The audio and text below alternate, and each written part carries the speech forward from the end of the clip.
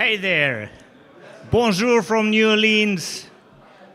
Gammon Geaux at the Big Easy. And we are starting now with the main show. First round of the tournament yesterday was a qualification round. And we have a very exciting lineup on 3 streams. And on the main stream, hosted by me, is our beloved Jerry Tensei, who hosted me, who joined me here in the commentary already, and we streamed 2 of his matches, one on stream 1 and another one on one of the other streams. And Jerry is a great player, one of the 10 best in the BMAB ranking, and he won the pre-tournament BMAB with an astonishing PR of 2.0. And on the other side of the board is Richard Munitz. He is currently #1 in the ABT race. He won the big Cherry Blossom event in Washington. Great guy from New York area. Very active also in social media. Very active in the USBGF. Donates a lot of his time to make the game better and get more people into it. And usually I'm catering to 2 crowds. There are people sitting live behind me who sometimes ask and interact. And of course it's all you on the chat to help me to pull off a good show. And I'm really happy when you come to the chat, when you join the stream, when you come to the chat and say hello.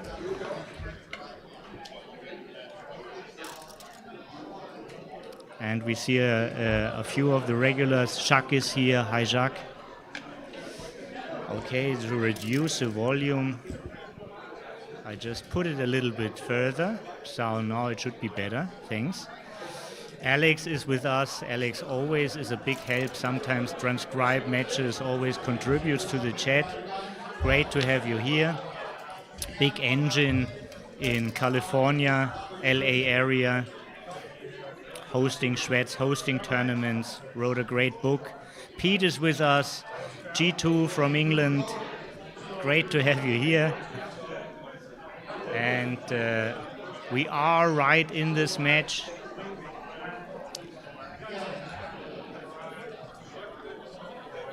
Richard moving the orange checkers on top. Trying to make an advanced anchor as well. Gary is playing a holding game already.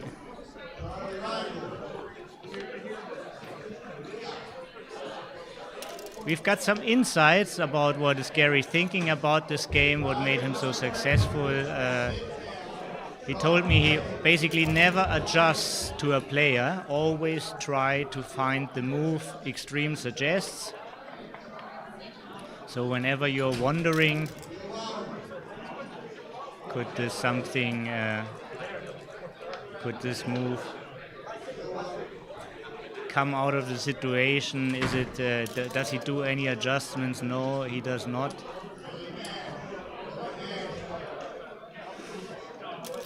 And now only Richard is holding. Jerry up in the race. Now has to see if this is a double already. This is 15, 12, 15, 12, 14, 5, 9 pips only, just not enough for a double yet.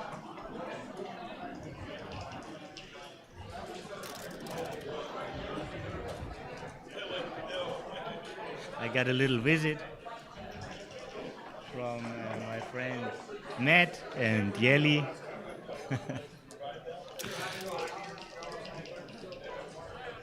So, and as we saw nothing. In these kind of positions, usually it's around 15 pips or more when action happens. But it's always good after you break the contact to have a count, and then you just add and subtract by every roll, and so you know exactly where you're standing. There are a few extra positional aspects, like how many rolls you have left to do what.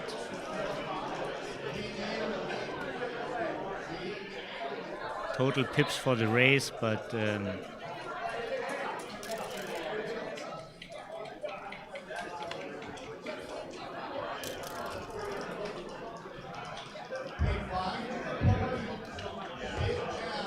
Meysam is with us from Istanbul. Very international community. Hello to the chat. Zurak is here from Switzerland. Swiss Championship is played on 10th of October in Lausanne. Swiss license is required, but other than that, everybody is free to join. And the license is not so expensive. Lausanne is a wonderful city.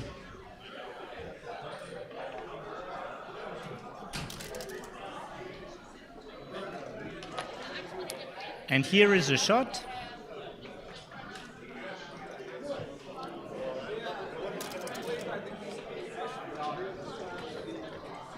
Almost half of the numbers hit. 17, this is one of them. And this is the end of the game.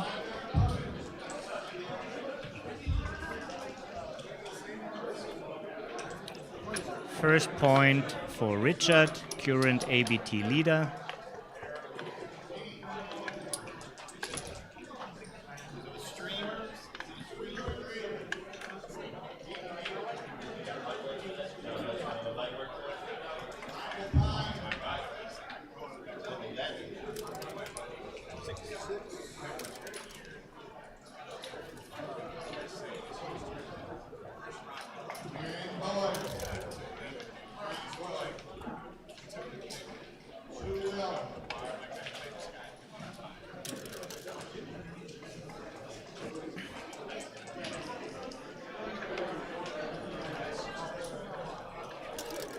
Right behind me is a consolation match.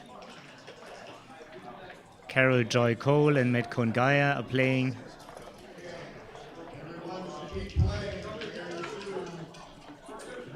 I just heard her lovely voice. She did so much for the growth of the game.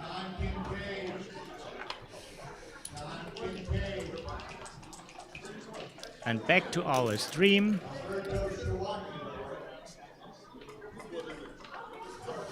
This is now an interesting decision. Either cut the contact or make the outfield point.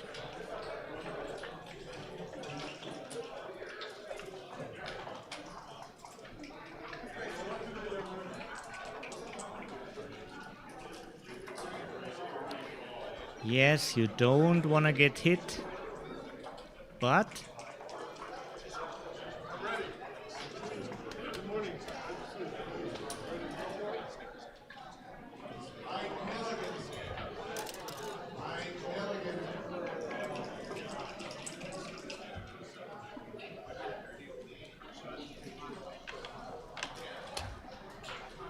using the stronger board by putting the opponent on the bar.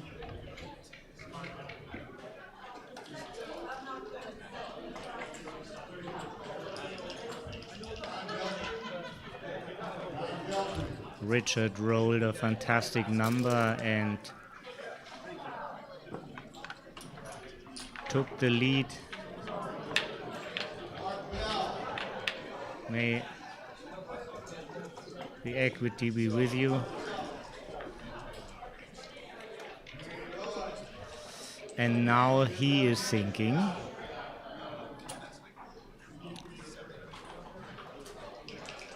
The double two changed almost everything. He has equal board size. He is better in priming now.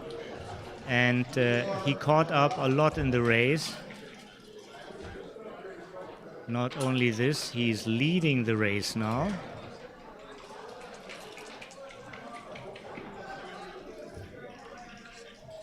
Six better, seven better, 13. No, it's only one pip.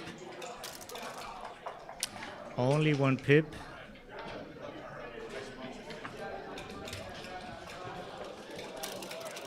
Makes a valuable point, brings another builder. The next desired points are the 5 point and the bar point.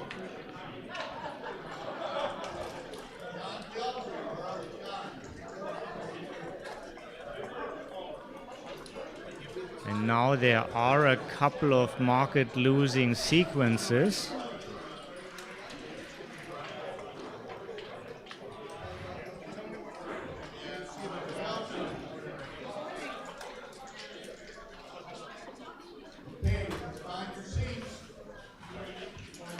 So taking was pretty clear. There's a lot of counterplay because Richard can only work on one side unless he rolls double six. The only roll where he works on both sides, hitting and making the 5 point.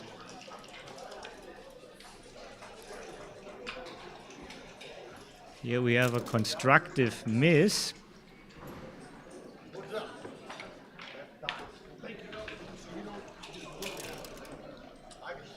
It's a good demonstration how dynamic this game is.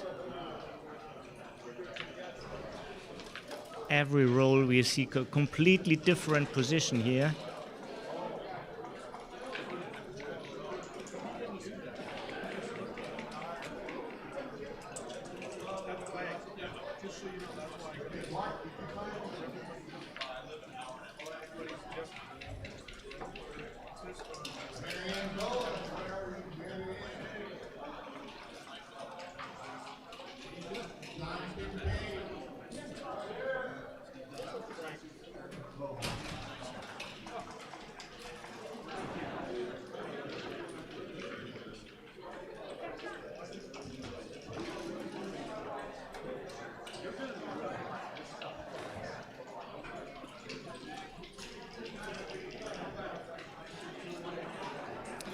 So the options are hitting loose,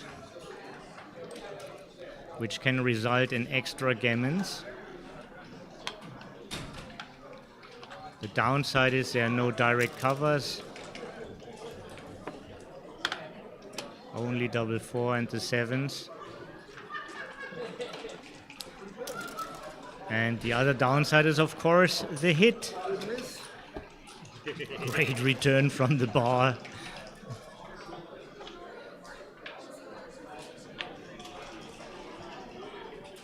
Jerry was about to turn this game again.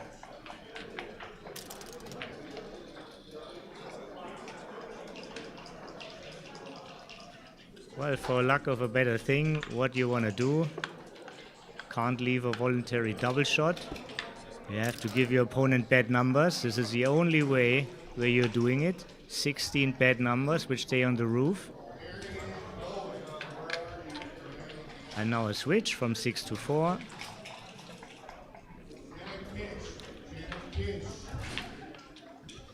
Gives him ability to directly remake his 5 point board, or to make a 5 point board. Is not remaking his 6 with his switch. Other than he would go 4 to 2, he had like no direct covers. Always want to have a compact position.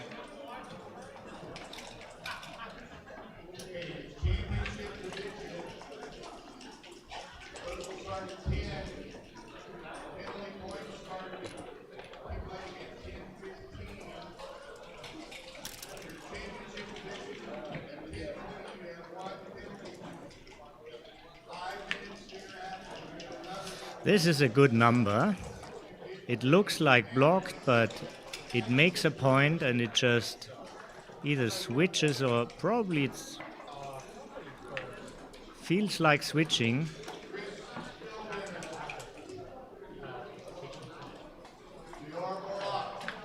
Only 3 covers though, but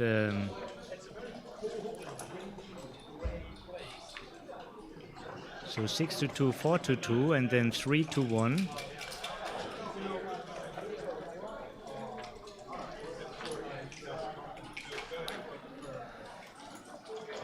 The alternative for Richard is 17-15, but it brings no extra covers, but a couple of extra blots. The upside of this play is, of course, he can hold a better prime.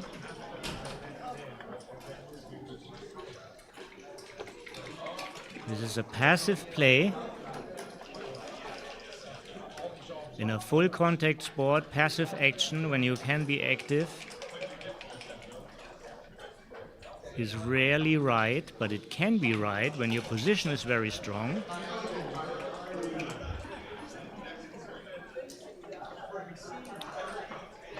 So this is 17 down, 8, 9 pips down, 11 pips down, 12. It's only about, it's a very, very close race. It's only 1 pip difference, so hitting makes a lot of sense. Jerry basically loses equity on all dancing numbers. 25 dancing numbers. This is the best way to gain equity, to win this game.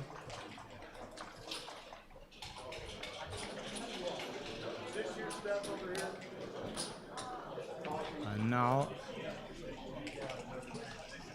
you need to risk one more time. Can't hide this blot.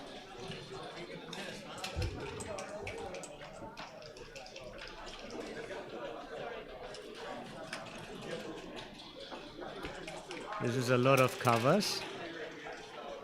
19 covers now.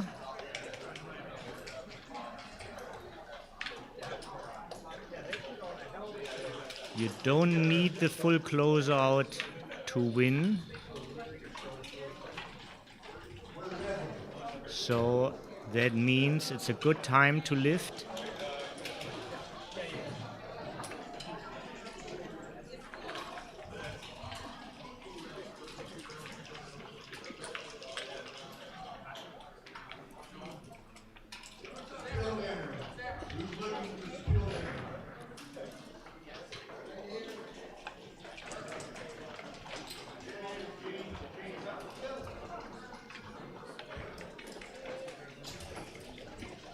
He looks at a couple of variations.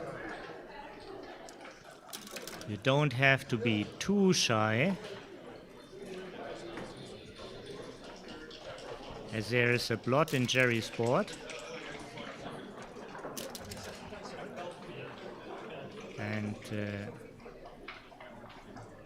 even though you not necessarily need the close out to win, it really helps you. And there is a little extra gammon reward for the close out. Here it is.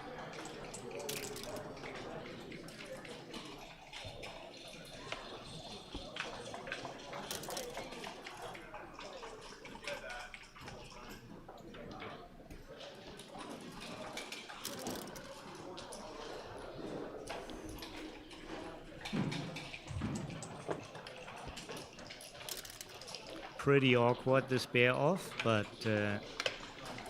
doesn't matter anymore. Contact is cut.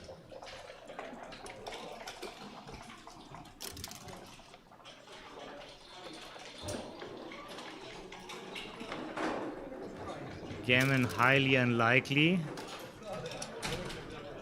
but the gammon looks more likely than turning the game around for Jerry.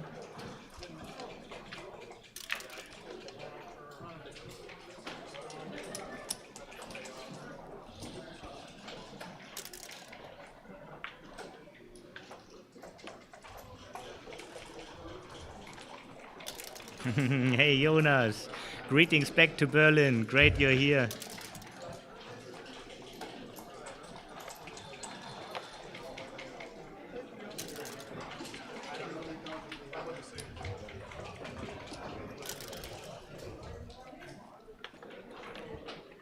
And this did the job.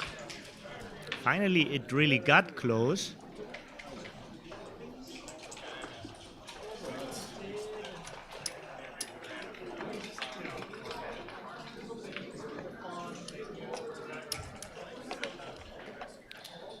And now some things changed with the score.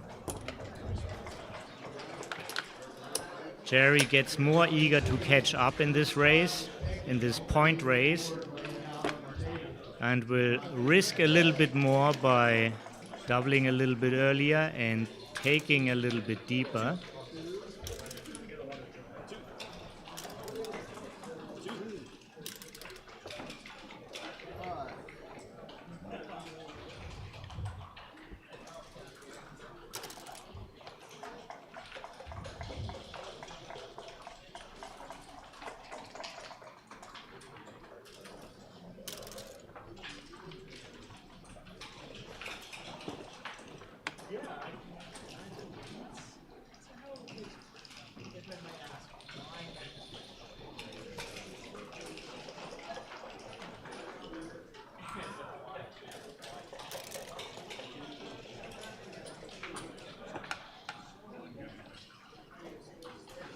Richard comes from New York area, one of the capitals of backgammon.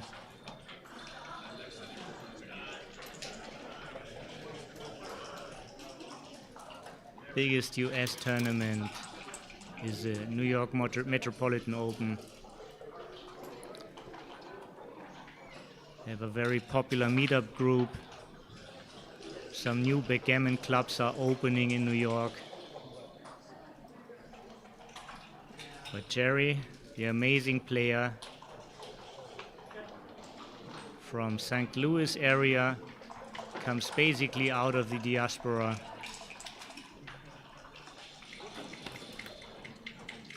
And he managed to get his first point.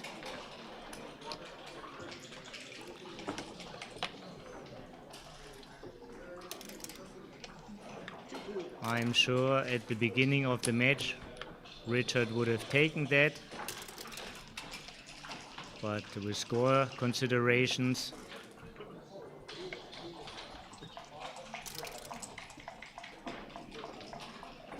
he is interested to protect his lead.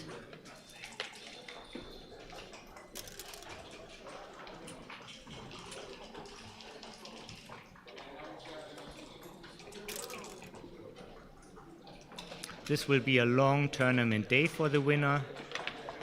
We expect at least like 4 matches today. So there's a ton of decisions. It needs a lot of energy. And you have to pace yourself if you want to win this tournament, not only to win this match, but to have energy for the whole day.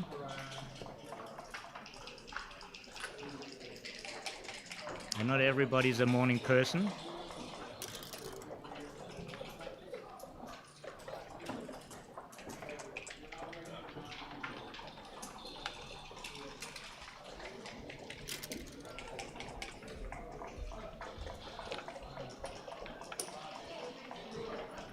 Anchor, always a great asset.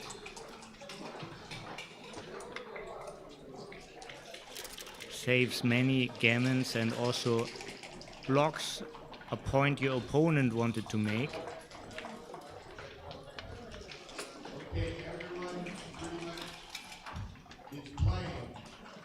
Whenever you hold your opponent's 5 point, it's harder to improve for him.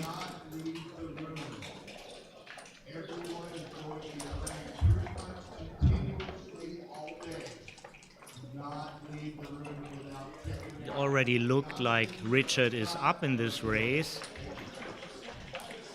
with Jerry having 3 men back, and now this is a great number to run and to clear. Hard to see an alternative for this move.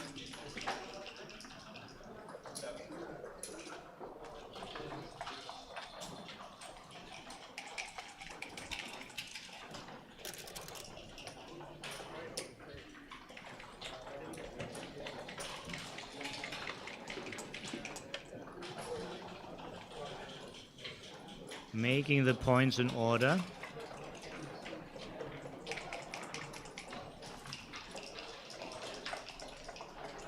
But there could be shots right away, so 2-point could have been a candidate. Jerry preserved a lot of thinking time. Well, he still needs to make a lot of points in this match, but he has over 20 minutes left.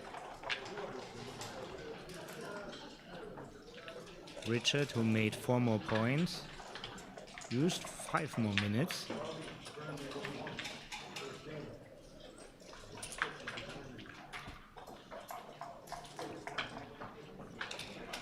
And here it comes.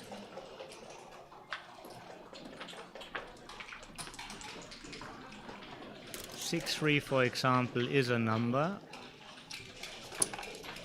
where Jerry would get a shot right away. And not many real market losers. They come only in either in a sequence or if he rolls a set. This is a fantastic number. Absolutely want to do this. First win the game, then win the gammon.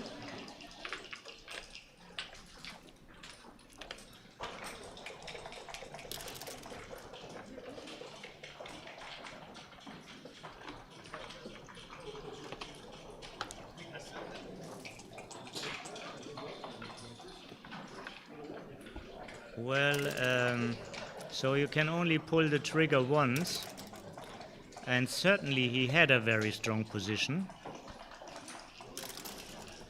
as it just shows. And even if he has left a shot, he was never been a favorite to get hit. Even with his worst number, he always stays a favorite, and he did have market losers. Definitely he was in the window.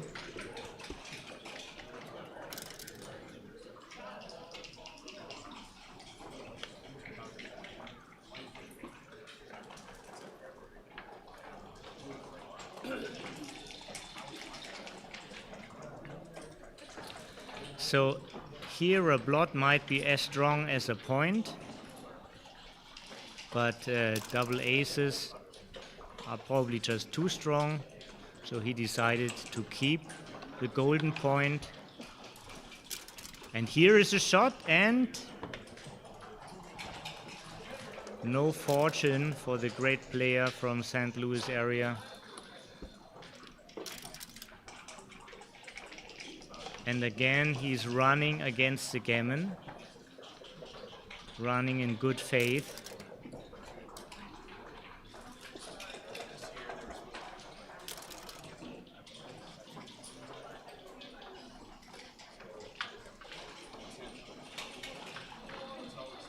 Two crossovers, and try not to make a point.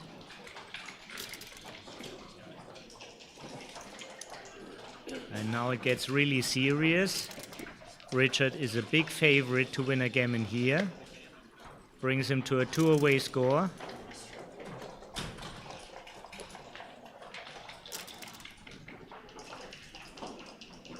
The sheer minimum. Only double six, not possible to squeeze out anymore. Ace doesn't matter at all. He could play from 4 to 3.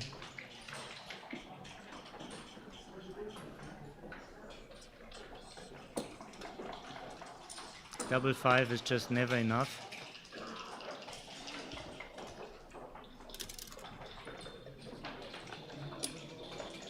Only one number. Ooh, so close. Almost. Yeah. So different if the 4 comes out first. That Right. was smart. They saw the 6 first. Yeah. Well, Friendly, respectful atmosphere on the board. These people know each other.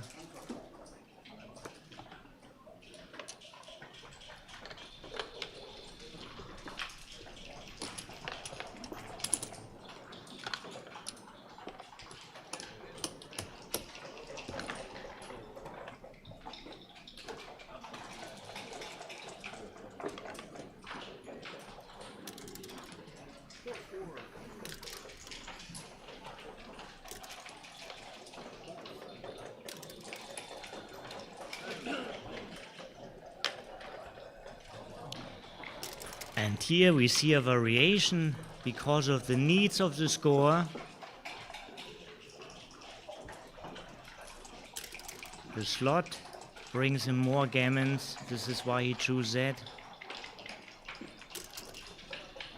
Action play the 6 out to see more of the field.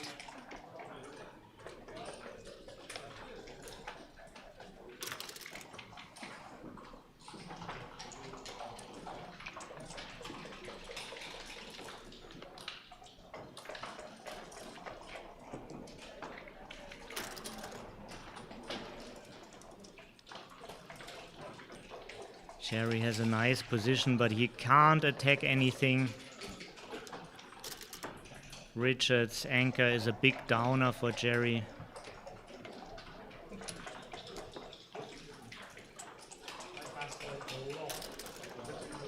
Certainly, still he doesn't want to lose his market, even though there are no gammons, or basically no gammons.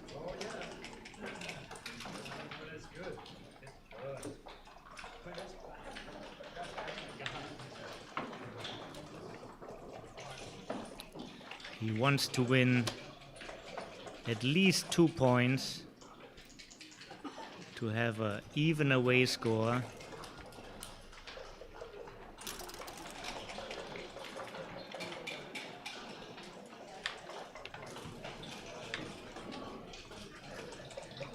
Double 5.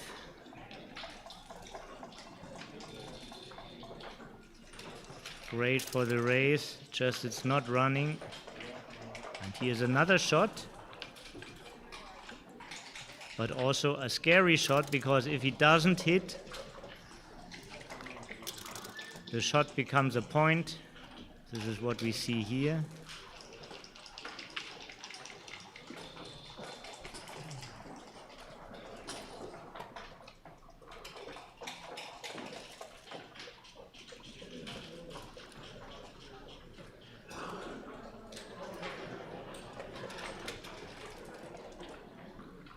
Richard is about to turn this game, so he doesn't like to slot the bar, doubling the shots for Jerry. He has to spread more blots. Doesn't matter too much which. The bonus of the 10 point is double 4, which makes a 2 point. But I didn't see a big difference here between the plays. Making the 8 is great, and now slotting the full prime.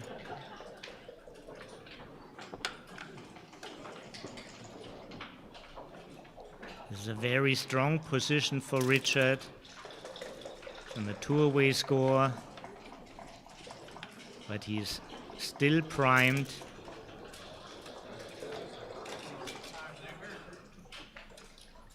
And the least thing in a priming position, in a prime versus prime position, is losing your timing with a double.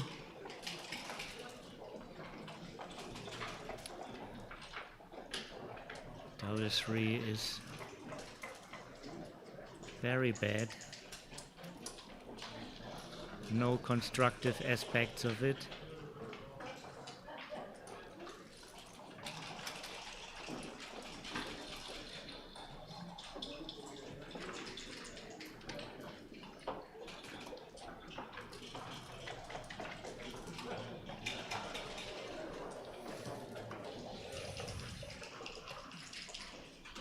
Interesting decision is coming up. 2 away, 10 away. Full prime against a 3-point block.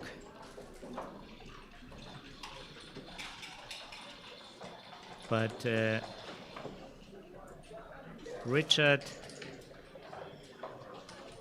has still a chance to win an undoubled gammon here if Jerry blots, or even later when he has to destroy his board.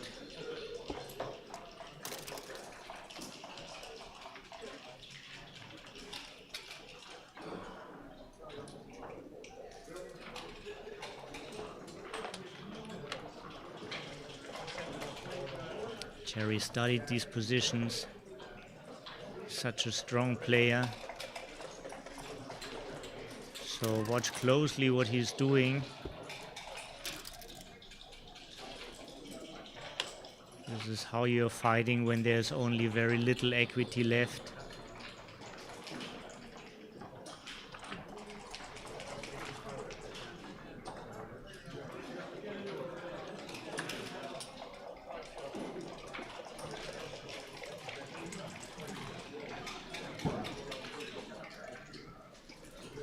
Certainly is a very strong position, but it could be technically too good, it could be too good take. Also this exists at extreme scores when there are recube chances. Not so easy to classify the position and the cube action.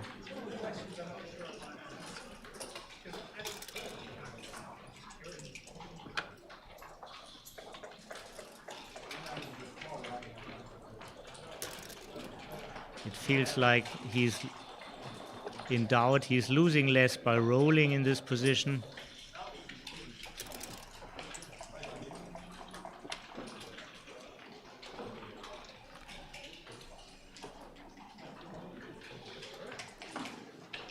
Five, 4 and double 4 are blotting numbers. 3 blotting numbers.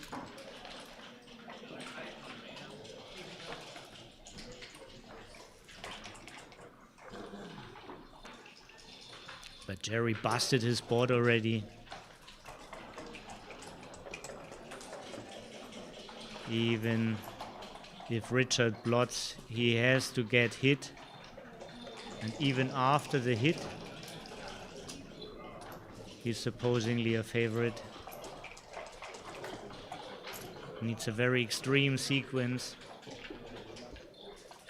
So he keeps on rolling.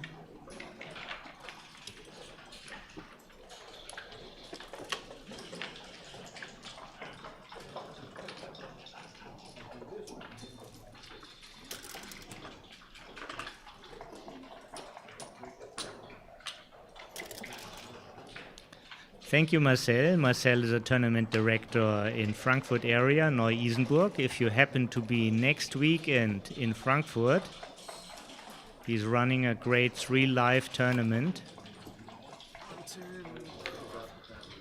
Very professional, very caring about all participants, very friendly.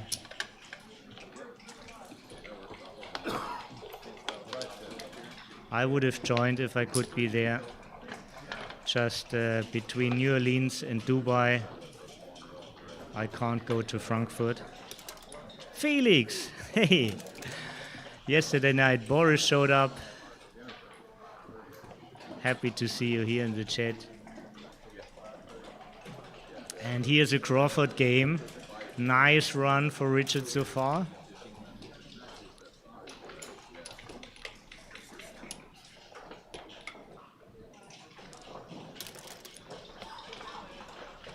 But backgammon is the game to teach you that even 99% are not 100. It's the best way to experience probabilities to play backgammon.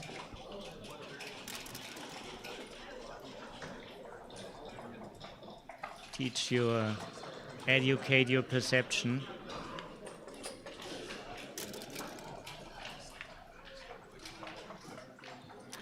Richard wants to win, doesn't like to lose a gammon, has the best in the position.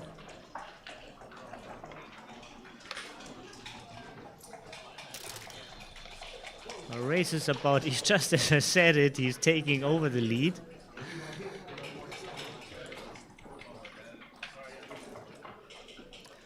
What's the count here? 16, 5, 11, 11, 7, 3 pips only, and now Jerry should be up 17 pips if I counted right.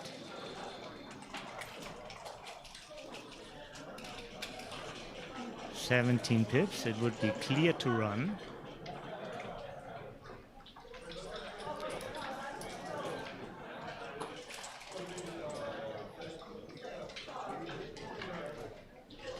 Even if he would be only up very little, it's right to run, because he would lose so much equity with the contact.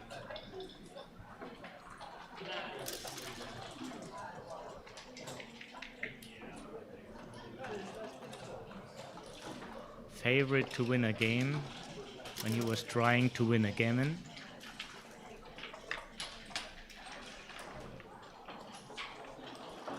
Do the crossover, look for a smooth distribution.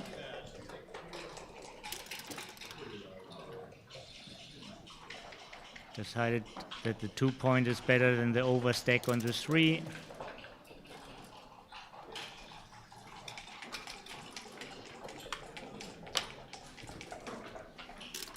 Nice move. Now Richard catching up again.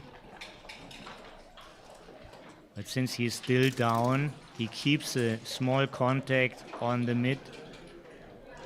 Now all contact is cut. And Richard looks like still down about 20 pips.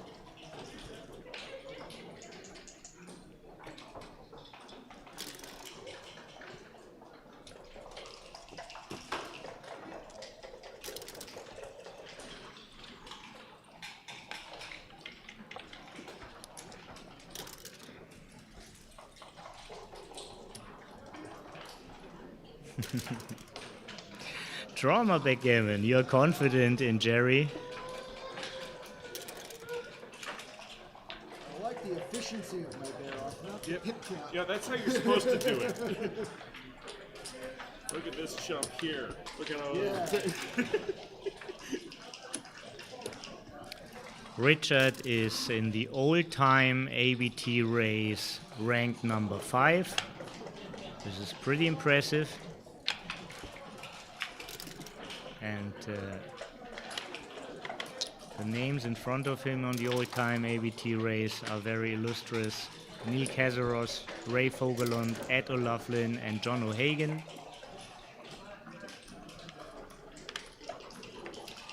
Dear Ed, just passed away within the last year. He went to very many tournaments, was always present.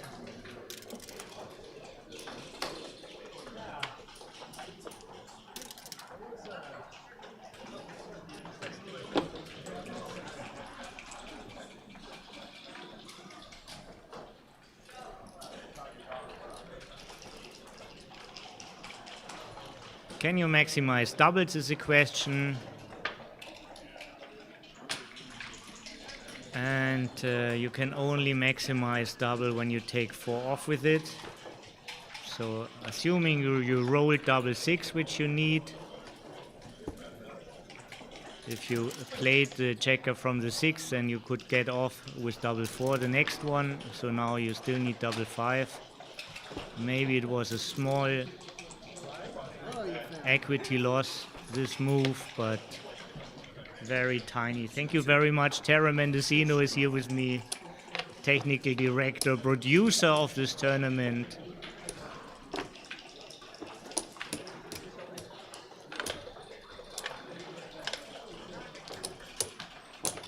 And there's a strong movement going on, women in backgammon, but women were always in backgammon.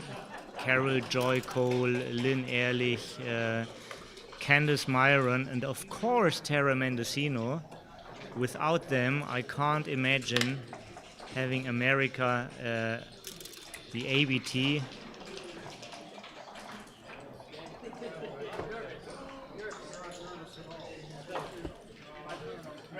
match. I'm not going have to a try. very big part in backgammon here, and America has a very big part in the worldwide growth of the game.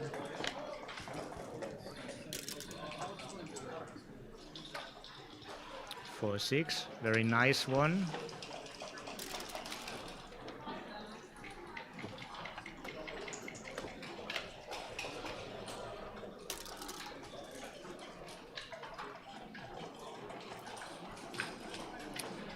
For the ones who watched yesterday, Matt did this nice trick. McGrill called it the Indian trick, trying to steal a point by doubling late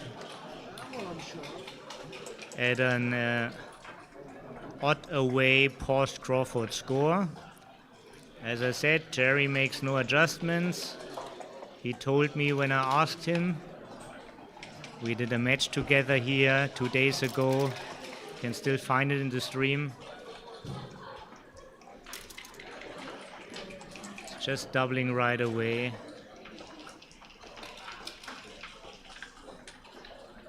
Of course, Richard also knows all the tricks.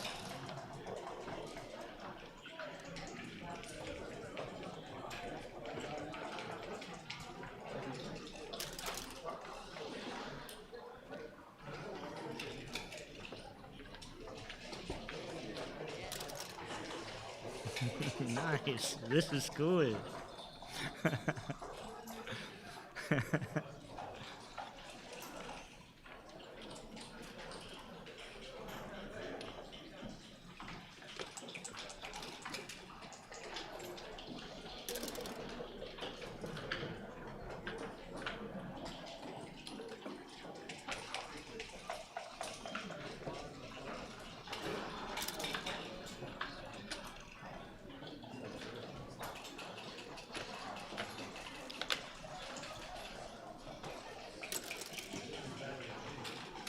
Very interesting. It's a natural move to make the bar point, but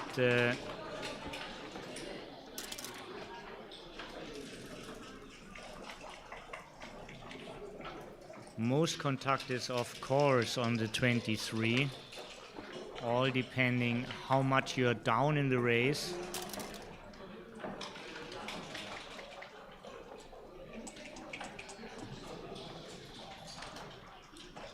But gammons only matter for Jerry to win, not for him to lose.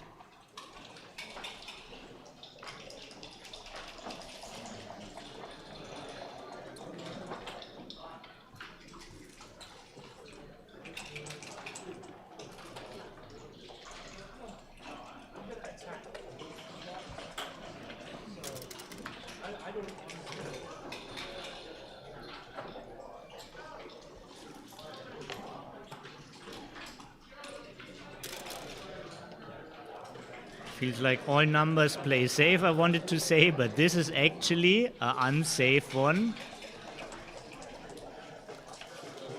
No matter at what variation you look at Richard, you have to give him something.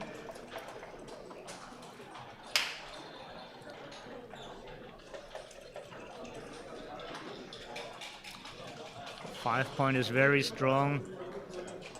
2-point. Basically, it's good, but you have to give him this chance, and 12 hitting numbers, double 4 and all the aces.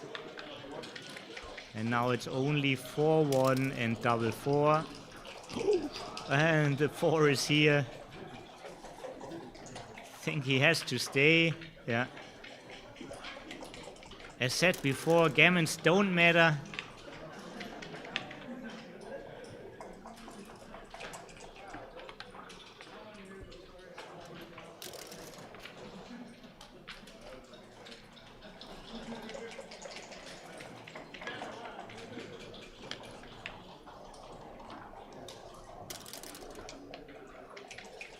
And here it is, and it's a double shot. Well, not necessarily. Right, he can hit on the 4 and he should do this. reducing his losing numbers. Wow, what a swing.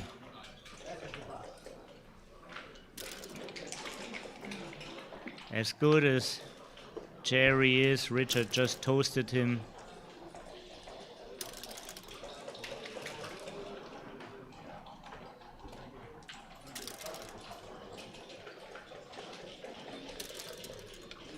Do we see a 1? Oh, we see a 1. There is a small chance left. And can he dance? No. And here's a handshake. Yeah. Wish I could take credit for all the outstanding play, but you know, there were other factors involved. So a big hand to Richard, the ABT race leader, and consolation for Jerry. He's in a few other events as well. Yeah. And I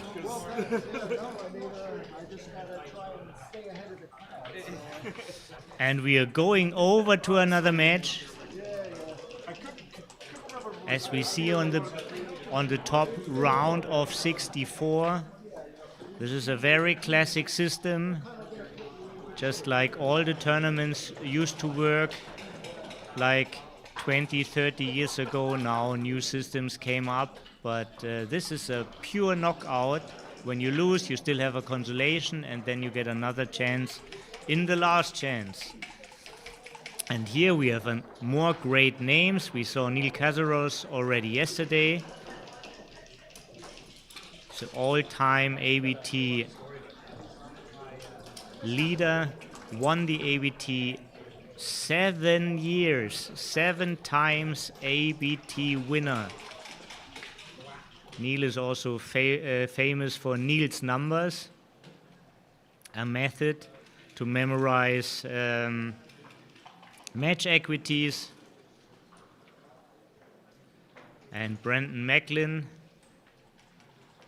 winner of Texas, won several events in Las Vegas, I think Super Jackpot and Consolation. I think also he won another tournament, and of course, most of you know him from the final in Monaco last year when he lost to Johan Morzet, and the breathtaking semi-final against Wilcox Snellings. Wilcox is really missed. He's on a sabbatical, he said. He's taking a break. Hopefully it's a break and not the end. He is born here in the Big Easy and was supposed to be here, but then felt the backgammon fatigue.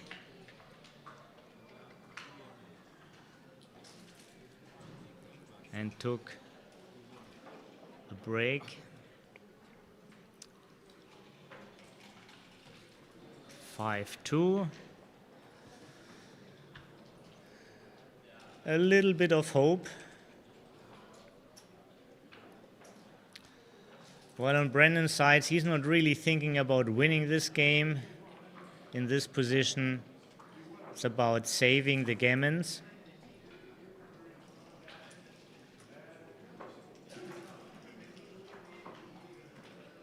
And we see Neil playing for the gammons.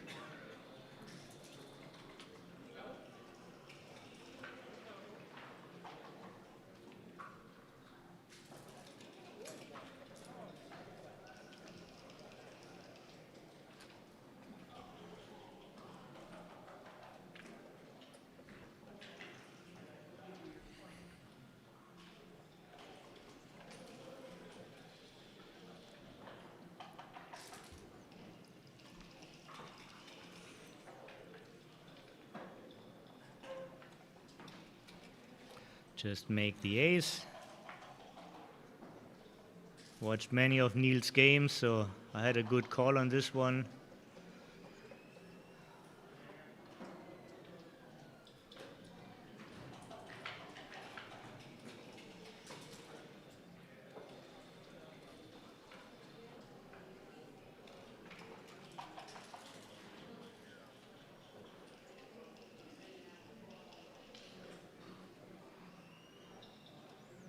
possible to just volunteer and make the 3.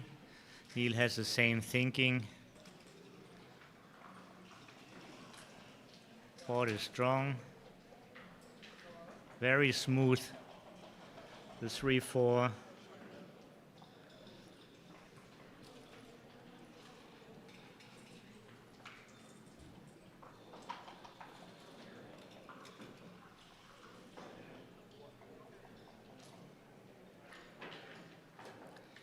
He has a small look into volunteering, it just didn't look right. The faster you bear in, the faster you bear off, so this is about gammons, but of course, getting hit costs you a lot gammons, but then you also could, if you hit once back, not that clear, and in doubt, just don't leave shots.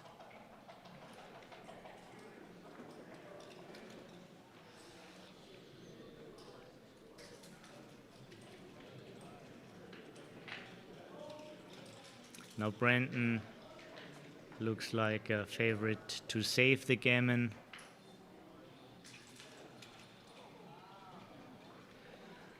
When you're fighting for the gammon, you have to play for it. Okay, this is Brandon's number. He could have made a crossover, but you don't want to make points in the outfield. It's inflexibility. So he chooses this, looks like a good technical play.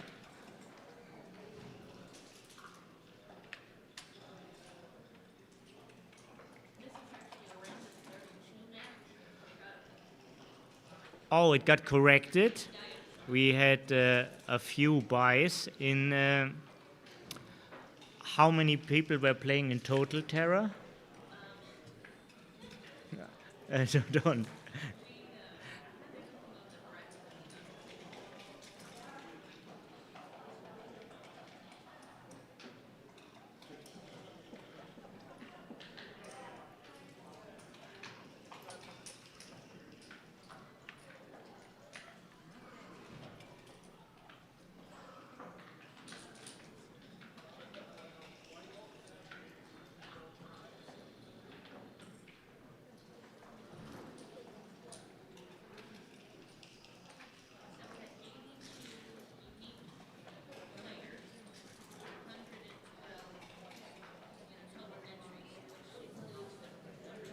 Mm-hmm.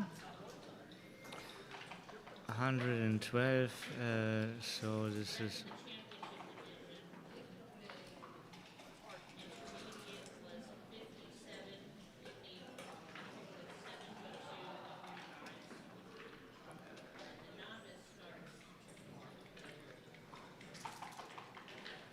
$112, 128. 28 minus 12.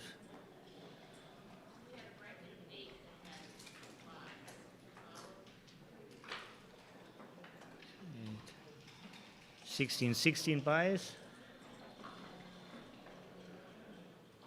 No, 8 buys. 8 buys, okay. I'm getting confused, okay. So there were 8 buys after the qualification stage yesterday. In total, we had 112 entries. And so the winner is in the last 16 of this tournament.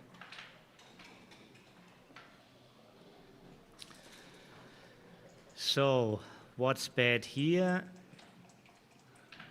3-5. 3-5, double 5. Double 3 is off. 3 bad numbers. Is there a chance to make it better? Didn't check, but of course, first of all, no double by Neil, and now 6 is already good. All 6s are off.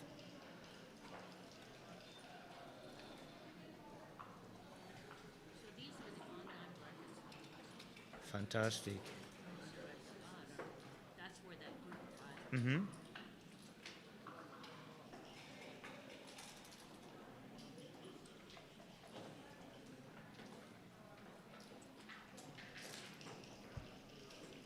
So for everybody who's watching us on YouTube, in the video description, when you switch back from full screen, of course you can also comment on this match, but in the description you see all the brackets and get the information about the standings and the relevance of each round.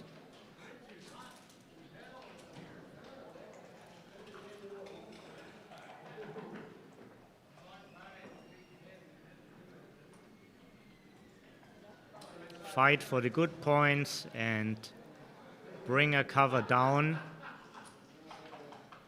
Common concept to have constructive sixes. This is the entry. And the 2, of course, hits. The fight for the good points continue.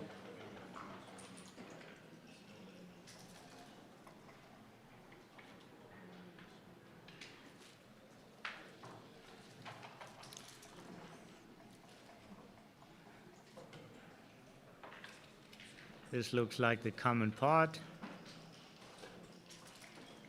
And when you decide to anchor, you also put the last checker from the 24 there.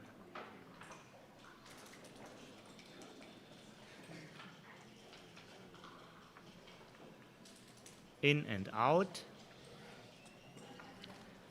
This checker also has a function to work as a builder for your own outfield. And these hits, this hit is a little bit poisoned. He doesn't take it. Would have spread too many blots if he hits with the 3.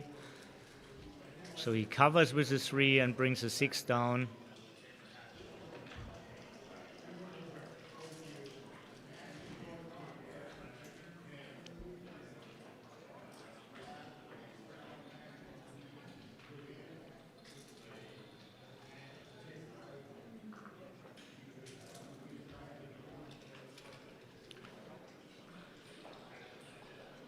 Brandon is thinking about hitting.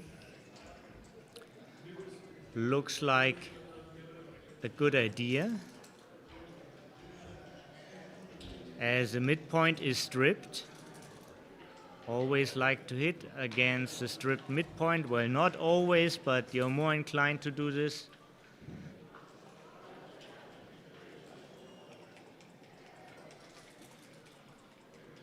But he chose differently.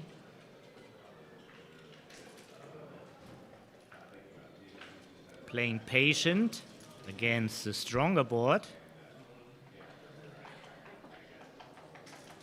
And Brandon has a lot of experience.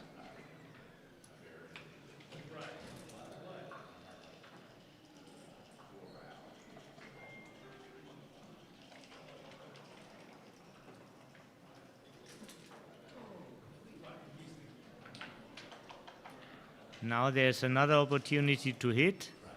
And this time he cannot resist.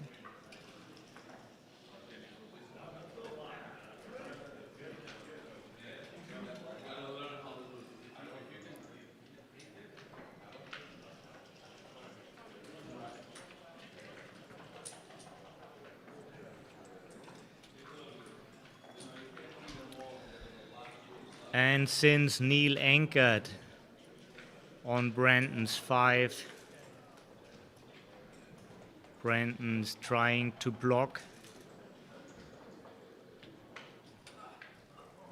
Double 4 is not a perfect number, but it helps him a little bit with the block. Would be better to block 6s, but he can't do it with his number. And now Neil starts to run out of time.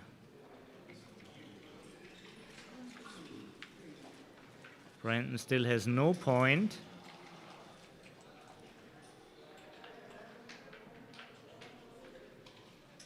Undesired 5 still has to be played.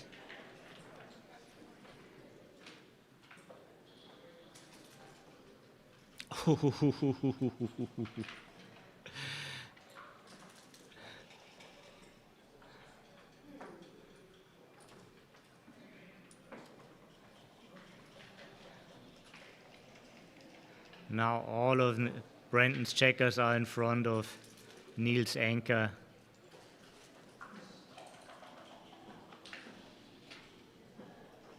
He has to start new points. Good time for Neil to leave with a 6. But you need to roll it first.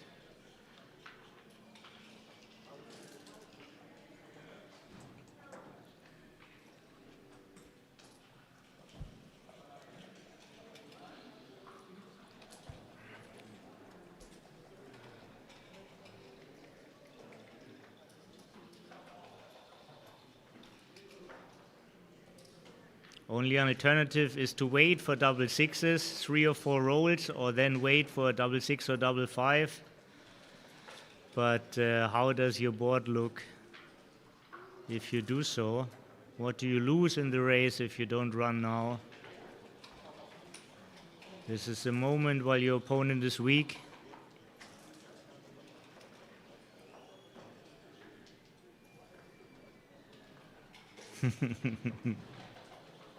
So the jet is having fun. It's about the pip count. Usually I'm a fast pip counter, but my eyes get a little bit fatigued watching on the screen all the time. Marianne Rose is with us, commentator from Great Britain. Hi, Marin.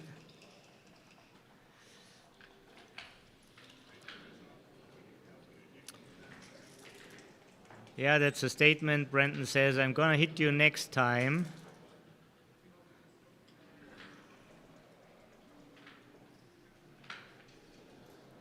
And here it is, leaving 4 returns from the bar, 3, 4, and 2 5s, 4, 3, and 5, 2. And 6 is safe.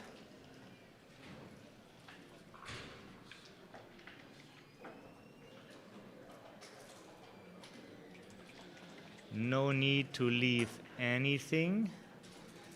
It's a good distribution for new points.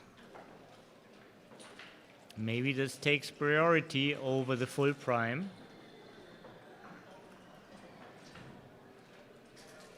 Visualize the position by setting it up.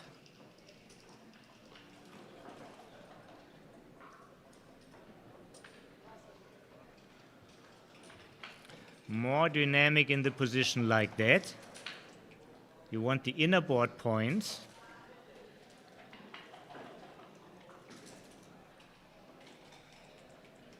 Gets rewarded for his good move.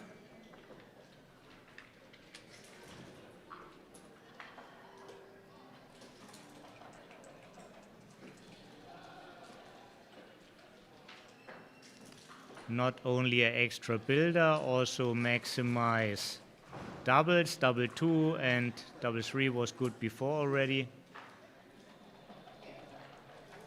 Double 3. Closed board, 2 in. Perfect bear off position. Almost perfect. 8 to 5 is the last one.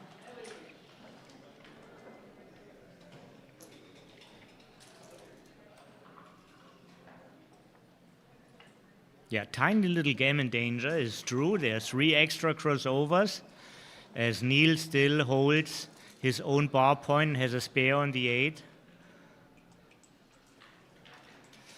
And there is no clear formula to evaluate this. It all depends how soon Neil enters.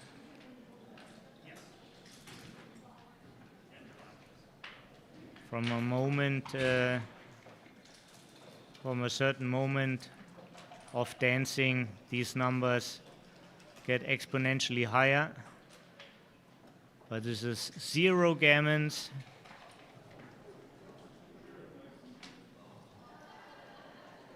Not even in a freak sequence.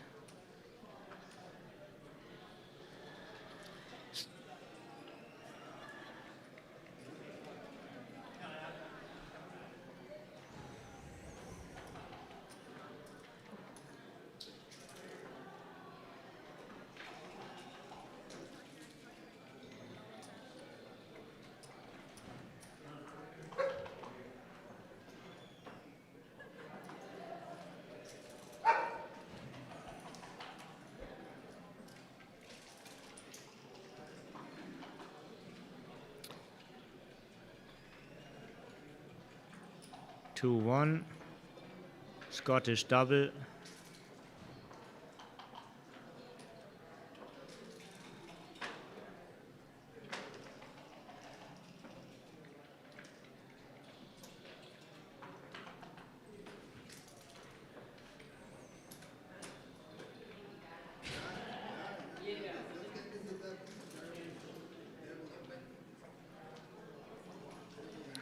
And Neil saw enough.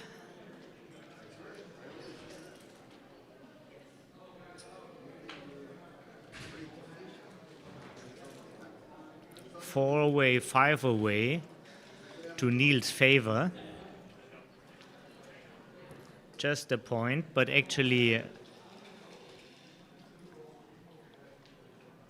quite an advantage to have this extra point. Being 4 away or less means by doubling and winning a gammon, you can always end the match. And this is a big difference to being 5 away. Way higher gammon prize.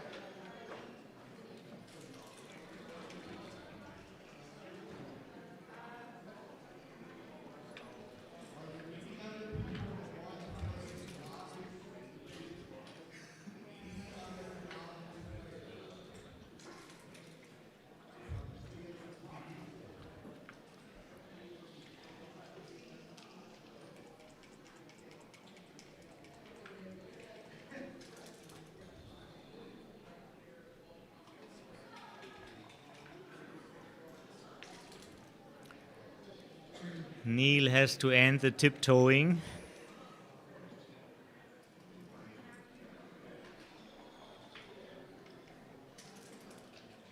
Gotta give this guy something.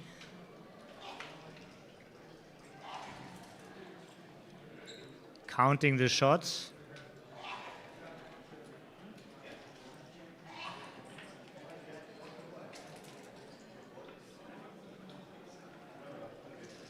Choose your poison. This was a bad roll. Very glad to survive it. Brenton tries to make the best out of it, and just best he can do is making the 3-point.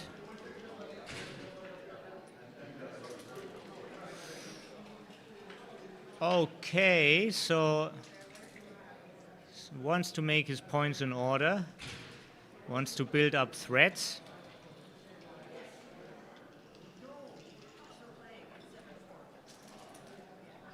Now 2 options, either running or making the 3-point. Also another option, he can hit. He can hit and make the 2-point. 3 options now. He has to narrow it down to 2.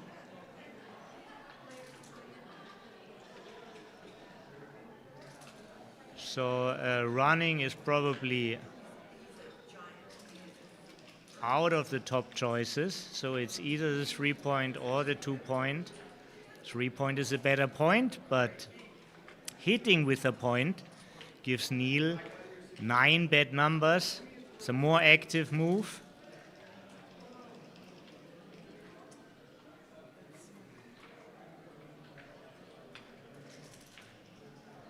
Leaving 5 shots in the outfield, 4-5, 3-5, double 4.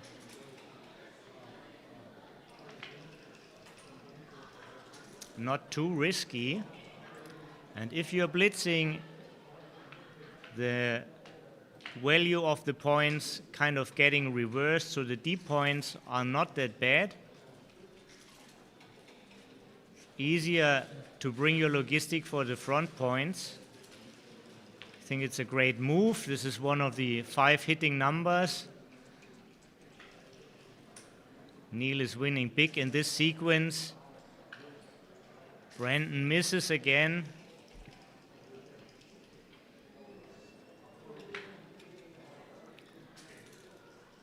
And Neil, you see, he stopped a little bit, starting to reconsider the position. Of course, he knows it's not a double yet, but he has to think about when he wants to pull the trigger.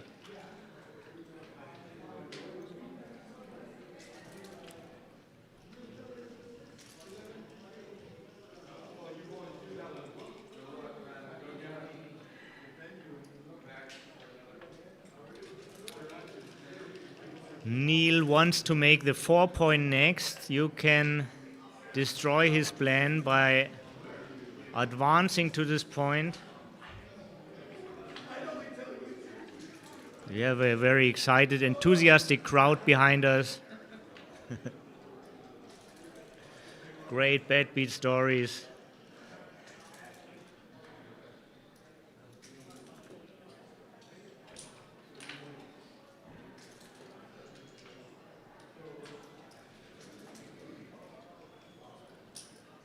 And Neil pulls the trigger now.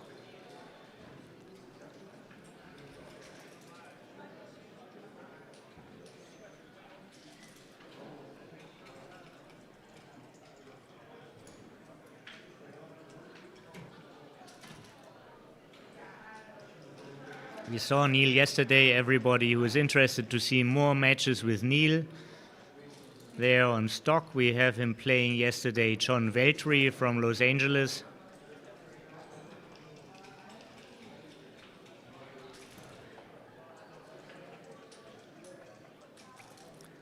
Both played this match at a world-class level. We have the analyzers from Marte Fea.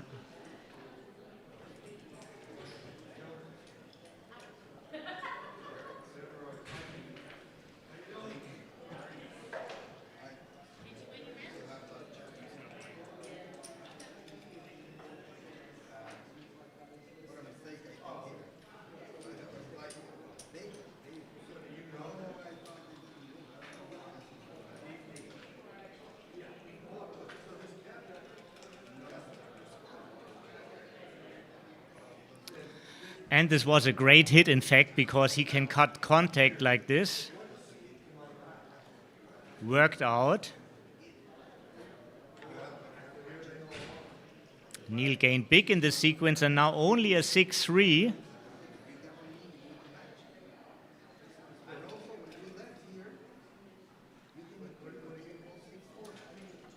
Brenton's best hope is boxes.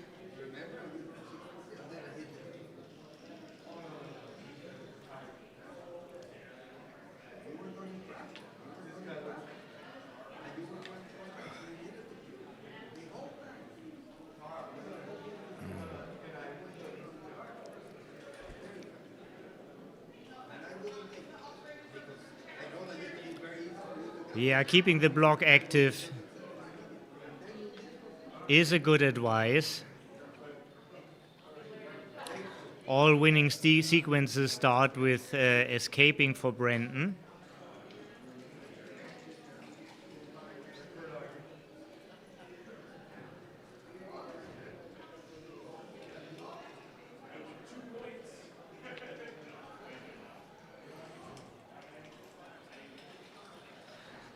Christian Peter, the Easy Beaver from Austria, is with us.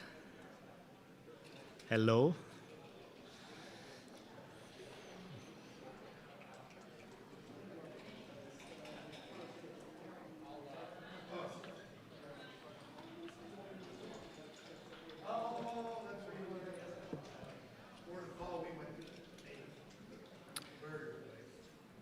Very good for the race, but increases the shot equity for Brenton, the 5-5.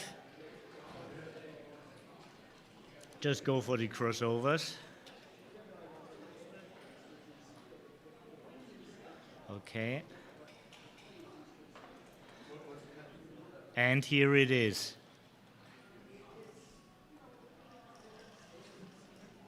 And here it's not.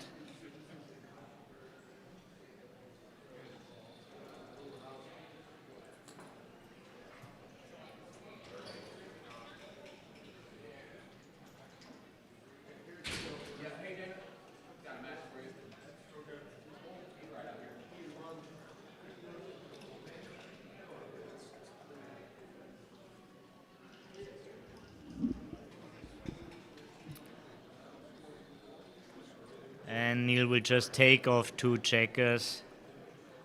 No bad numbers next roll. Great number.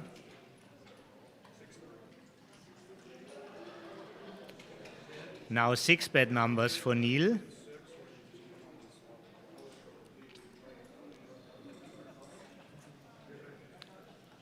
combination of 6, 4s, and 5s without a double. Now the contact is cut.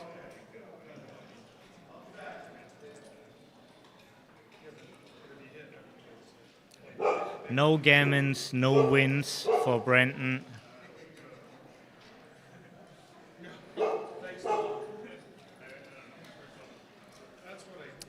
Yeah, and as we hear in the background, this is a pet-friendly tournament. This is a pet-friendly hotel. If you visit the tournament page and you look at the venue, the hotel says pet-friendly. Pets are welcome of any size. And I think we have like 3 dogs in the tournament room. 2 for sure. I think there's a 3rd one as well. And it's a nice atmosphere. We're on a break at 2 away, 5 away. Highly interesting score. Very low take point for Neil in gammon-less positions. He can take lower as with the most trailing scores. But he has to pass a lot as soon as gammon's kicking in. And with this score he can... Sorry, I'm getting information, just a minute.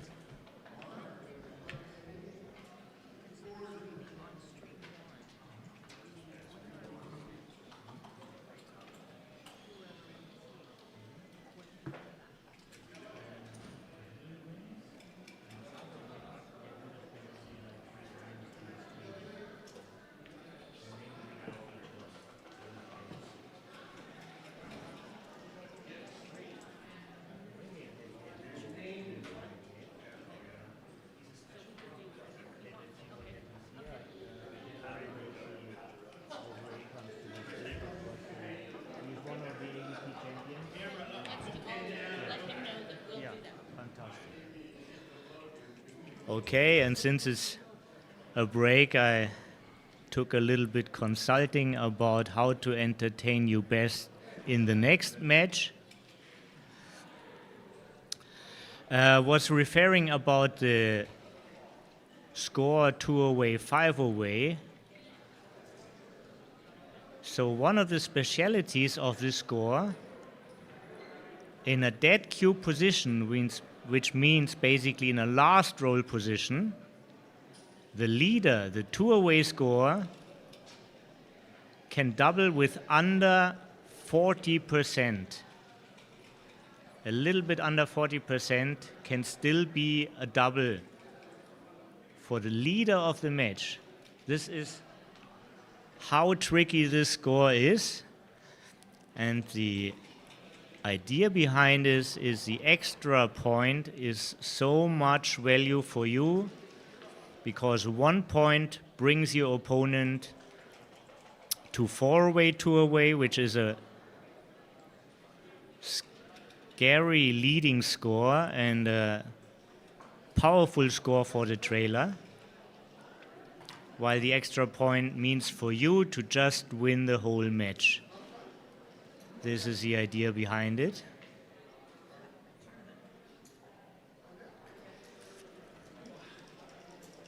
Six, 4. Neil thinks about what point to do.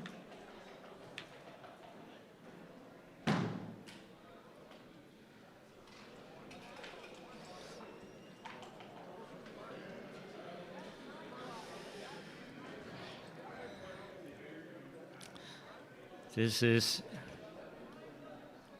often in value of points.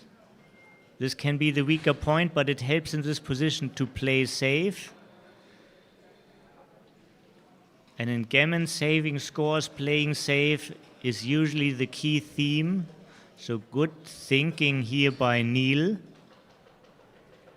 the all-time ABT champion. And we have a few in the tournament room. When you look at the player's camera, we see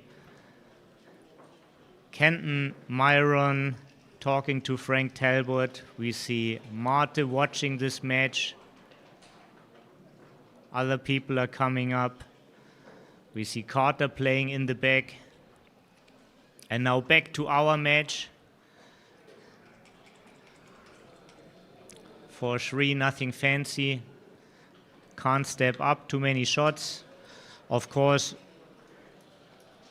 one of the most beautiful way of winnings is for Neil undoubled gammon. Hi, Olivia. How did you do? Oh, fantastic, yeah.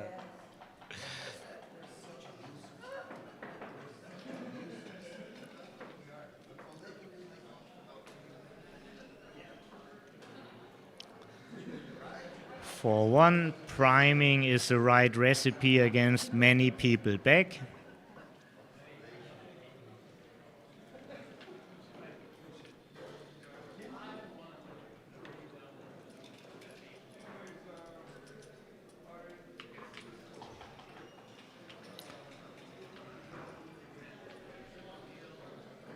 And here is a shot. Not really a winning shot, but Brenton would take it with the ace.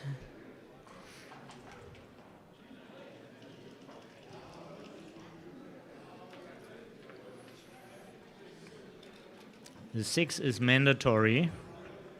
Do the forced things first.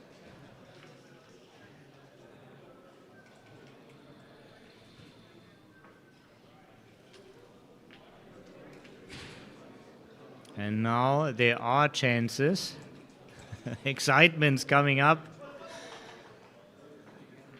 Hit the baffle box this time. Come on.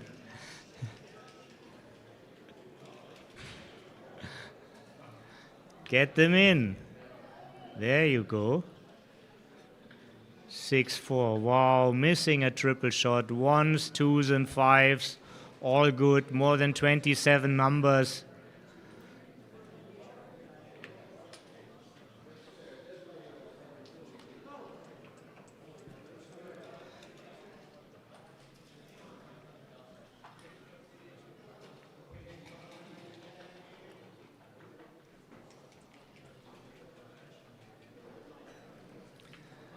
Neil, of course, plays on for the undoubled gammon. Helps his plan a lot. 2 was on the wish list. 6 is forced then.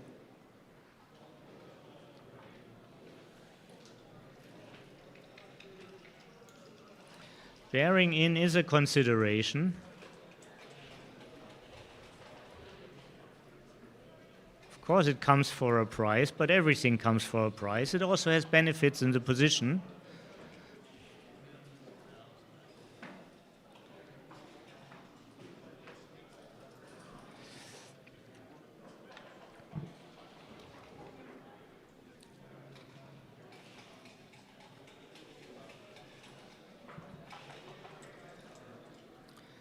Yeah, and Kent mentions the upside for Brenton of staying on the bar is he's not getting in the squeeze.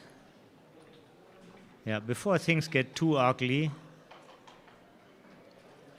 do this tiny risk. Could have been behind you already with a different 2. Scary with the 6 up first.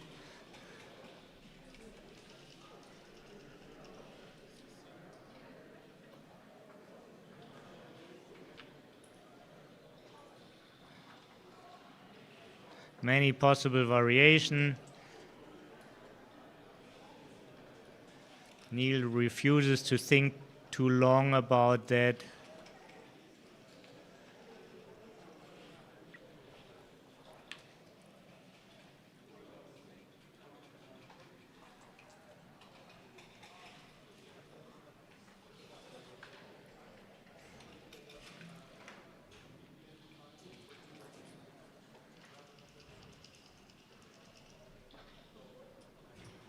For 2 makes a closed board.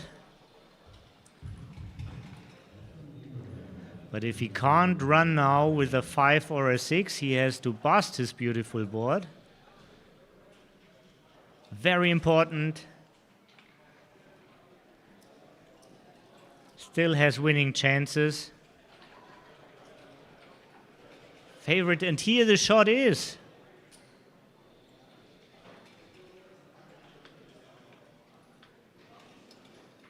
And if he misses, I predict this is not the last shot.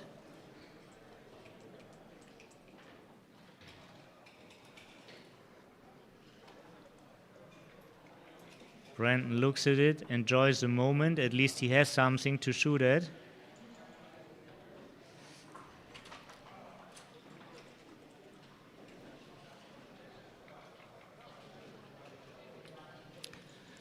Most shot equity is when he plays a checker from 13 to 4. But he's also trying to save gammon, so he has to weigh this decision carefully.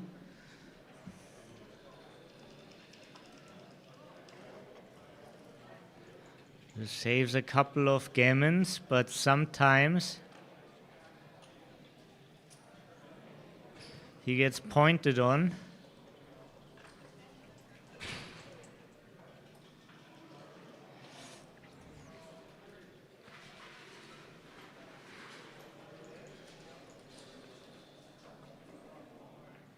Three one, plays safe, but leaves a huge gap.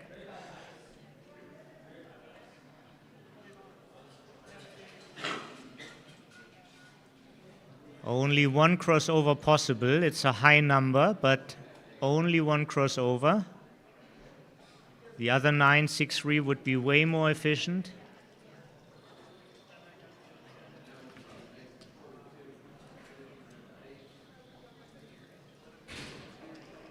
Three pips are 3 pips.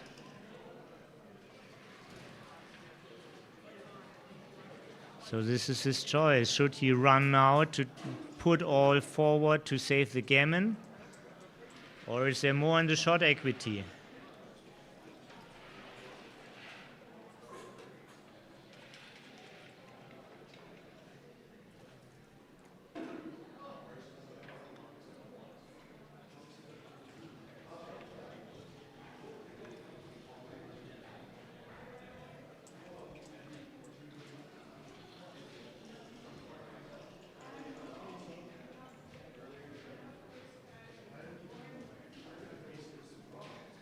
Very interesting. Maybe he sets up the variations for us. He's just visualizing it. He knows how the position looks like. He's counting the crossovers and decides he doesn't want the wastage, or he's setting it up for us, so now we can see, and he makes a move. Gammon safe play, and look at this.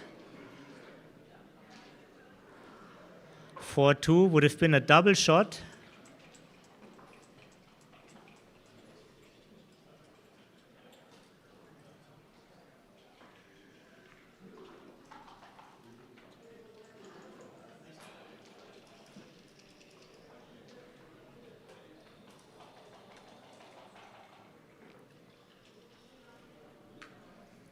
Six, 5. Now all depends on Neil's role. He has 5 numbers to end this match right now, to be one of the last 16 remaining players in this Gammon Geaux inaugural tournament. And no, he didn't roll the double. We see another game here. Crawford 5 away. Makes him an 83% favorite.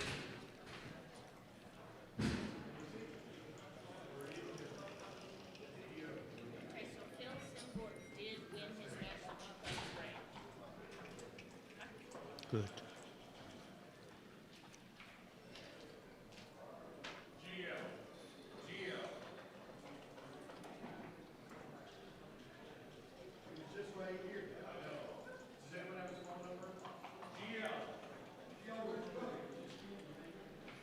Brandon has his fan base coming up. He needs support now. Positive vibes, calming, helps to focus.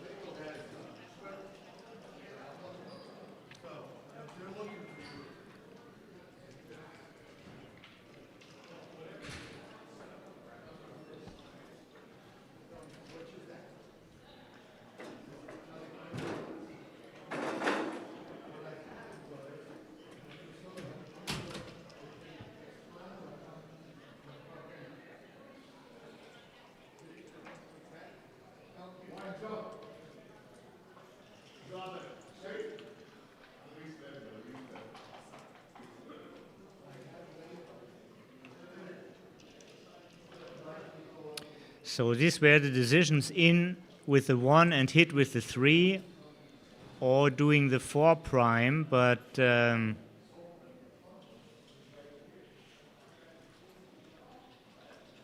pros and cons for each play. Hit looks very tempting, but having 3 men on the 24 is, of course, really ugly. We'll have them start after this game is finished, no matter what. Mm-hmm. Because I just want to make sure we don't. So my director, Terra Mendicino, introduced me to our streaming strategy. After this particular game, we will switch to another match. Also round of 32. Phil Simborg against Ray Fogelund. Phil Simborg, top backgammon influencer, #1 backgammon influencer in the world,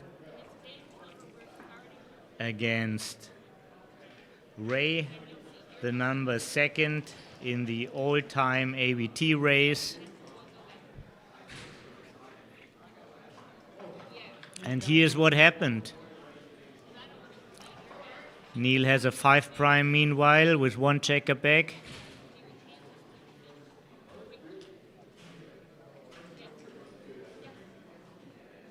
And Brandon really needs a couple of miracles to change this. And after those miracles, he needs to win 1, 2, or 3 more games.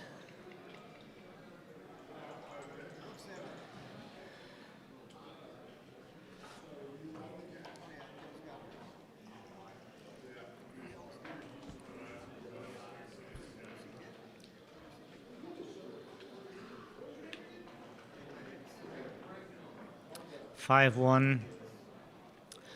So either hitting loose or just making the full prime. This looks like a good idea to destroy opponent's timing. 1-2 is never well timed, so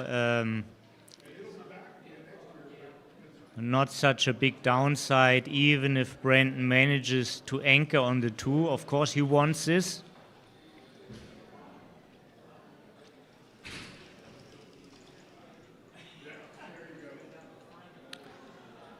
The 1 is even poorer than dancing. Very clever play by Neil, keeping the 2-point open and looking at it. But after longer considerations, he decides to close it. Says this is just enough.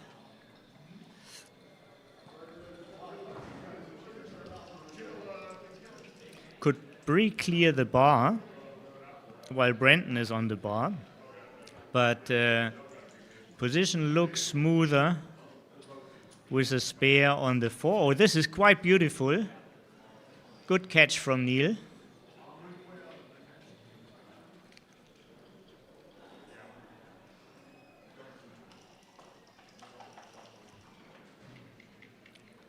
Great time to enter for Brandon.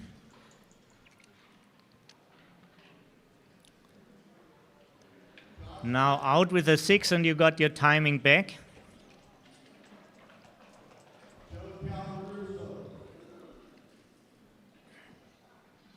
There you go.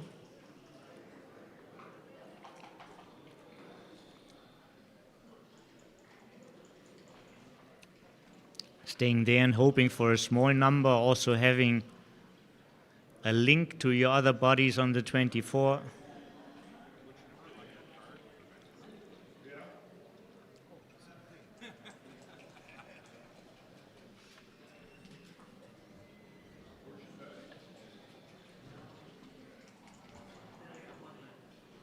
This checker ends up on the 3. Now the question is only, will he hit or not?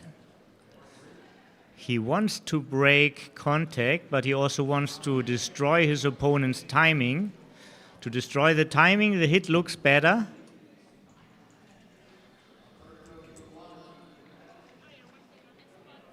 A sequence for destroying the timing would be like Brandon enters, can't get out, and has to crunch his board. This is start of a good sequence for Neil. If Brandon rolls a 6, it's a good sequence for Brandon.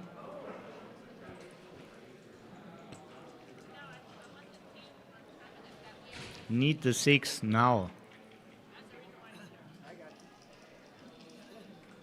Still, he can preserve his board.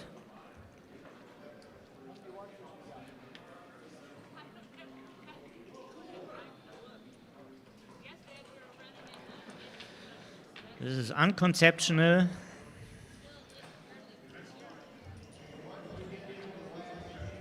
Hope for a 6.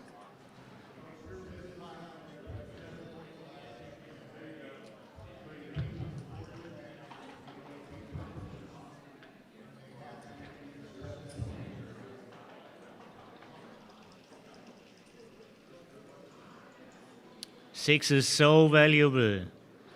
Nice one, Brandon.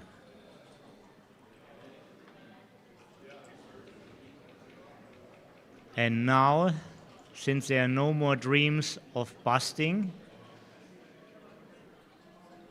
Neil just wants to play as safe as possible.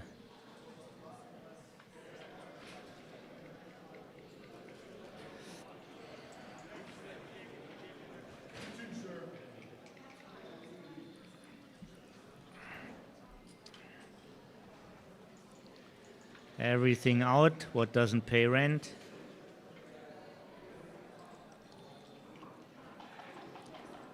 Some 4s are bad here. It's a great number.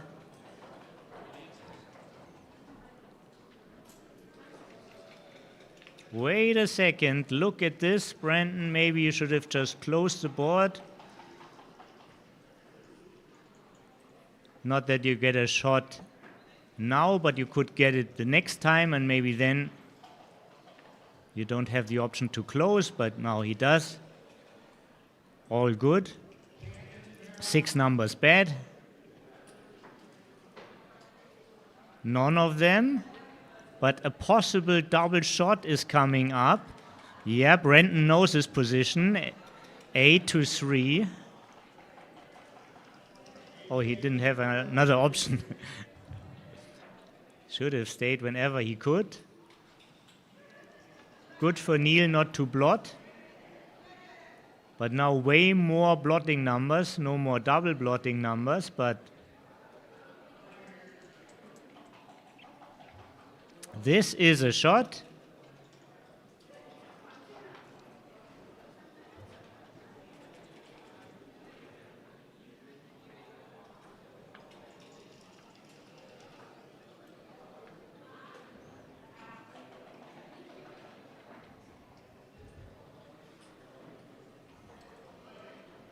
This is not as clear as it looks.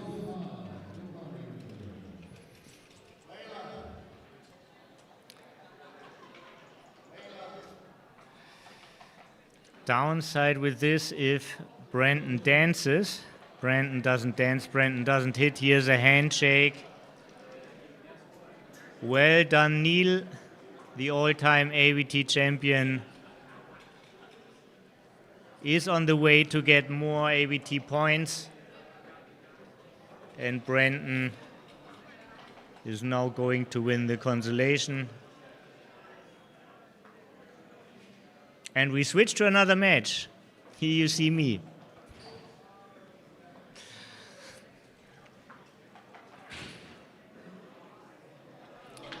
"182 people are watching. When you join the stream, please come to the chat. We like a vivid chat. We want your contributions. I'm very happy to answer questions or give you information about anything of this tournament here.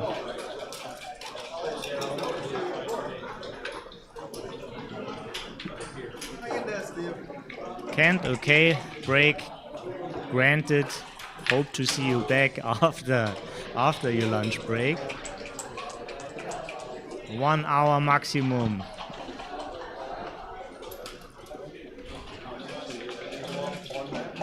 Thank you, Tivan. Cindy is watching from Iowa. Welcome from Iowa. And the players coming up. Hawaii shirt, Ray Fogelund. And surfer style, Jamaica dressed, Phil Simbor on the other side.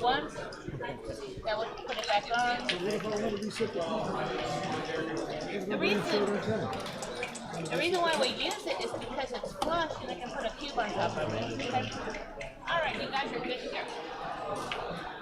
And as you can see, Toby is doing commentary. Genuine Magnus, it's not over. Stay here and watch. We're just starting a new one. Bill is busy here directing. He is the engine and the producer of this tournament together with Tara. And he can't be on the stream, but he will eventually have a guest performance here. I will let you know that you miss him.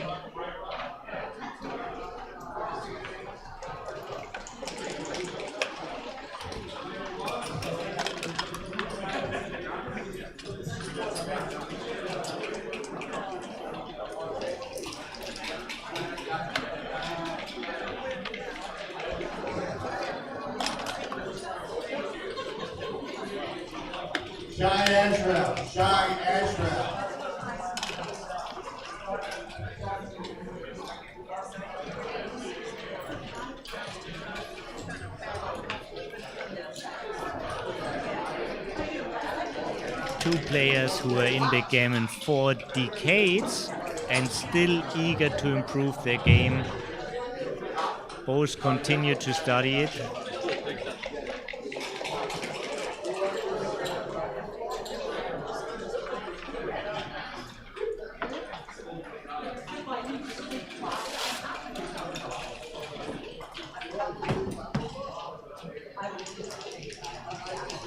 Boxes and all the way, this is what he's setting up to make sure he gives himself a quick count,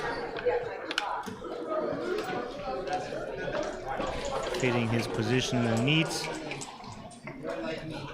to make the 9 point. And now is this enough already for a double?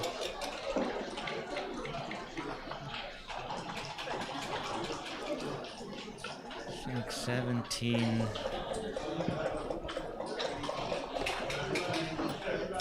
The race is not that bad for, this is a pretty bad number. It's only an indirect, the 9, right.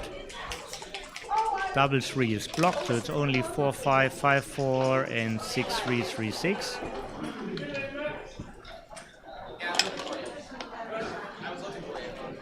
And Phil, who also did a count, just run with a 6-4, got missed, and now we see a contactless game.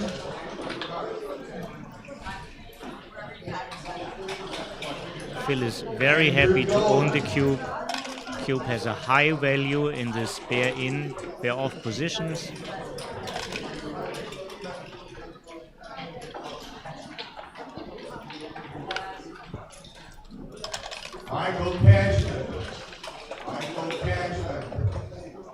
Background noise really loud, so I'm sure Tara will read this and she will try to do something about it, but this is I'm sitting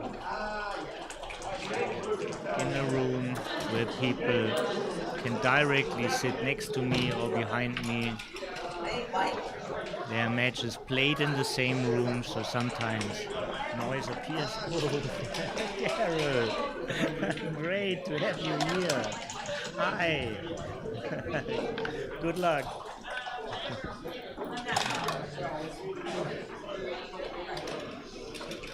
Carol Joy Cole.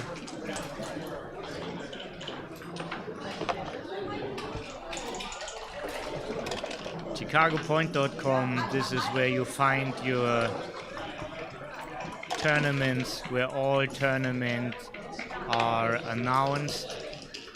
One of the most popular backgammon sites. This is her business, or let's say this is her contribution. We all owe to Carol. She used to run the Novi Championship in Detroit. She is behind the Giants election all 2 years, and she's just a wonderful person.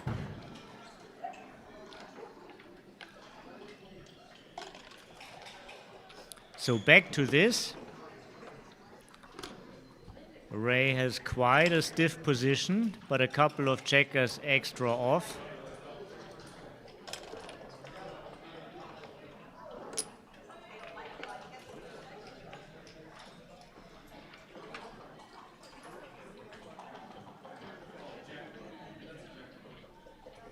Yeah. Ray still looking good, but quite an asset to hold the cube here.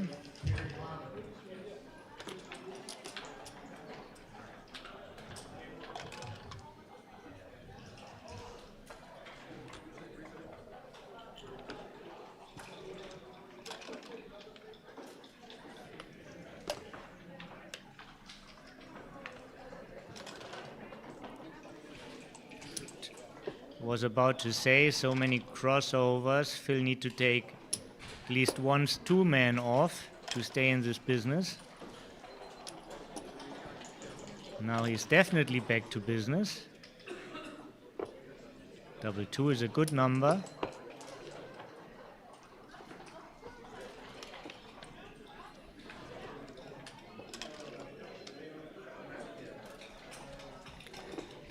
Four off. Can you do it with regular rolls?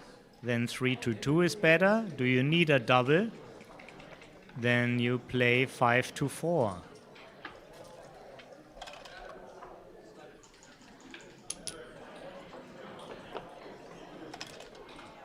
And now he has 50% more winners than with the other ace before. Double 6, 5 and 4. But it's all yesterday's papers. He just lost. And the first 2 points go to Cool Ray. Mr. 2-6 from the bar.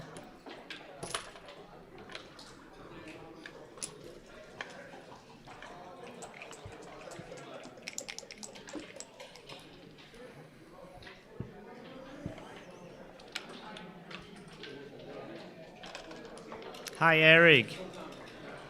Eric is waiting for all of us in Dubai.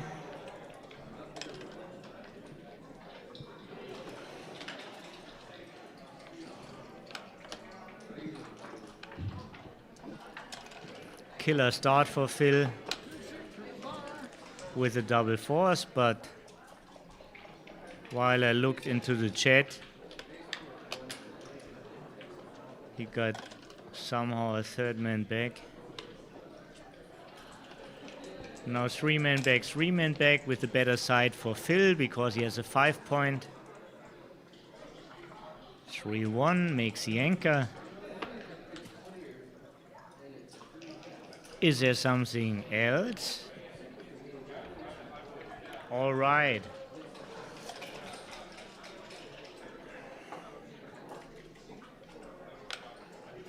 Last minute tweet, yeah. I win.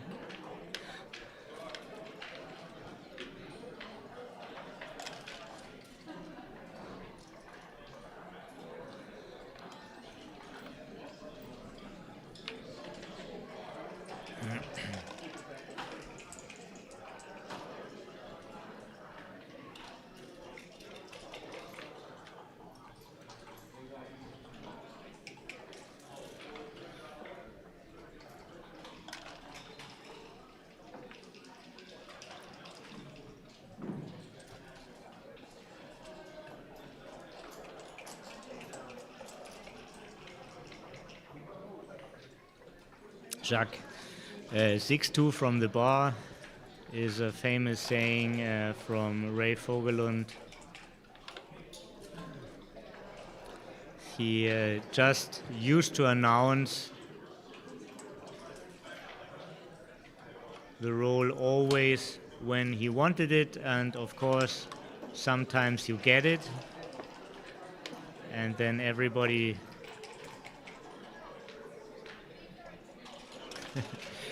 the perception, it's fooled a little bit perception, you know, when you announce it before, but he just did it. It became his signature role.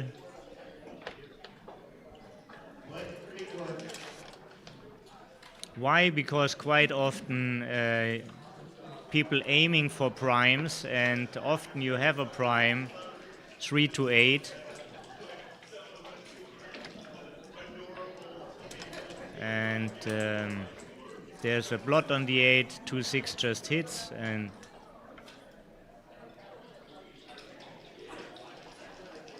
in the past people used to play like 10-12 hour Schwetz, so the position occurred maybe 20 times, so at least once you realize you hit, so then it made a story. This is how it made a story. And here we have cube action again.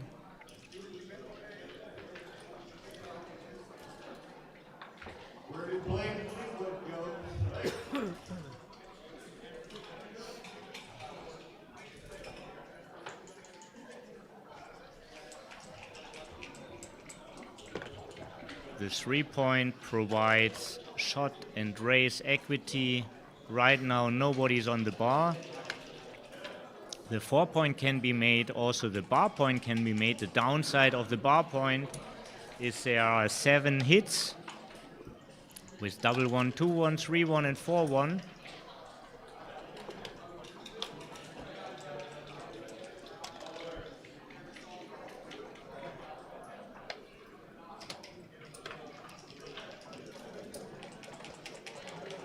Pretty smooth rolling going on here for Phil.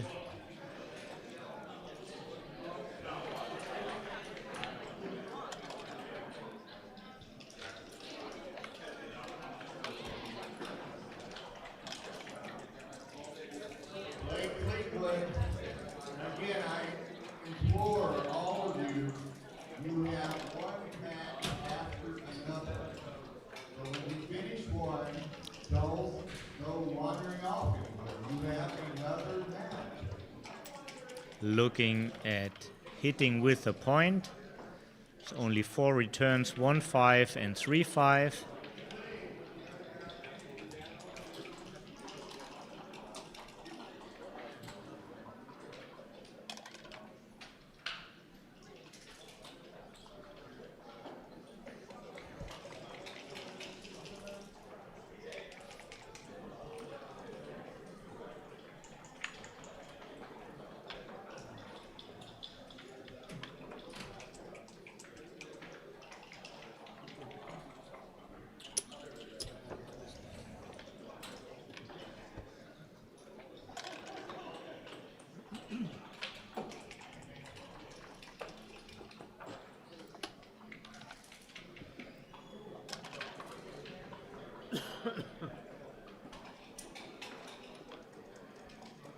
No need to save a 6. Good play by Ray.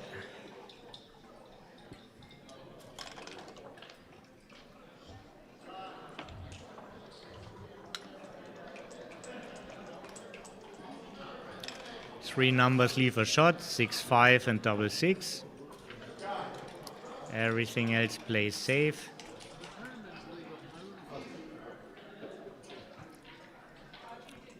Play the forced thing first, and then basically the 2 is forced as well. Don't want to use time bank for such things.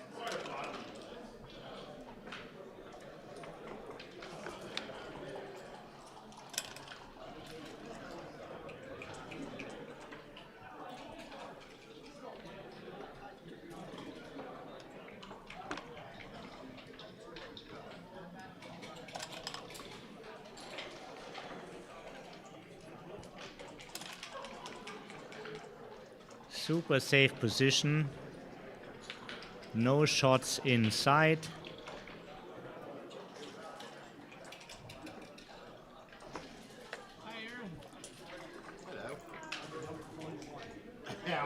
It's not really a running number, but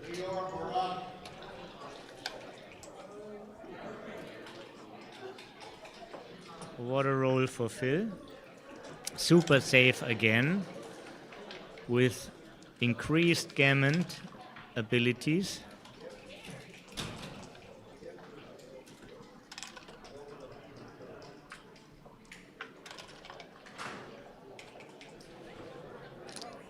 He stays with clearing from the rear. 4-1, also clearing from the 4 was possible. Lucky to have a 2 or a 1 here.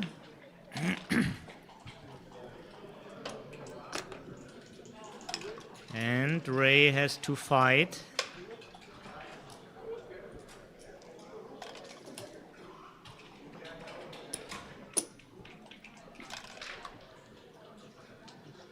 This is a good number.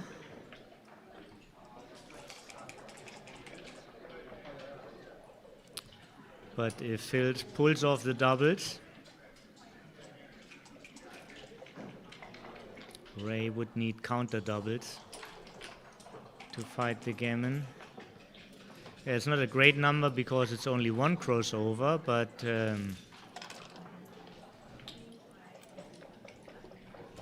good sequence for Ray. This is the right technique. 6-1.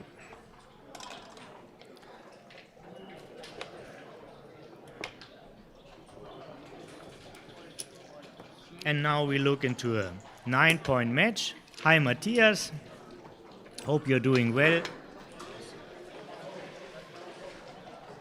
Hope you watch together with Max and enjoy this commentary.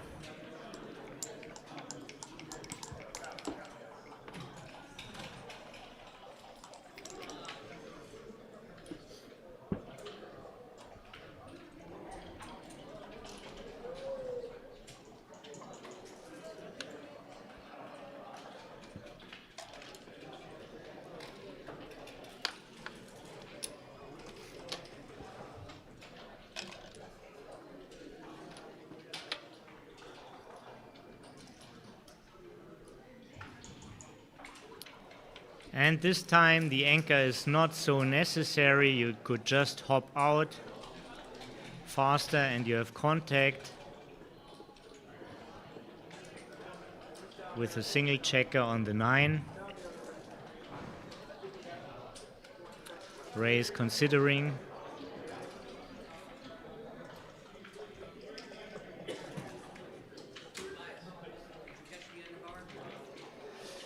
No, different matches. Yeah, sorry.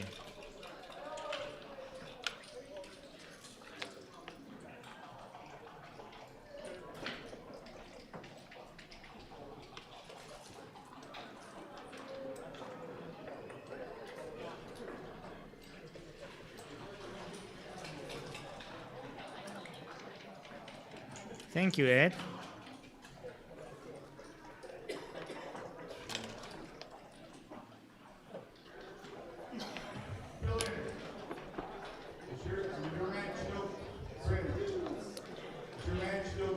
Hitting with the point. Other option is clearing the 15. Would be also a smooth position.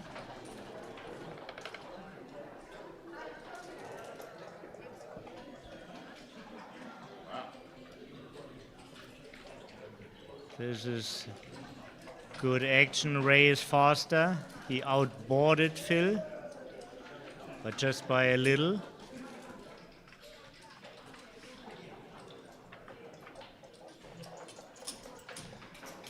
but still a lot of work to do. Phil doesn't like it.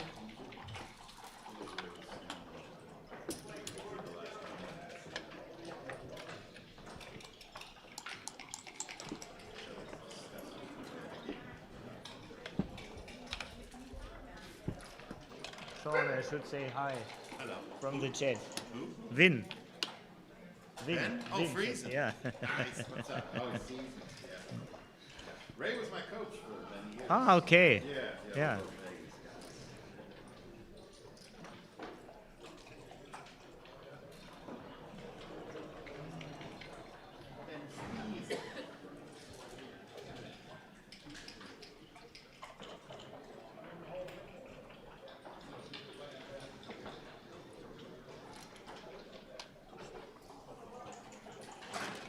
Another strong start here for Ray.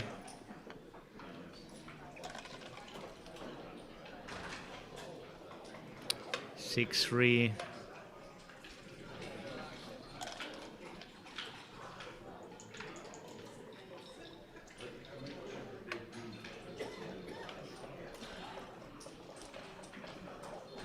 Three-way from the rear, yeah. Now Phil will make the second anchor, maybe.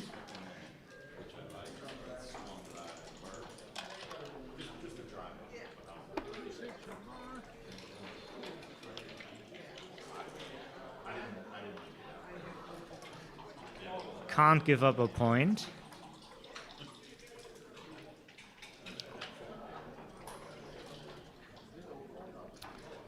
And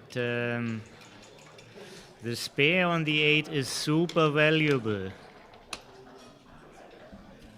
Wow, this is a great point you're giving up. It's basically all your positional achievements. And a ton of shots are hitting.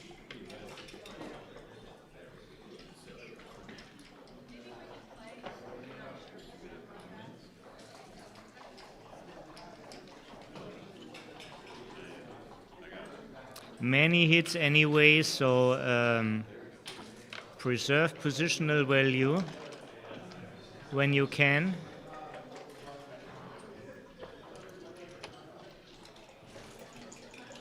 And Phil is about to turn this game. Now having the clearly stronger board. Ray has 4 dancing numbers, Phil only 1. 4-2 is very constructive. Do you find an alternative to this? Even though he's very creative, this is very hard.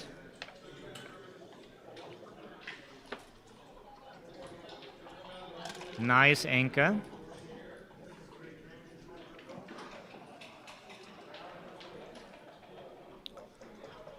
Puts a runner on the anchor.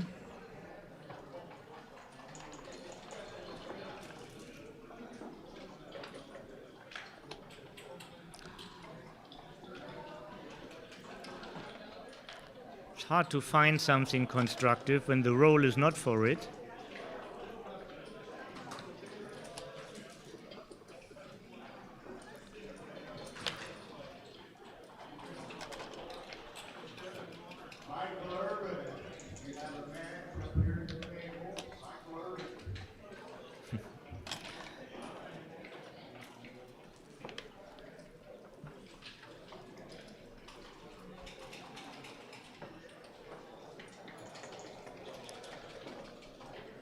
And now there are like 3 valuable options, either picking up this blot, but the blot also leaves the prime slotted.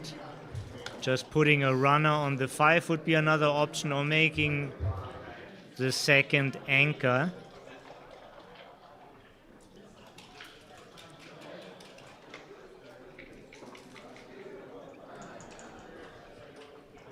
Phil decided to lift it.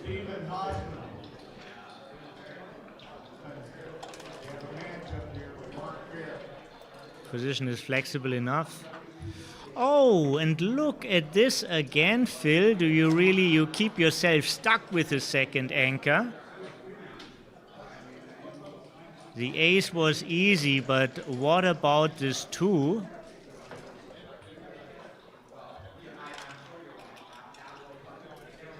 It feels like you're holding yourself.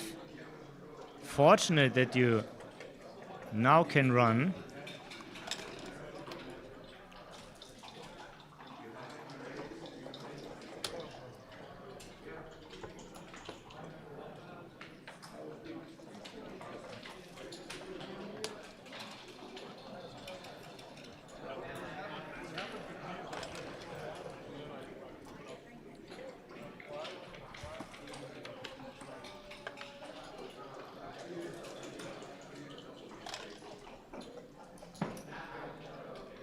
If you enjoy this stream, please let all your friends know that we have a great product here, so they can tune in and enjoy this as well. Maybe you could post it in your WhatsApp groups, or just call up your friends and say there's something interesting going on. Gammon Geaux at the Big Easy.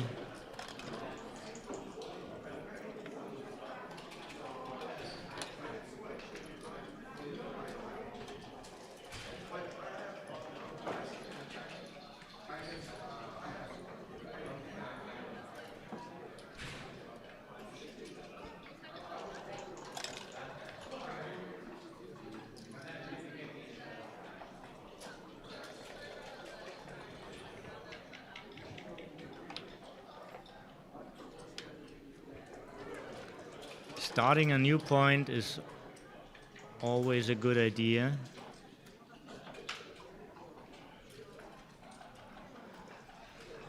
Out and hit. It's a very reasonable option.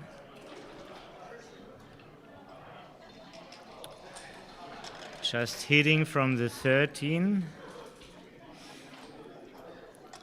You could bring yourself in trouble if you roll something like double 4.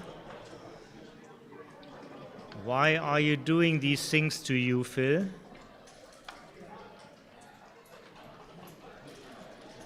You teach them every day, and maybe now he's too excited.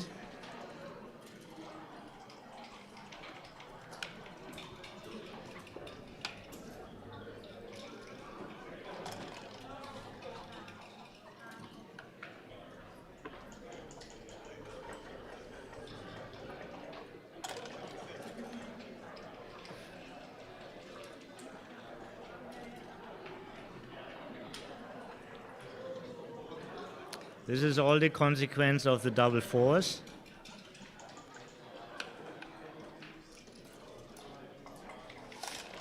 Of the double 5s, where he had a chance to leave from behind while he was hitting in his board with a point.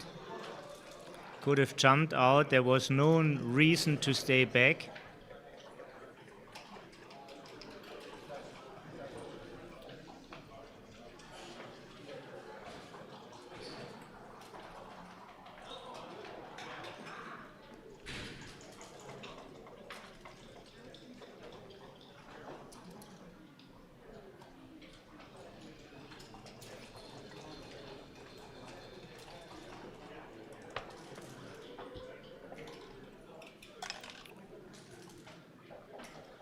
Okay, so he's blocking double 5s, but at some point he has to start making his board also.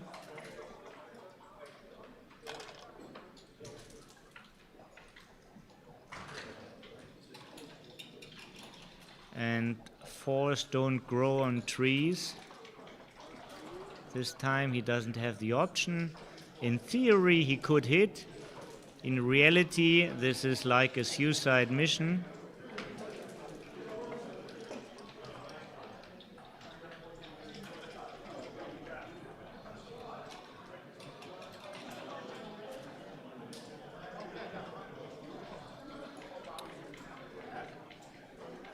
Yes, and this structure was not forced to have It could have all looked a little bit different. Ray could have already a 3-point board. And Phil could be already somewhere else. Leaves a shot, but it's a very good roll.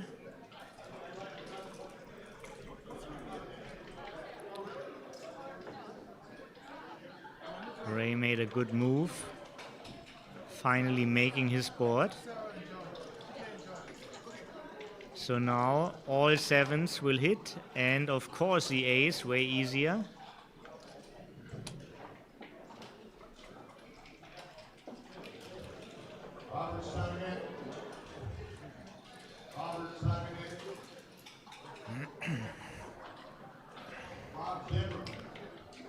Bringing the man to the 11 would leave 6 shots, but a ton of builders to make the 5. Points is what you need. If you want to win this game, you need the points. This is... Now you're more dependent on lucky rolls if you don't have a couple of builders. This is very few shots. I understand the concept behind it. It's only 3-5.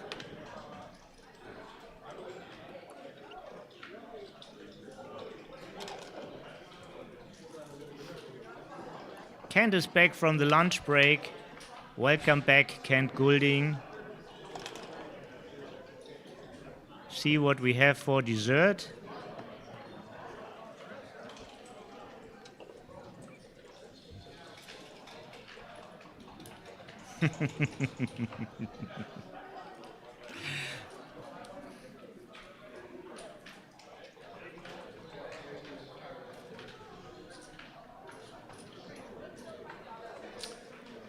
A cube for dessert is suggested.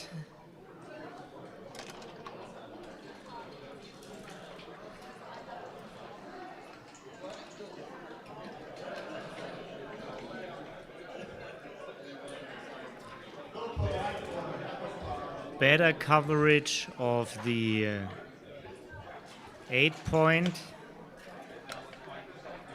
That's all what's possible with this roll. And here we see why we wanted that.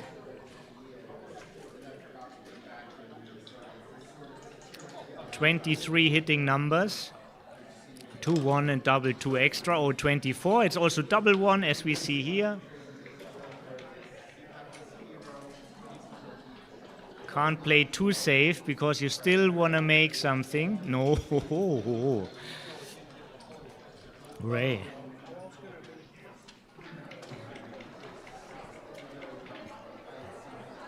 Look at the other options.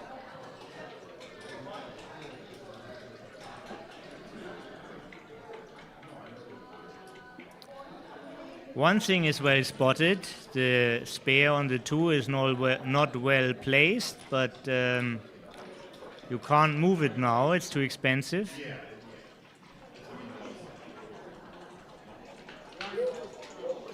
Only 2 pointing numbers, double 2 and double 4.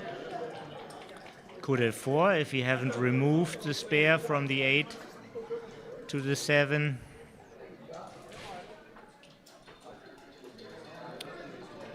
This is a little bit early. You're still down in the race and you have no threats to make the 3. Bring threats and then double.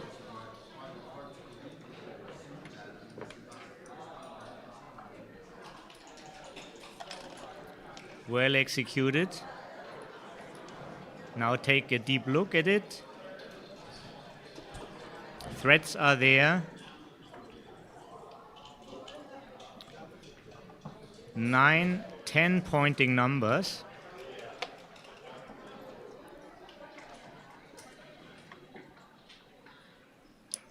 Quick pass by Phil. 8 away, 9 away to raise favor.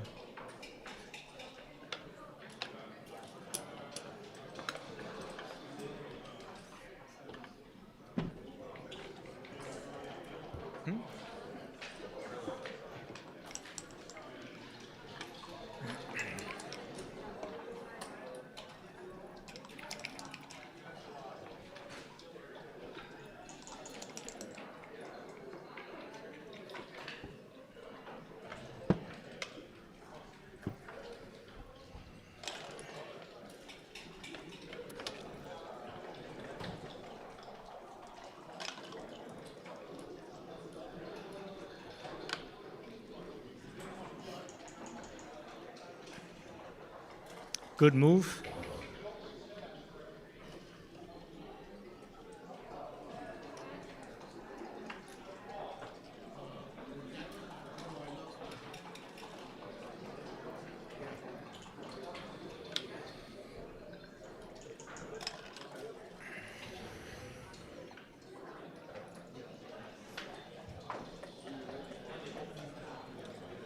And with this roll, he's very happy, Ray, with his choice.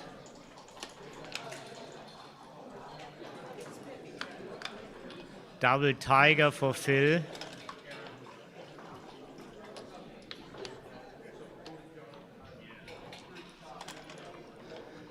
Nice hit on the 5 for Ray.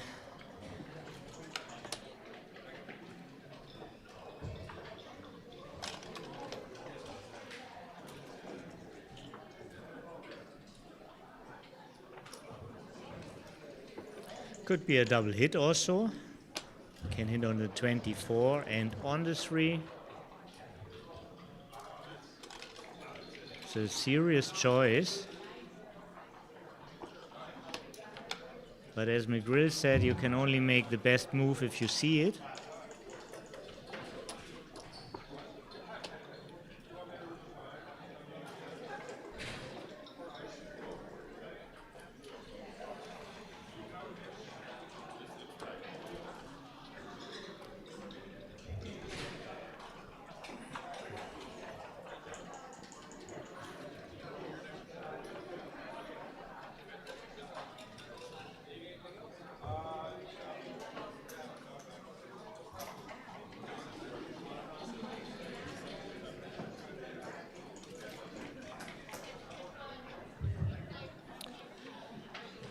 So now Ray looks making the 5 or bringing 2 down from the midpoint.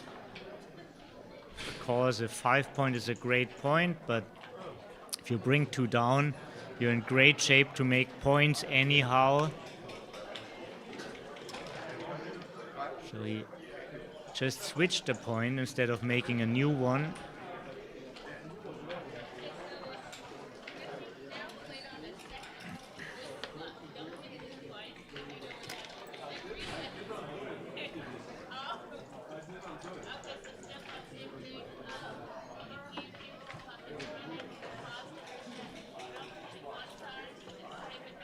Yeah, Phil has a double anchor. Double anchor basically works like insurance.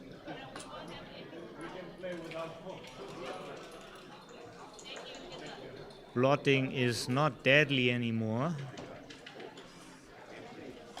6s, 5s, and 2s.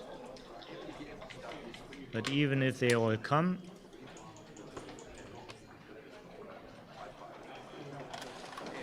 it's still everything is possible.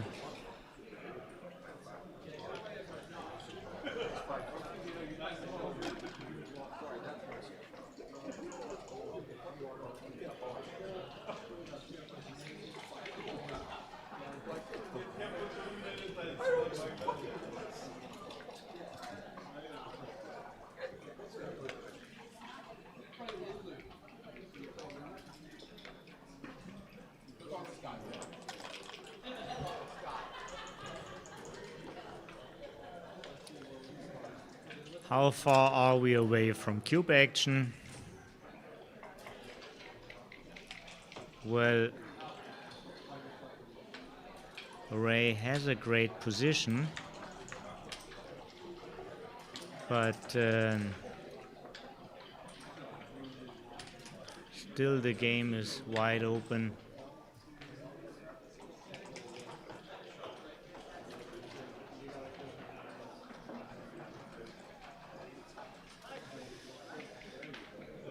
What do we need to see that cube action happens?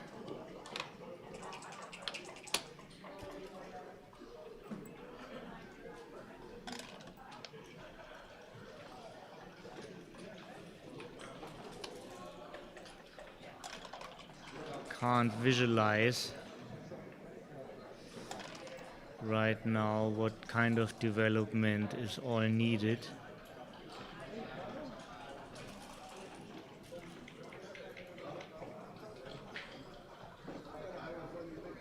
1-6, freeing our checkers for sure, flooding the outfield, okay. Being flexible. Wanting to make points. Yeah, very complex position.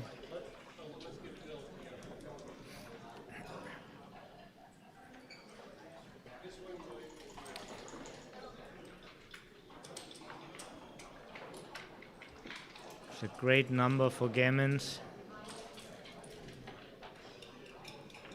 Can hit twice. Can hit once and cover. Can hit twice and cover. No, cannot cover. Can only hit twice.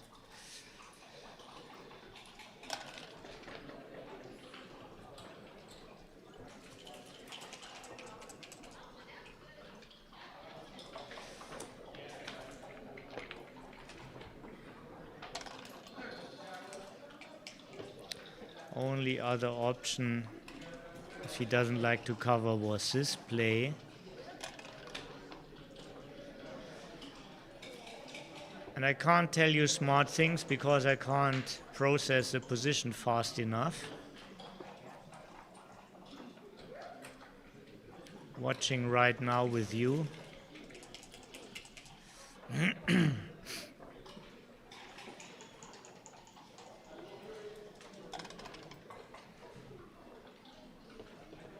Too much contact for action.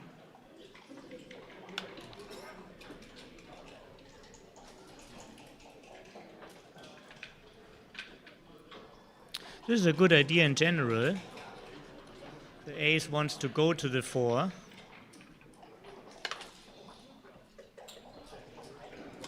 Timing should be okay already. Oh, and this is a bad number. The 2s are blocked everywhere, so reducing shots, clearing a point, but clearing a point means also lifting the block.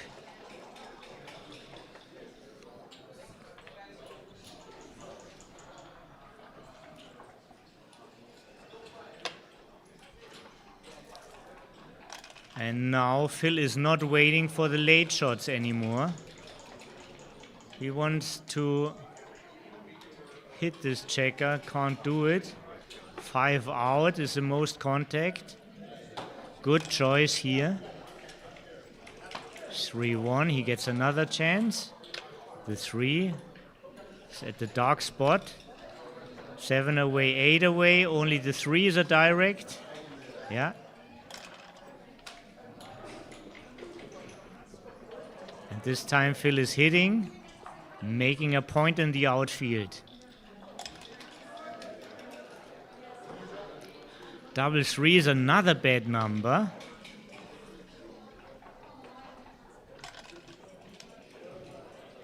Making the position a little bit awkward.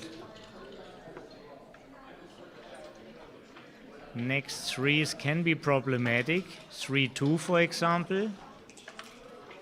3-6. 3-2, what an ugly number.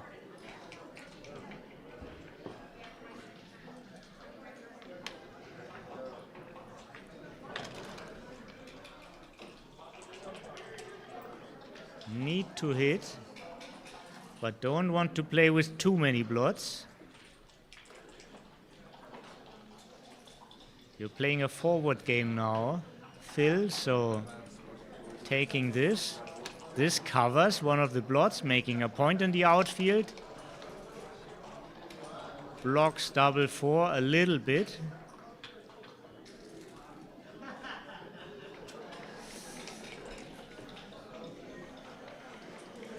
Yeah, very critical. Wow, this is the climax of the game. Now every single roll is highly interesting.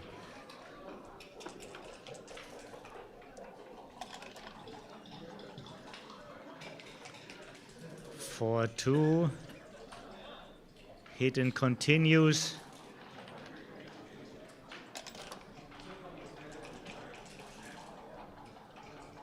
1-3. One hits is a very strong hit, and maybe the 3 just goes out. No time for an anchor.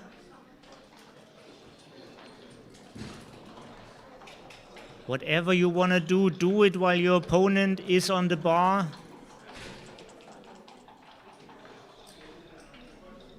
Ray, first of all, you really want to hit this guy, taking half a roll away from him, and maybe a full roll if he dances.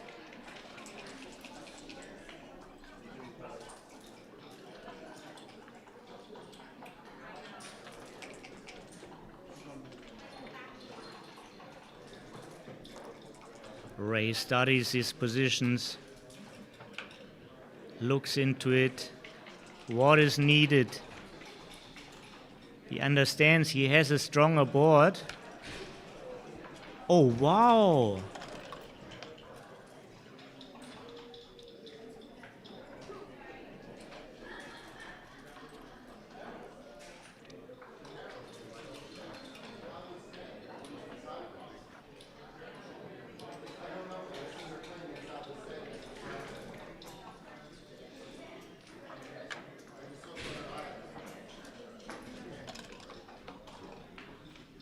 Only double 4 and double 6 is hitting. Now comes out with the 6. Hardly any duplication. Well, there's some with the 4s. It could be a double tiger again. Not sure about this though. Will he hit now?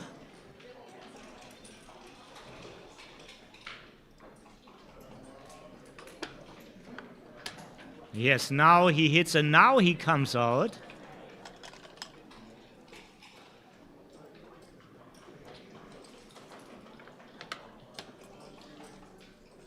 Many returns from the bar.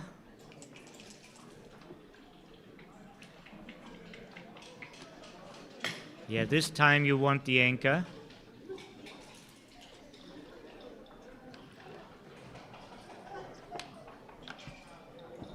And Bill is with us, the producer of this tournament.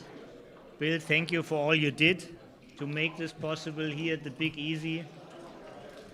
Well, thank you, Toby, and we appreciate everything you're doing. And we've been fortunate to have just some incredibly great matches early on. Huh? Absolutely. I mean, we're having fun for 3 days with great action here.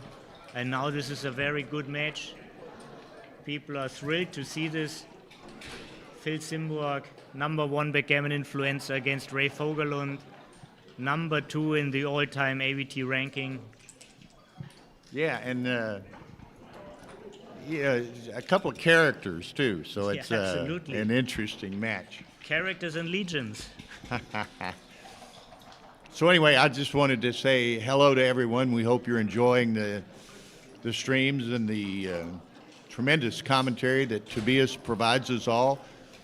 Not only entertaining but instructive. So I've got a million things going on. I'm going to step away, but I just wanted to say hello to everyone, and we appreciate the support that you're providing the tournament. So I'll give it back to you. Thanks for the flowers, Bill. Okay, and now back to this match. Cube action going on.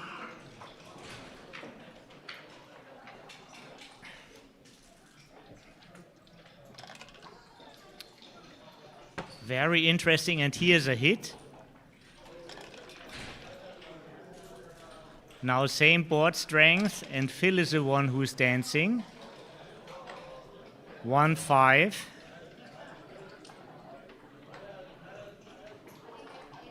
Wow, should he just come out?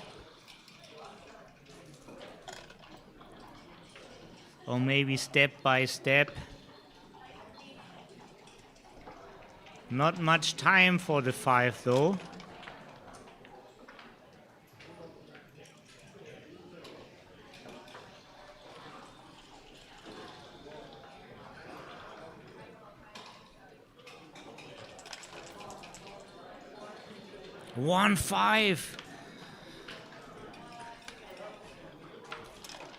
Now Ray is in serious danger here. Can't wait. Don't want to anchor in the back. Zero timing for that. 5-4, he survives this.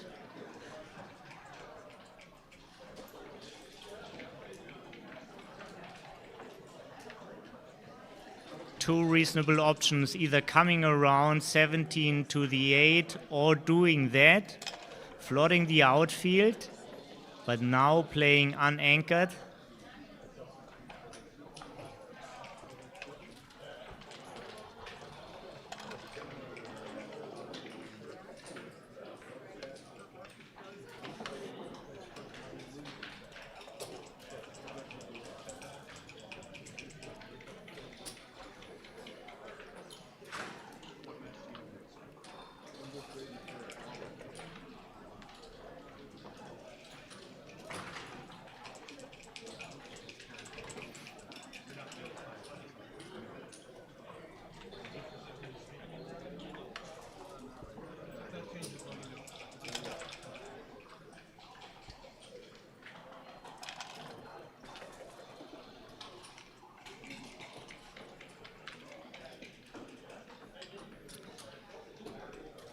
One.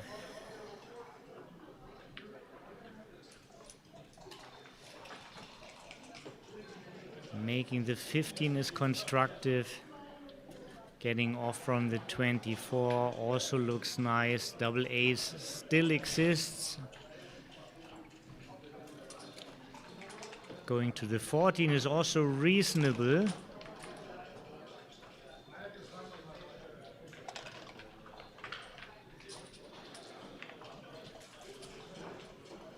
Makes a 9-point. Strong point in this position.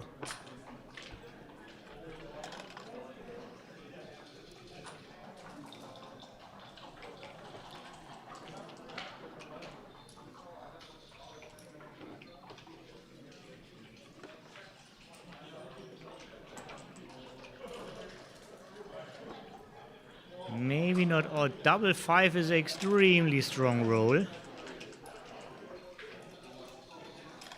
And no real builders for the bar point.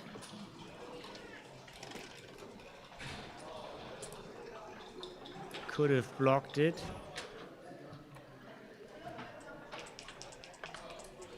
And he does it now. He's aware to block the only real joker.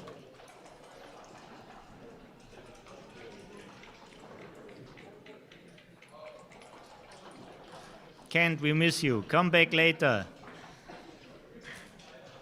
Bye.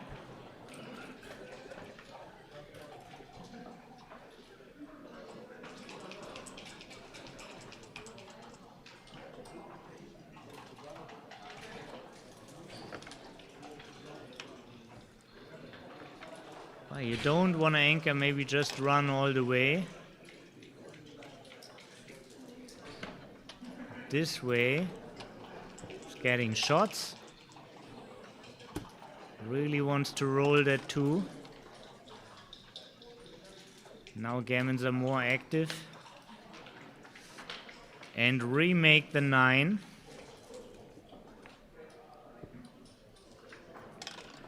Having the 6 prime slotted. Now there's more to do.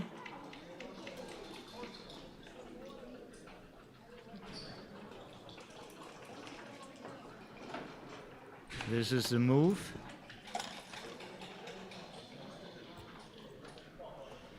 Phil is again on known territory.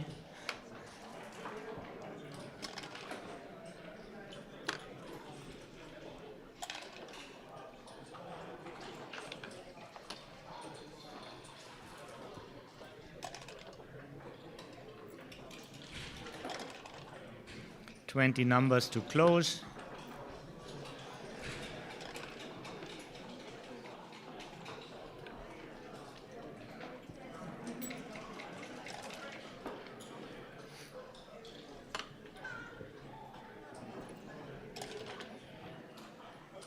Small numbers play safe here.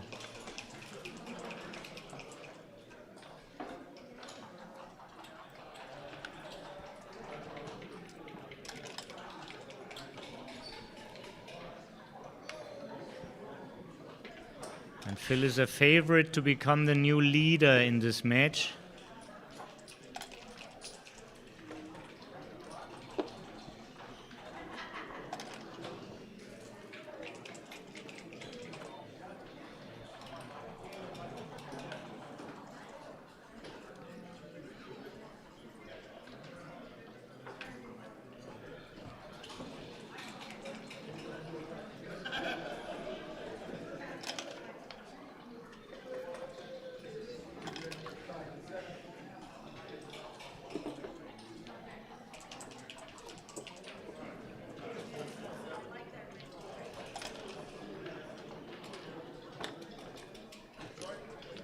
Great roll. Certainly don't want to stay out waiting for a shot. Best equity to save the gammon here. Now there's still winning percentage, but of course not more than 1%.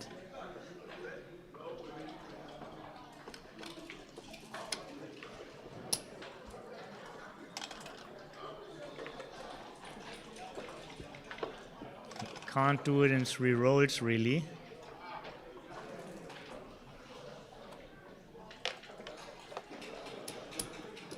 Okay.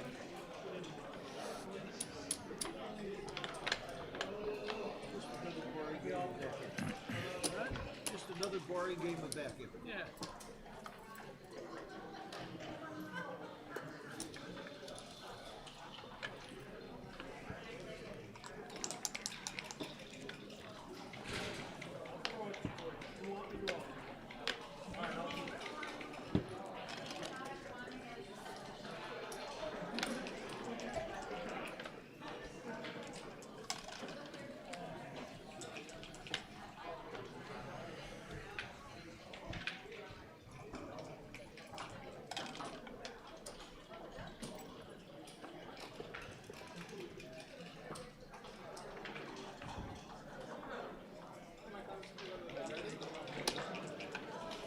Less shots, more points.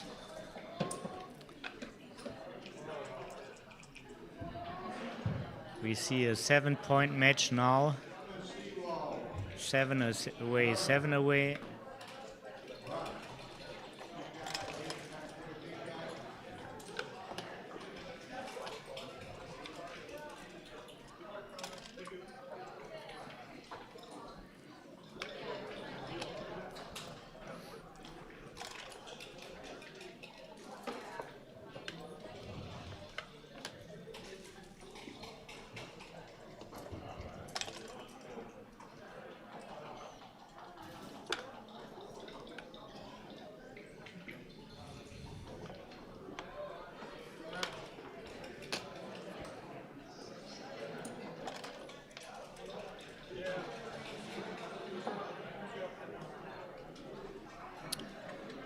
One, 4, why not hit?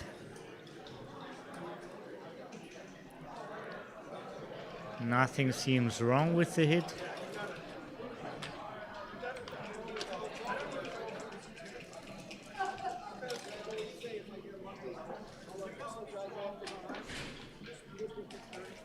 Except a couple of blots around.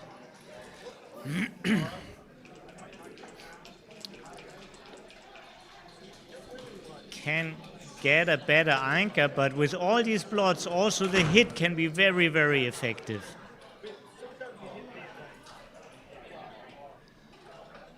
This is the bar and the anchor. And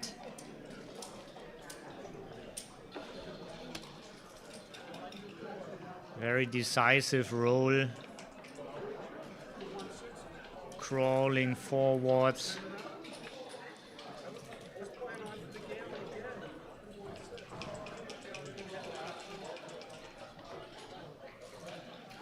Big change in powers.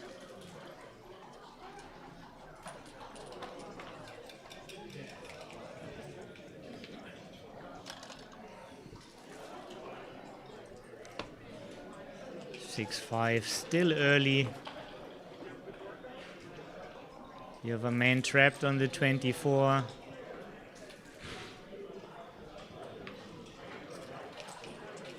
Can't see your market losers.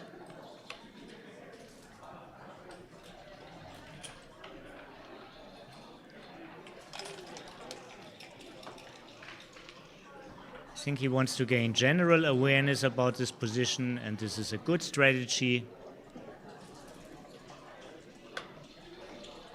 When something big has happened, and dancing on a 2-point board is something big, should always reconsider your position.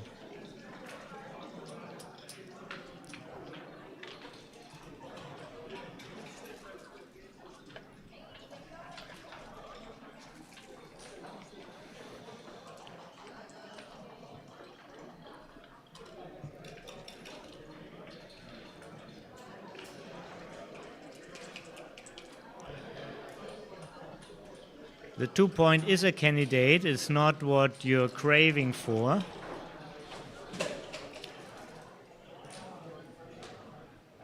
But an inner board point, when a checker is on the bar and you're shooting at another one, is something constructive.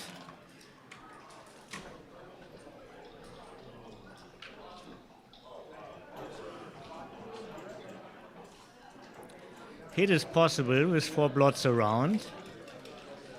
Now you're getting just locked in as the prime is already slotted. 3 is anchor, 5 hits, 2 is force. Make the 9-point. You could steal a lot of numbers from your opponent's spectrum of good rolls by hitting.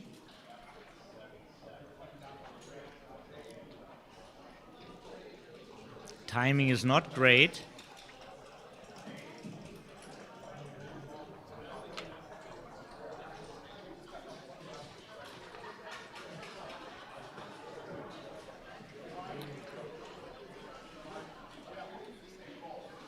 There's a 4 duplication. 4s are good everywhere, 4-1, 4-6. And the 4s in general.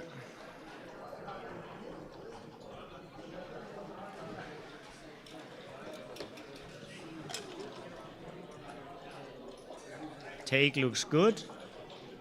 5-5 is the worst from the cup.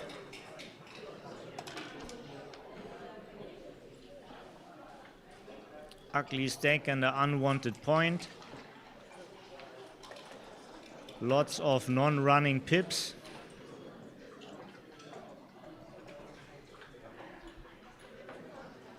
This match is exciting.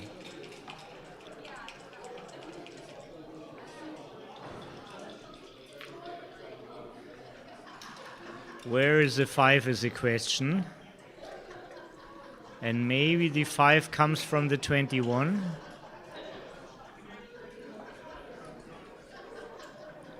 Wouldn't it be nice to hold Ray back on the anchor? Oh, it just happens. Wow, look at this. That must be painful. That must be painful. This is a huge swing, and I would have taken my time to let that sink in. That was really a momentum for you, Phil.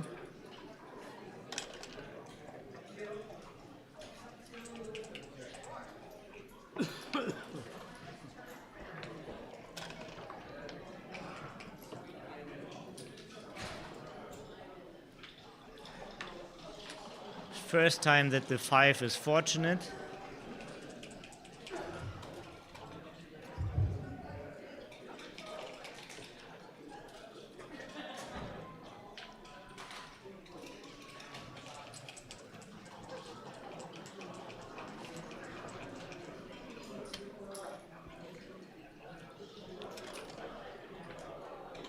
Oh my God, oh, this is brutal.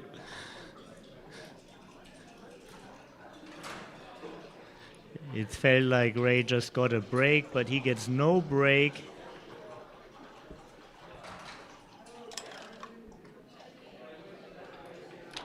At least he comes in. But for what is that good for?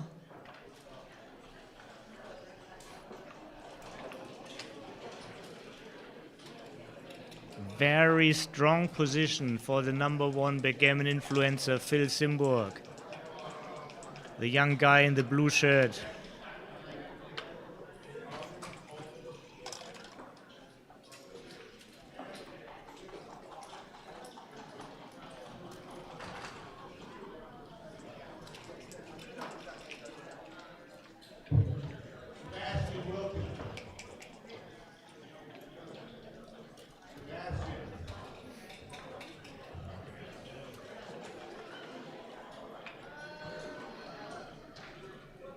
And now, what are you aiming for?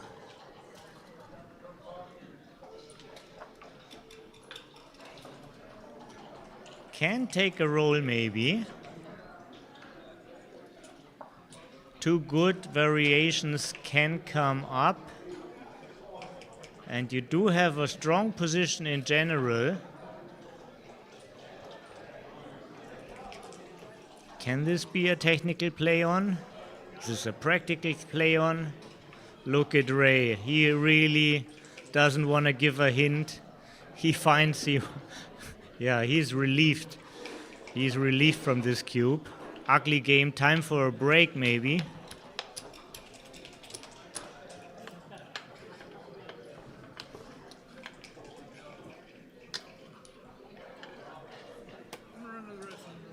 Yes.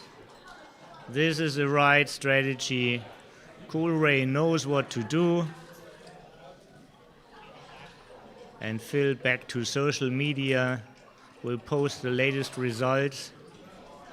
Just needed to send a link to all his friends because we are here live on stream. So now, since they are having a break, I wash my hands and be back with you like in 2 minutes. Thank you very much. Please stay tuned. We continue any moment.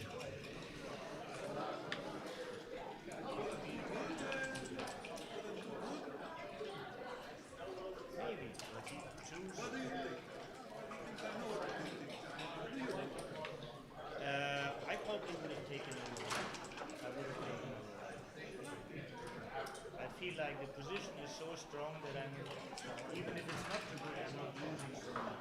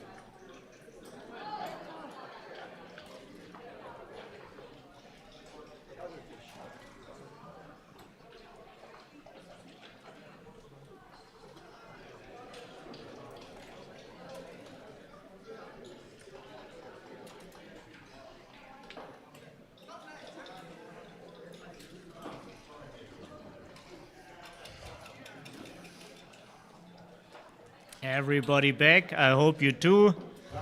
Fetched yourself some popcorn and beer. And now we continue. Just gonna keep playing 3-4 backgammon.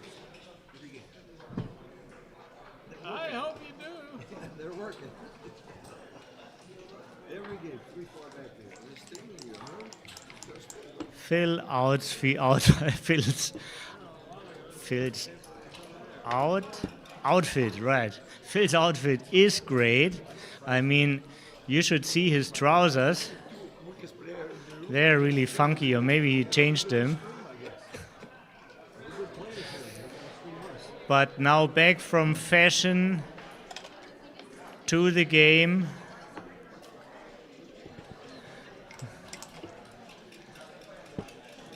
Four, 6 means 7 away, 5 away.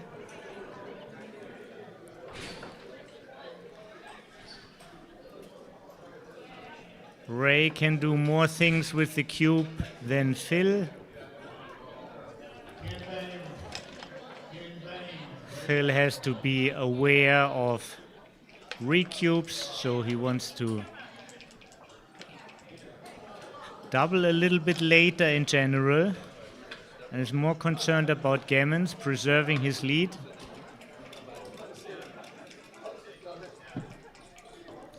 It's a nice miss. At least making the outfield point.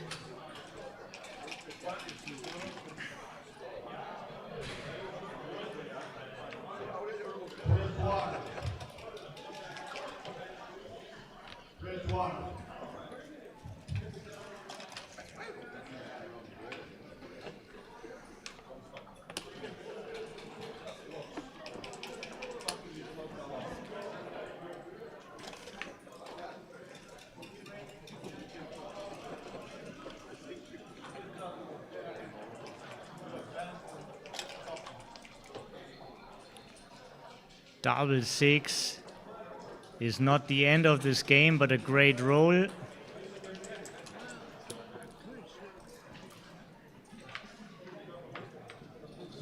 looks like they're all forced somehow. This is a great position, fantastic roll. Best in the cup.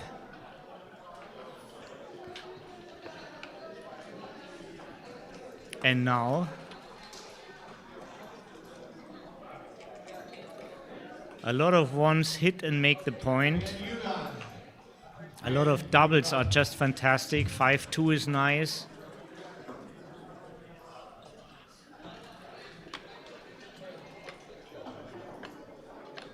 And Phil passes easy. 5 away, 6 away.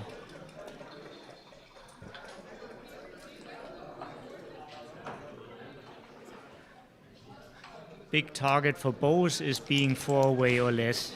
This is the first thing they're thinking about.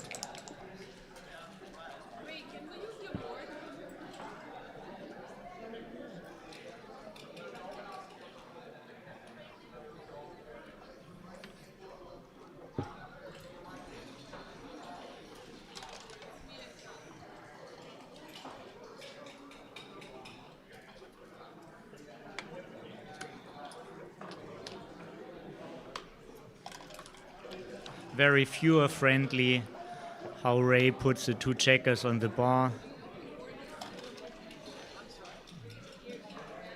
Spreads them out instead of stacking them up.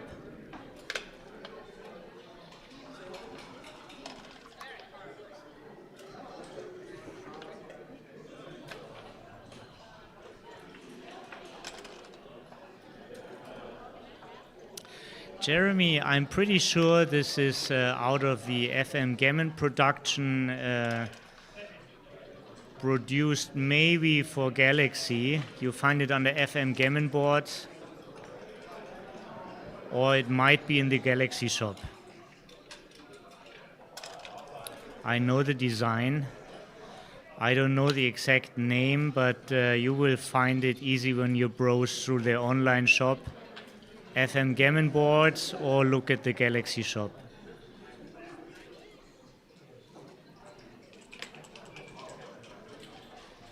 Jeremy, are you still in America or you're watching from Uruguay? Happy to have you here anyhow. FM Gammon from Istanbul, right? They produce these sports. They also make the production for Galaxy.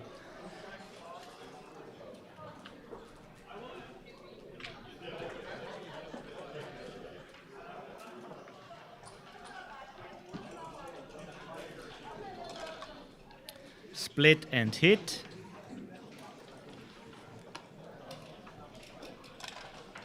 Now is the time to enter and anchor.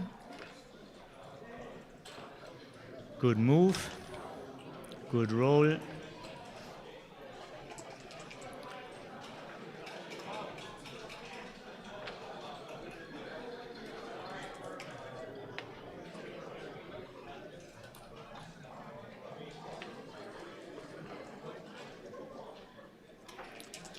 Well, you're not afraid of getting hit with sixes. Was this legal? Wait a second. I think this is not the legal position. Ray announced it. Yeah. Now it gets really messy here.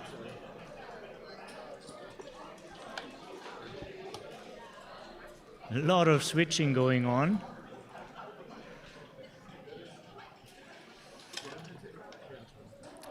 Patrick Bertrand from Denmark has the answer. Board name is Casio. Hello, Bertrand.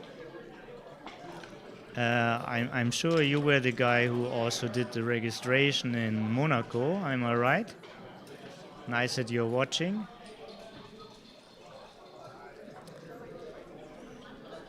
And the game continues. Ray managed to get the desired anchor on the bar point and would control the outfield if he wouldn't be on the bar.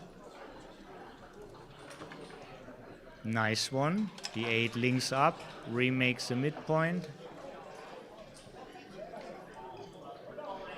5-2, very strong. In and out.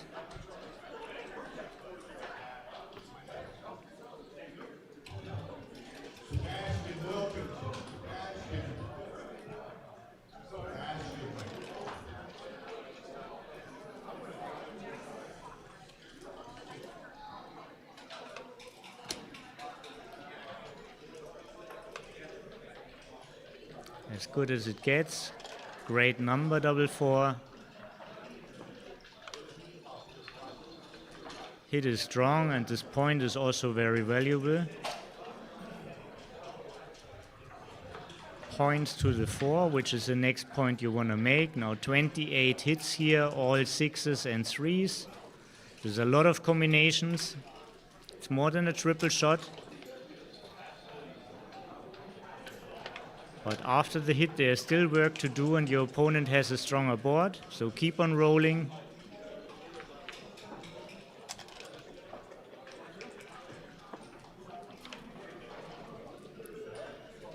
Ray is very happy he lifted.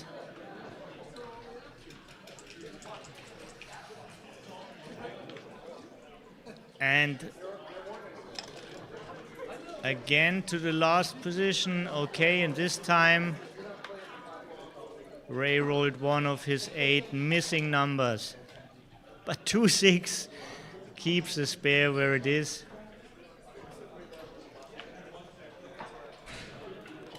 I think it's 3 combinations less now which hit, but still a ton of shots.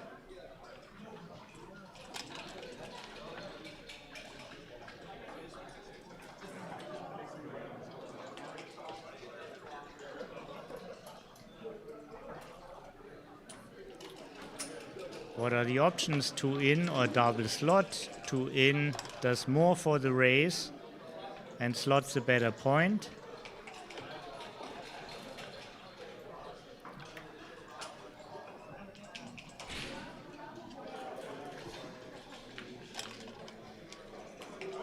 And double 3 is a real killer. Hitting, covering. A miss could be the end of the game. Double 3 could also be the end of the game, but in another way.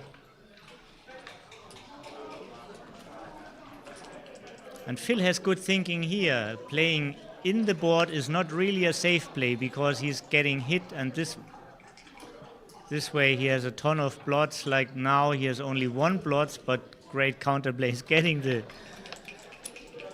cube and just passes it. Looks right to me.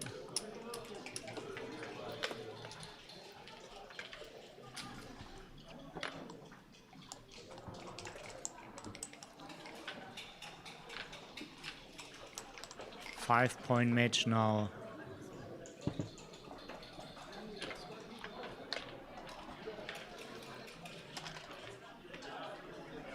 Ah, okay, sorry. Sorry. So maybe it's not Bertrand, it's Patrick, okay.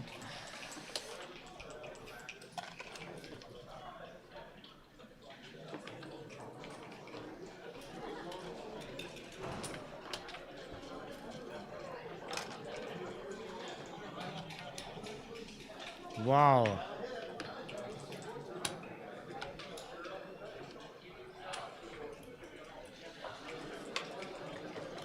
And the 5-point match is really about who makes the first point, because whoever makes the first point is in hitting distance, can finish the whole match with a double gammon. Great position for Phil now. Even better than winning 1 point is winning 4 points. 5 blots around, 6 5s hits, 3 1s also hit, 2s cover.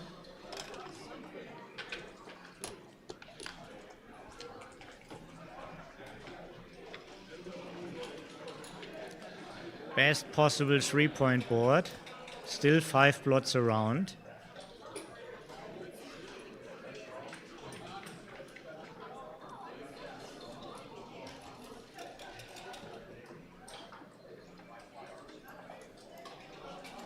I was thinking Ray uses a phone joker, calls somebody and asks, but no, he's taking the phone for a picture. Means he's not sure.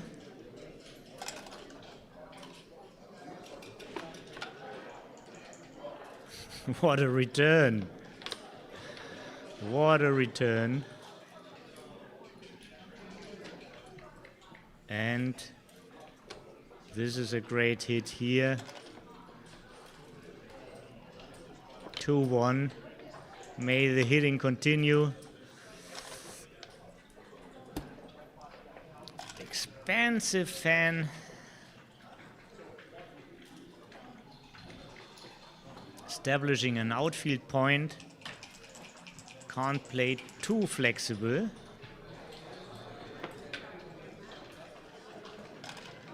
Still big advantage for Phil.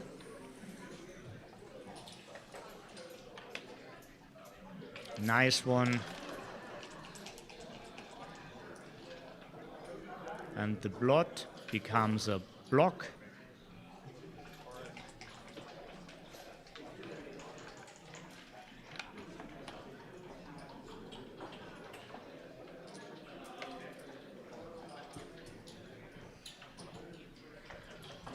And now he's blitzing behind the anchor while he is man back.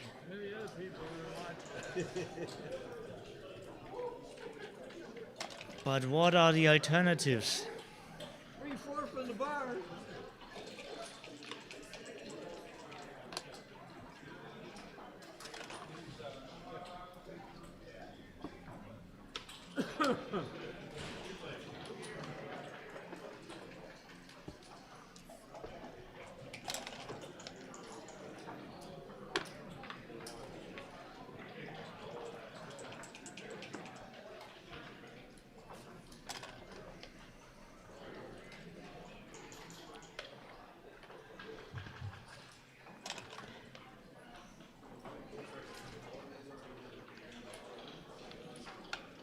So many swings.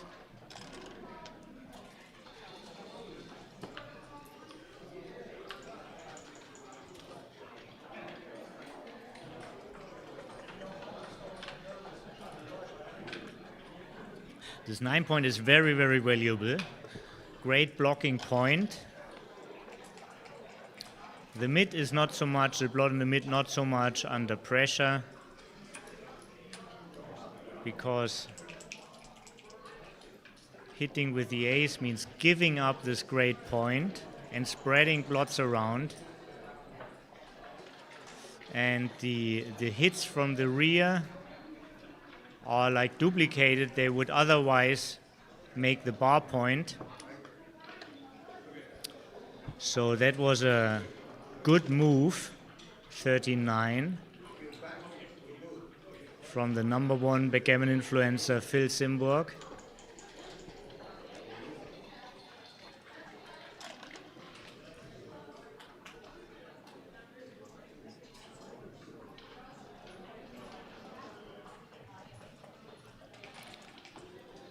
Six-1 is a good number. Jumps out and saves a checker.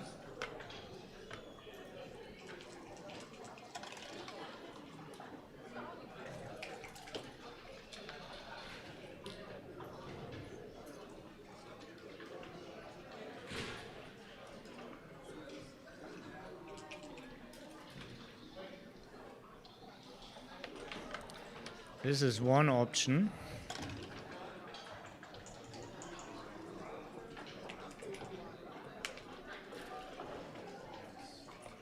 Good idea. Definitely playing a priming game if you have the ability to do so.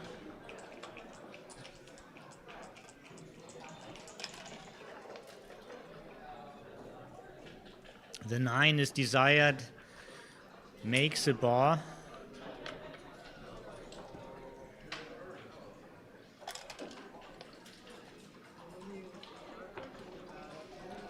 Only 5s come out, so 5s come out naturally. Good roll. Double 3 not so good. 5s and 6s were desired. That's all you can do, is making the ace here. No tricks here. Cherish your infield points.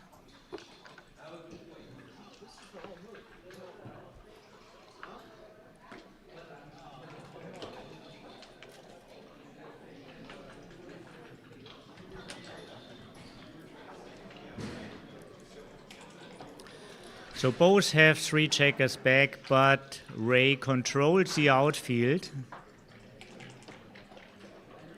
holding a 2 cube.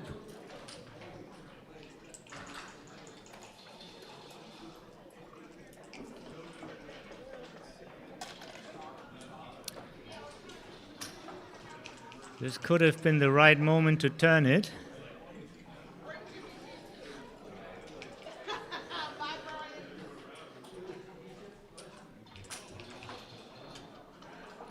Take point for the 4 cube is way higher, while the take point for the 2 cube is way lower than regular. The take point for the 4 cube is way higher.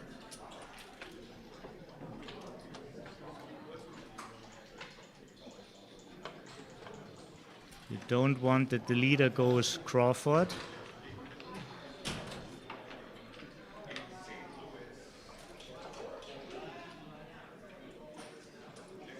Going out seems a good recipe to win.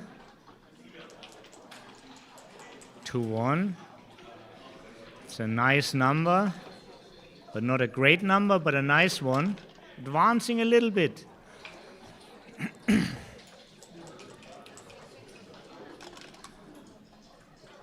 4-1 is way better, of course, and now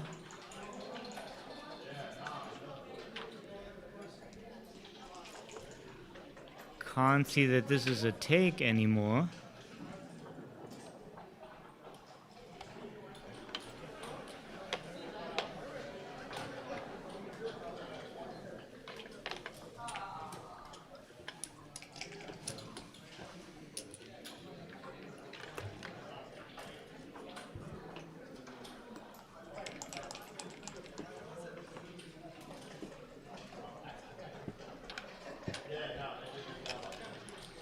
Anyhow, Ray knows Phil well, and Phil already showed a quick passing tendency, so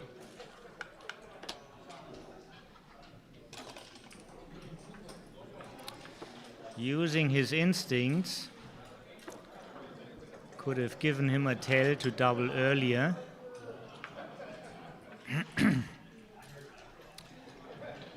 And he took the lead again here.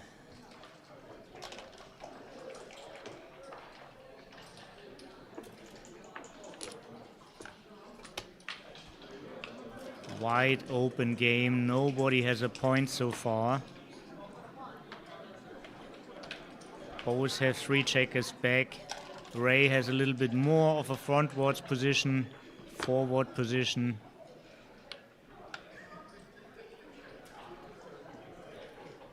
Hitting continues.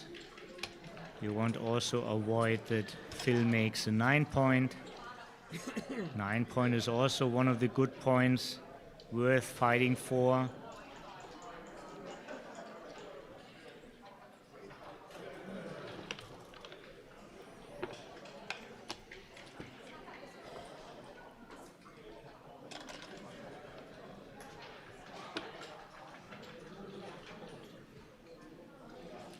Now it's time for a point. Big positional asset to have an infield point before your opponent. Many blots around. Great anchor. Puts peace to all these doubling thoughts from Ray. And another play would have been also possible, making the opponent's 9 point. The outfield anchor instead of the inboard anchor. Nice rolling going on here.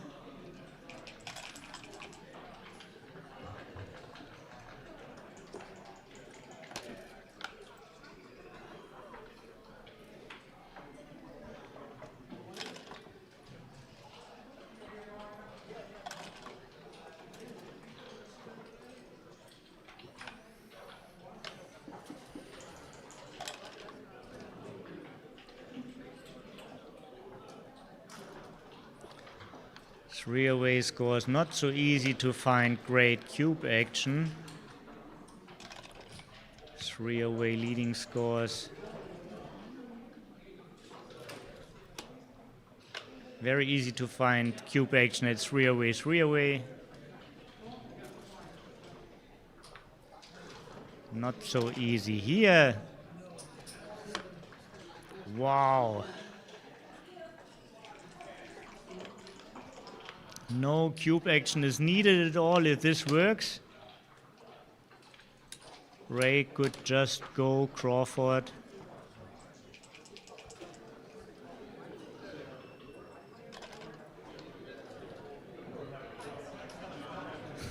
From the bar in and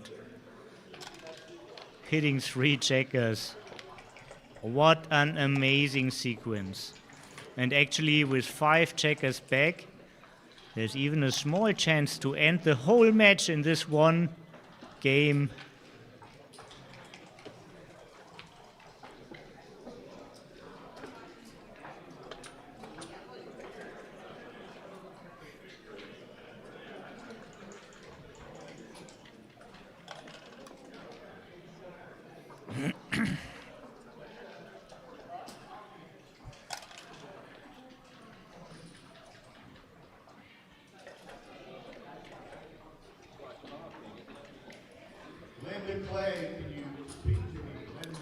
So the 8 point is desired. And now you give yourself flexibility. Great find by Ray.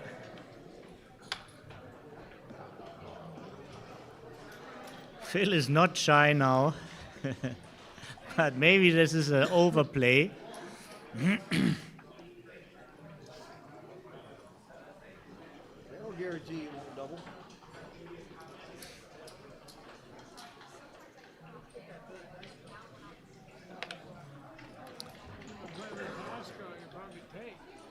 You can do a lot of things in this position, but maybe that's a little bit too much.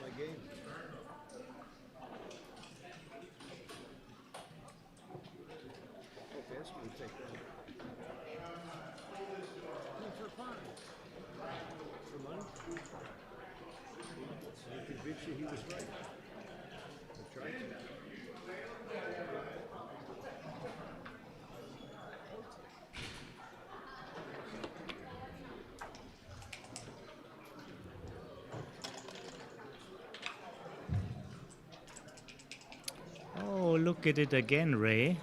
Don't you want to make the bar?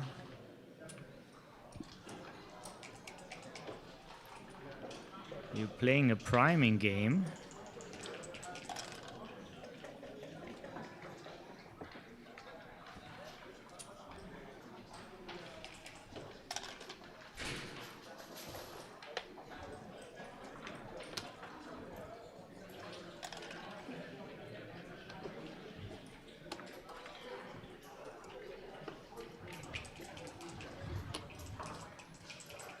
And now there is some risk. The risk of dancing. Phil somehow got a break.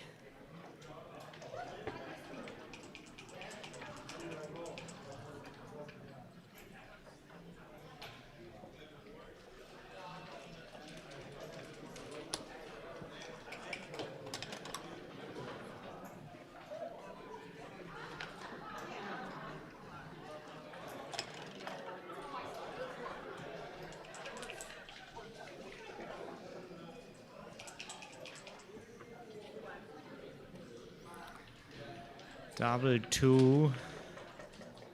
What options are here available?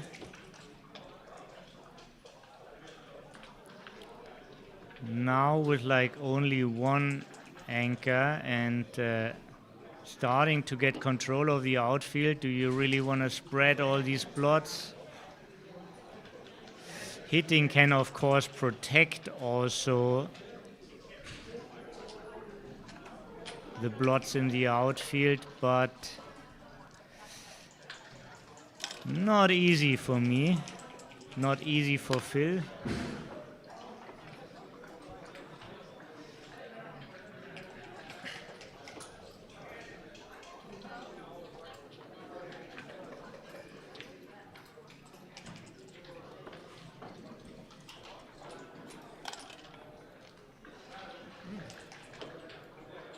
This is a great number. Almost exactly what he wanted.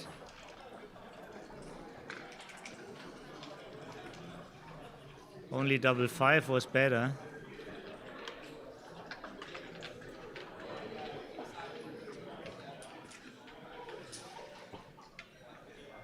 Bar point is too important.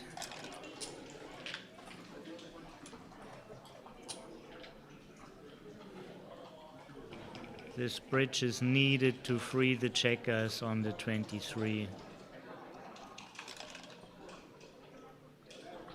And every five is gold.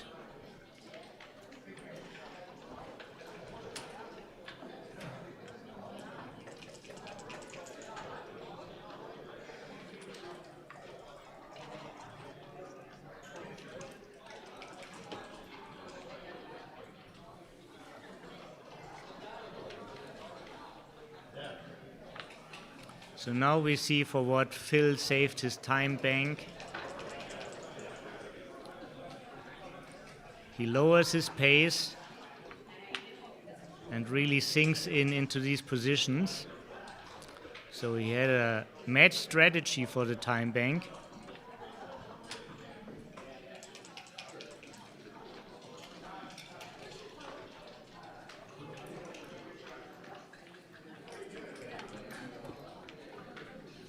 Ray is down to 2 minutes 20.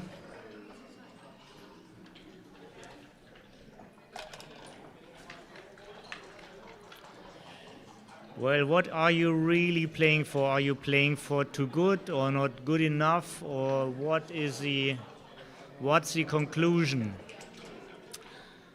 A good idea is to think while your opponent thinks and figure out what's your strategy and what you really want here. It's not easy to double when you're 3 away, but it is possible, of course.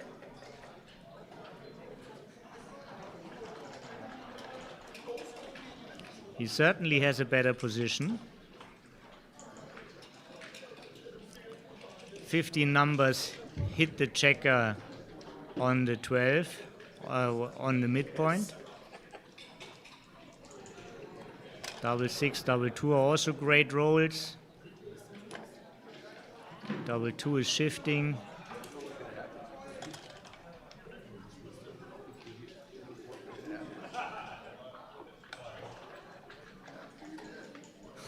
And now it's clear to roll, at least for Ray, but Phil. 5s are great, 4s are great, 6s are great. But the 2-point is open and nothing closes it.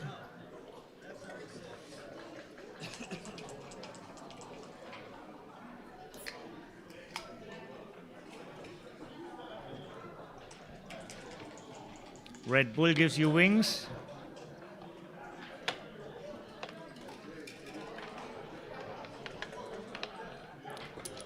Four away, 3 away. Maybe the most interesting score in backgammon of all the scores.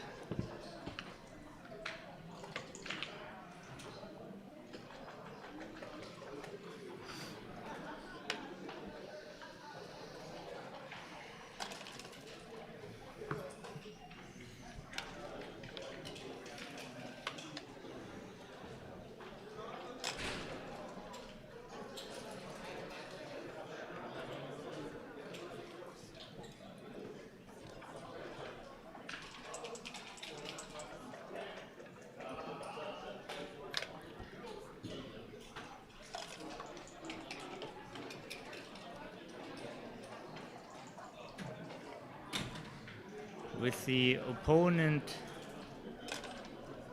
being 4 away, you usually reach for an early anchor. Trying 4 with a split, but he just fixed the problem with a hit in the outfield.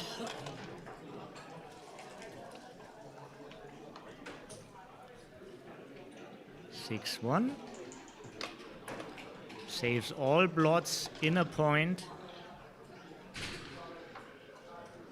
In a good active point on the 10. It's a position type Ray wants to play at this score.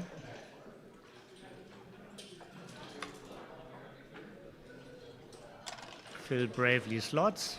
It's a great play.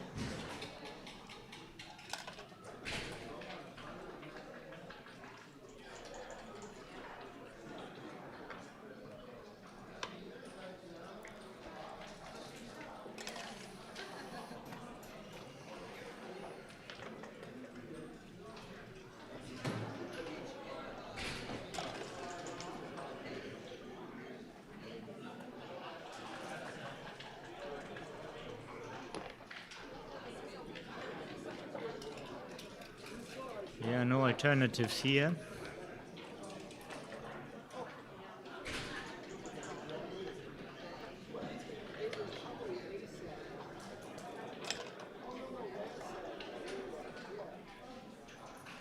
And now Phil is close to the double.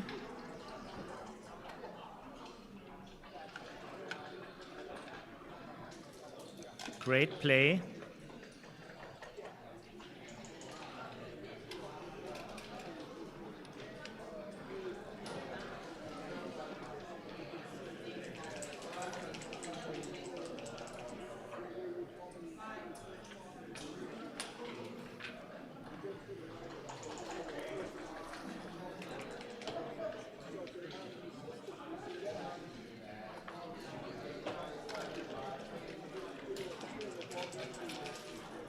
There are gammons around, so was right that he thought about it, but maybe he should have just pulled the trigger.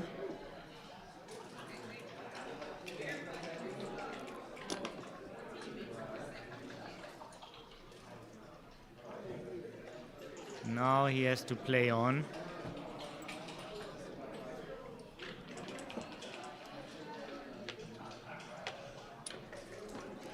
Three away, 3 away.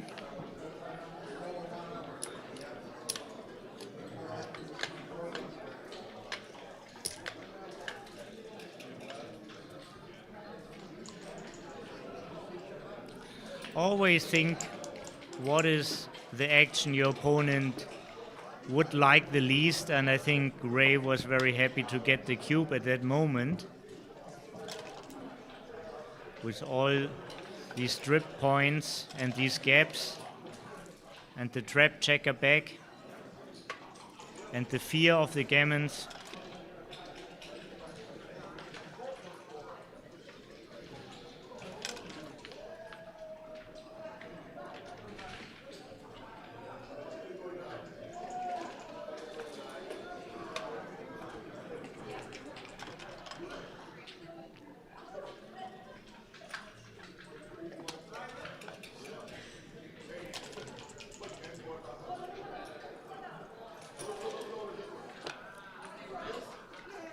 Great roll. I mean, 5-4 was better, but 2-1 also anchors.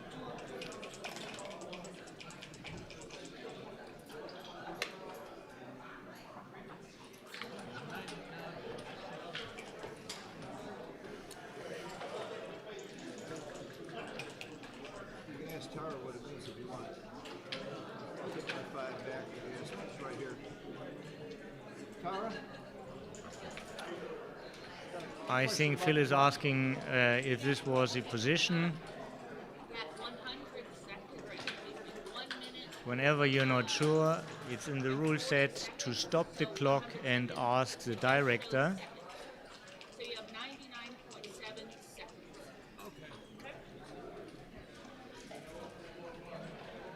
Ray is starting to get low on time, under 100 seconds.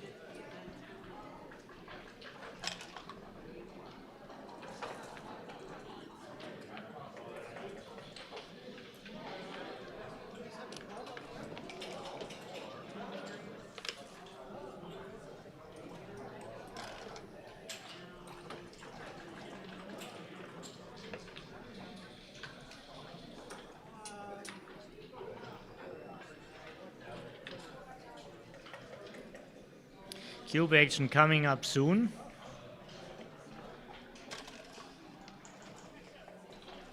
Just because of the score. The position goes towards the end.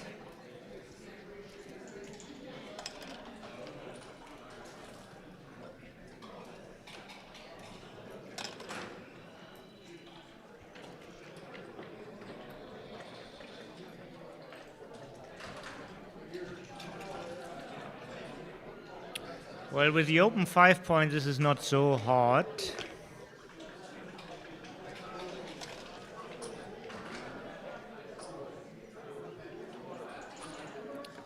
This score has a high take point, but there's just so much equity.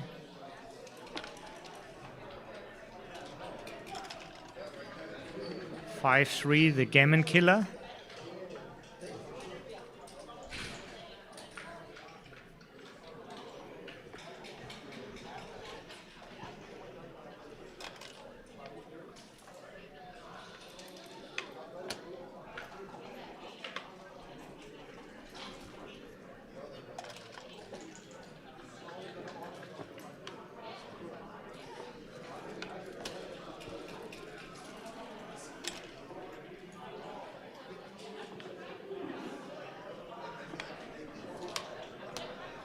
Hits again, and it could all end in this particular game.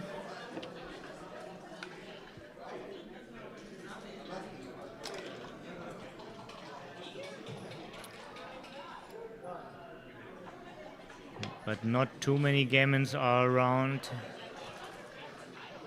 Most likely ending scenario is a recube.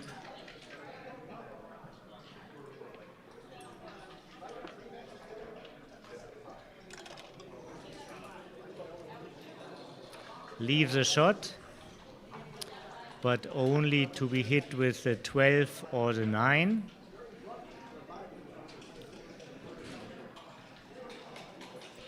Seven numbers.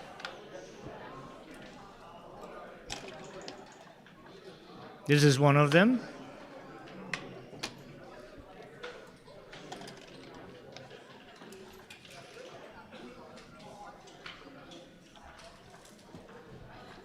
And here's a 4 cube. As predicted, this could be the last game. Phil needs 25% for a take. Gammons don't matter.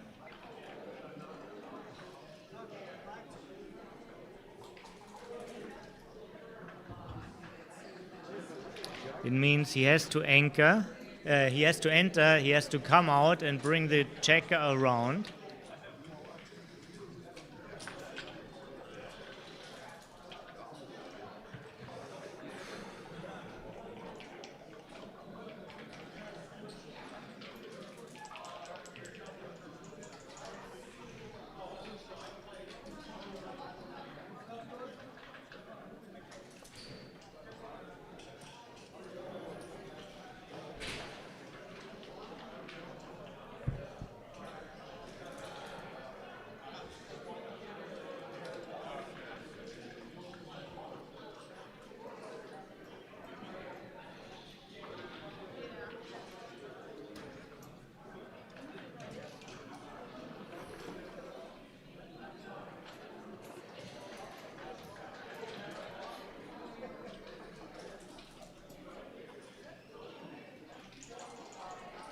Phil starts calculating. To his convenience, he has a lot of time bank. I figured. Gotta pay to see the 2 cents in the bar.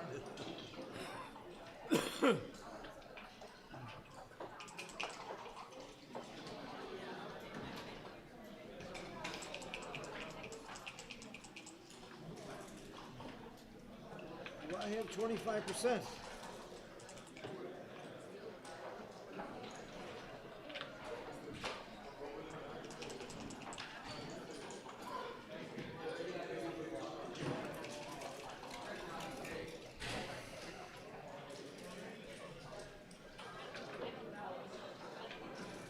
Six, 3 and double 6 don't cover the blot on the ace.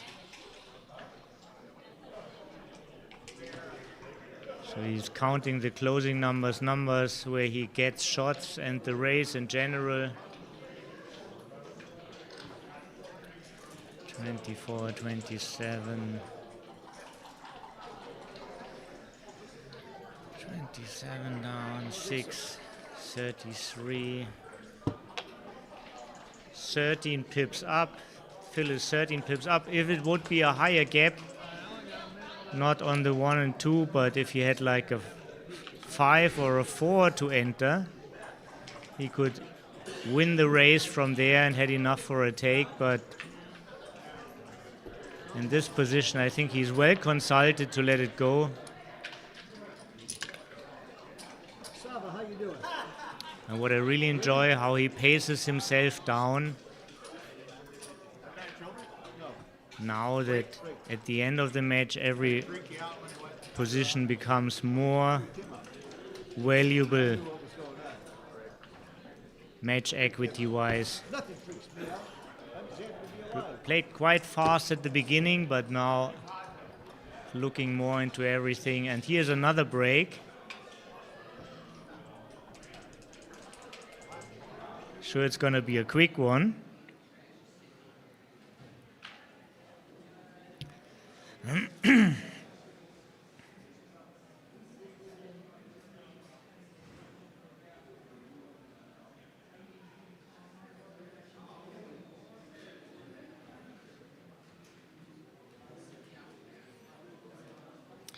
And we switched over to see what's going on the other boards. One of the American classics, Petco against Stepan.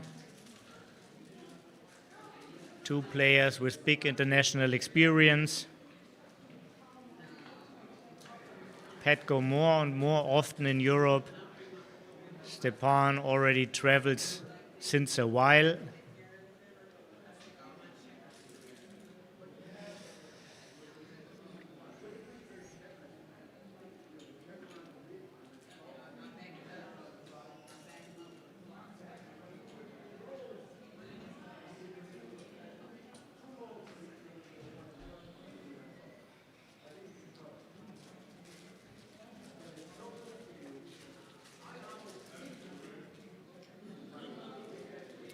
So Phil stays on the board, and I assume this break is really short.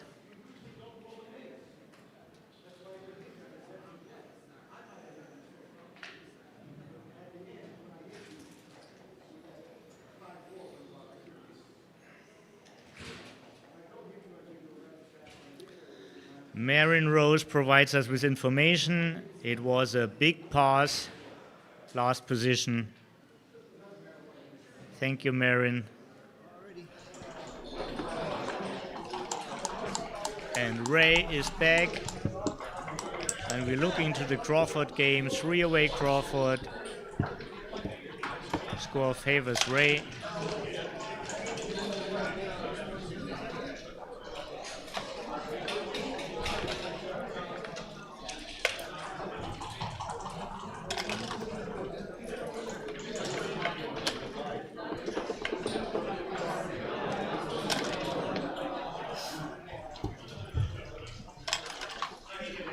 Chris Bray is with us. Hi, Chris.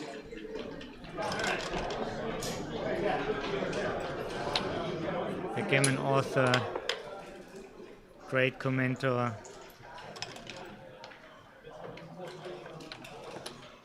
Commentator, sorry.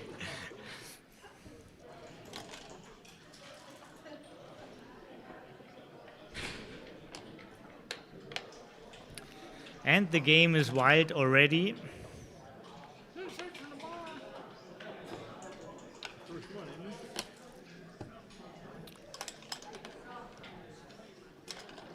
Phil has a better board, but more men back.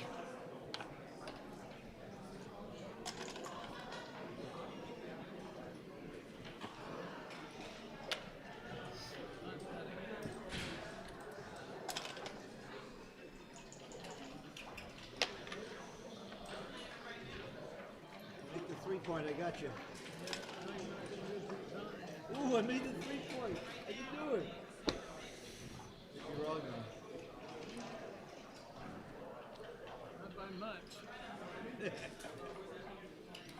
So two options are possible, either making the 22 or stepping up all the way to the 21.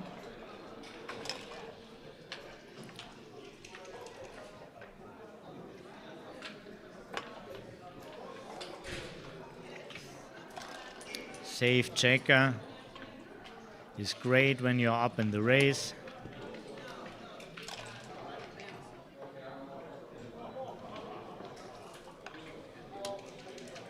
Nice. Number hits. Doesn't expose new blots.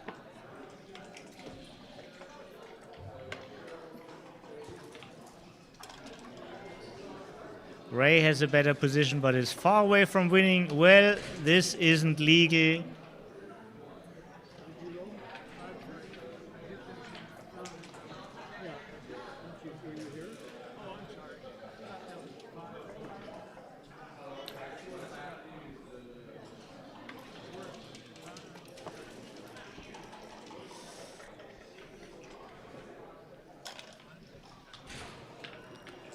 Ray is a little bit low on time, 85 seconds left. But in this position, most plays are clear. 2 down for sure. And now 2 more. Not quite that easy. Probably safer for yourself to make the 3-point. That's what you want.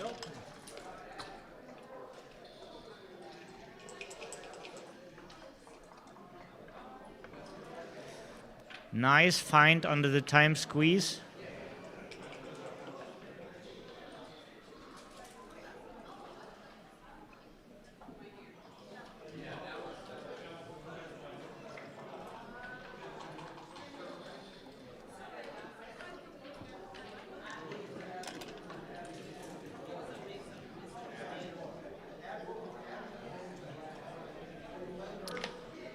Nothing else available.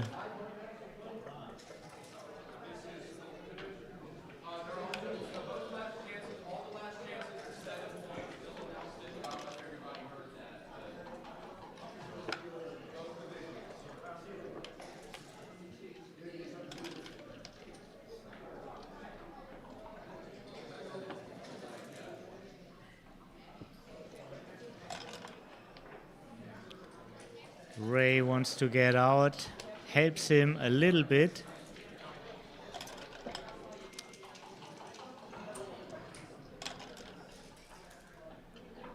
This is the number he's looking for.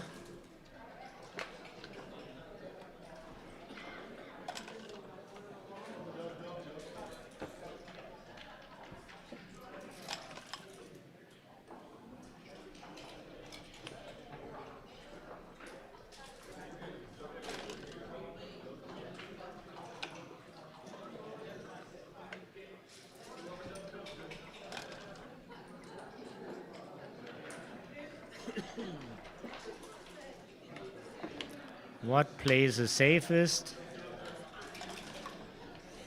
is what Ray is looking for. But a lot of numbers play automatic. You want to clear and you don't want to leave a shot.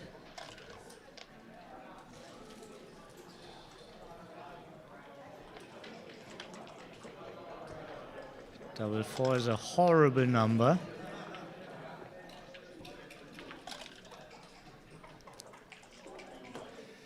Six, 4, nothing to play here. Dancing without a checker on the bar.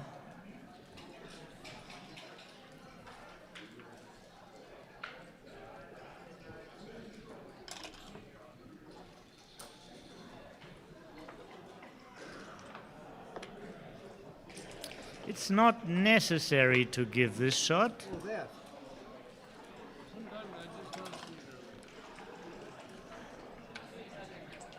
Ray could still roll double 5, double 2, double 3, 2, 5.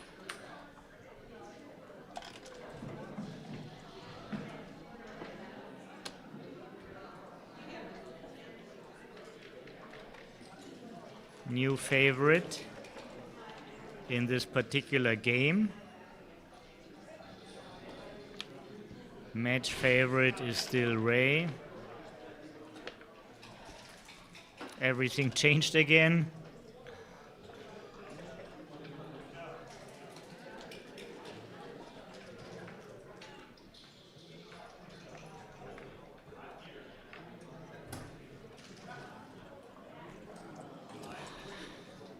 And now it's worth to look at a lot of variations. Nice pace down from Phil again. This is what he saved his time for. Can really invest here.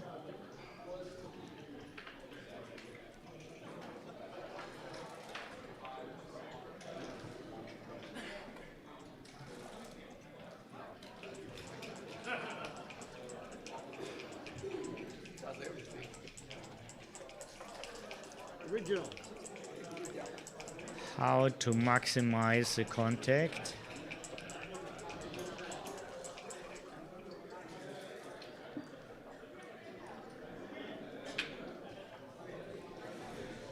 This looks like the most fun.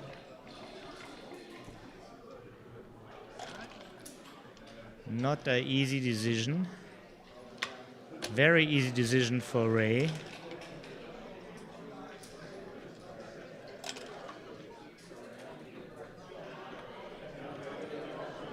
And now Ray is just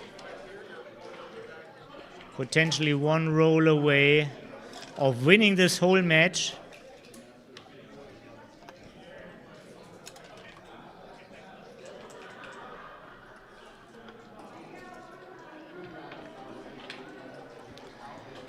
"12 blotting numbers.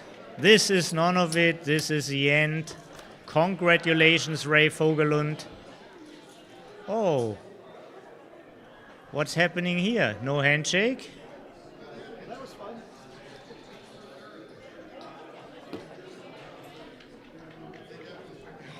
Yeah? Okay, okay. That's good. Okay, thank you all for watching. We are soon back. We have a little break, and the next match comes quickly in the round of 16, but I need to see a little bit daylight to relax my eyes. I get fatigue staring at the screen all the time. So I'll be back in like 5 to 10 minutes. Thank you all for watching. Stay tuned. Still backgammon on the screen, but I need a quick break. Thanks.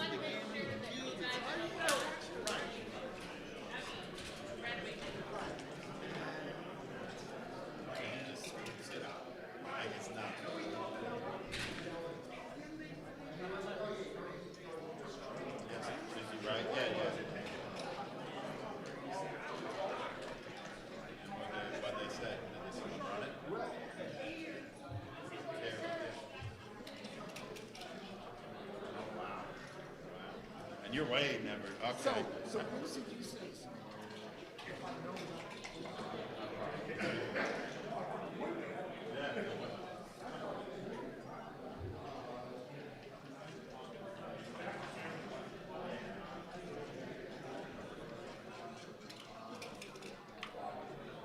Harmon Tomlinson.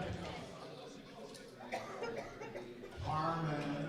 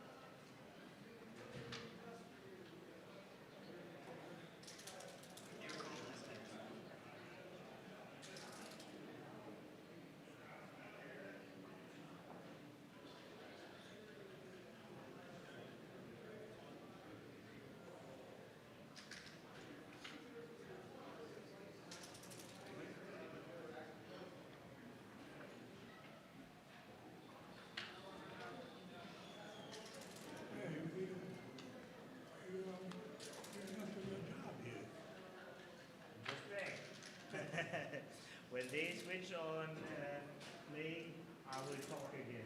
I see. Did you listen in a little bit, Ed? Yeah, I did. Yeah? Was it boring or did you enjoy it a little bit? I enjoy it, of course, but I just come and go. I don't see the whole thing because I'm so. And I get a little bit fatigued when Yes,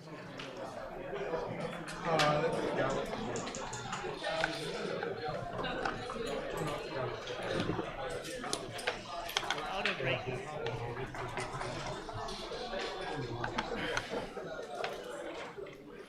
And welcome back, everybody. I saw a little bit of daylight and I'm really relieved. There's a screen fatigue, and you might hear this in my voice. But I feel a little bit fresher again. And the more input you give me, the fresher I appear. We are now. Actually, this is too difficult for me right now.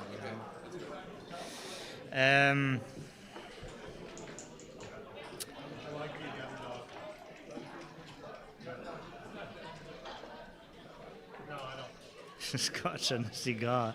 Hey, Alex, nice that you still stayed here. So this is a very classic match. Two of the also international well-known Americans, Stepan, who was winning one of the first North Cyprus tournaments. I think also doing well in Paris, in the big Paris tournament, like 10 years ago. And yeah, always dangerous, the man from Seattle. And Steve Sachs is one of the big legions. Backgammon teacher, commentator, player, first of all. He's connected to the game since he was a teenager. His parents were both bridge players. I got to know Steve better when I stayed for months in LA, playing at the AR club, which is sadly closed now. It was a really great club, and I enjoyed him having around. I enjoyed everything he said. He's a kind person, he's a knowledgeable person. And didn't he just win the Monaco Open? Wasn't that him? No, it was Joe Russell. Did he do it last year? Well, he did do something recently. He plays one of America's lowest PRs. He's one of the leading theoreticians. Mild voice, kind heart. So enough praises about Steve. Steve against Stepan. Kicking off any minute. Last year Steve won Monaco, right? This year Japan. Oh well, cool, right. Now it comes back. Thank you, Alex.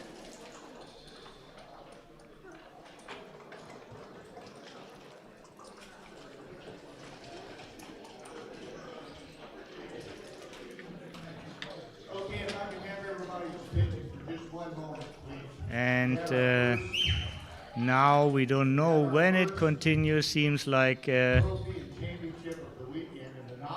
Steve needs to fetch something.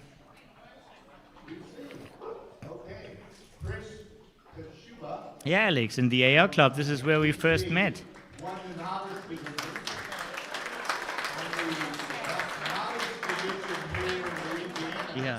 Yeah, to make the pictures. Ah, okay. I just heard the reason for the delay, so Steve lost his camera somewhere in the room. He always likes to take snapshots. He's also recording his matches, but just as a teaser, he prefers to have a Couple of pictures already to check about.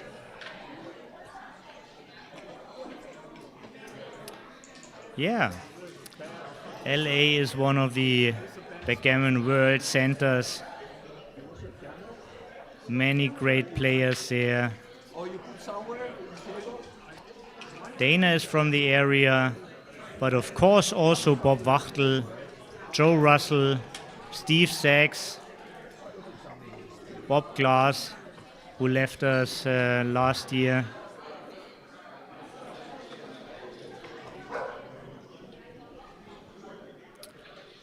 Stepan is also from California, but from the north, from Seattle. He has a backgammon family. His son is also playing. If you hear us, if you see us, you're missed. It's always fun to have you around.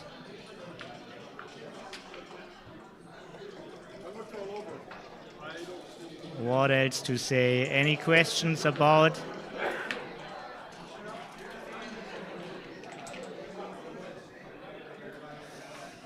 Okay. Dana, Kid Woolsey, of course, Kid Woolsey. But Kid Woolsey is more like San Francisco area, more Bay Area. Nick Ballard, I think, is also from San Francisco, or at least living there. There's also Elliot Winslow in the Bay Area. A couple of other good players. Otis Genou, great guy. Ken Boehm, of course. Ted Chi, not to forget.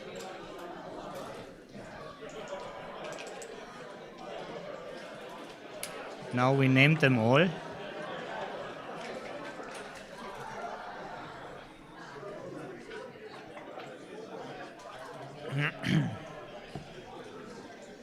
I see 163 people watching. That's very nice.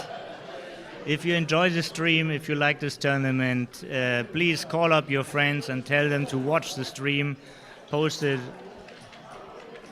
on the page of your club, in your WhatsApp groups, on Facebook.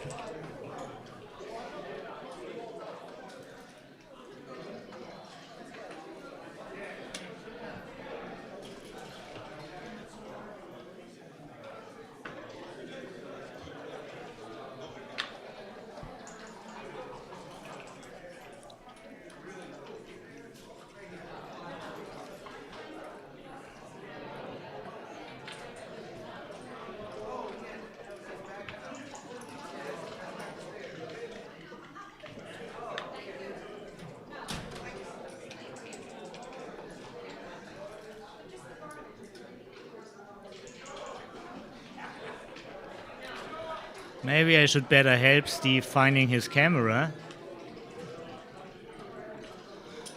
While at the same time on the other streams, on the Ace Point channel, we have in the round of 16, this is the last round streamed before the dinner break, Frank Talbot against Roberto Litzenberger.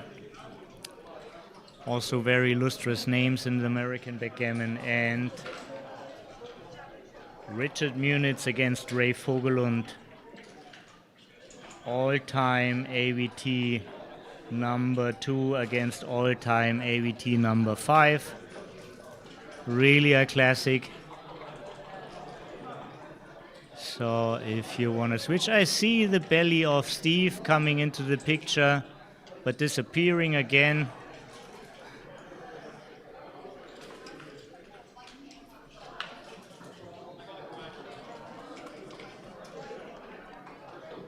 Yeah, it's clearing up a little bit, like in many knockout formats.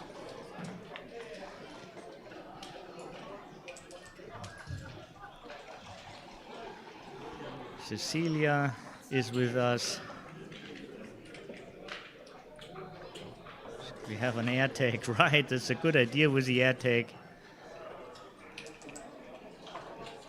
Eric, that's also right. Matt has many friends in San Francisco, lived there 2 years ago.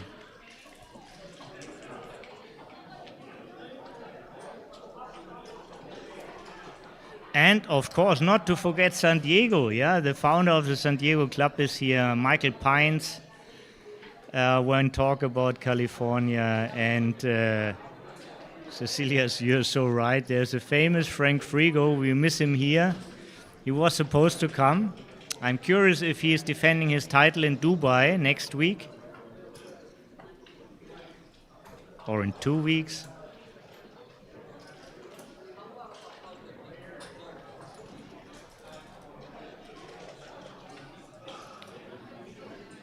Yeah, we can only guess where it could be.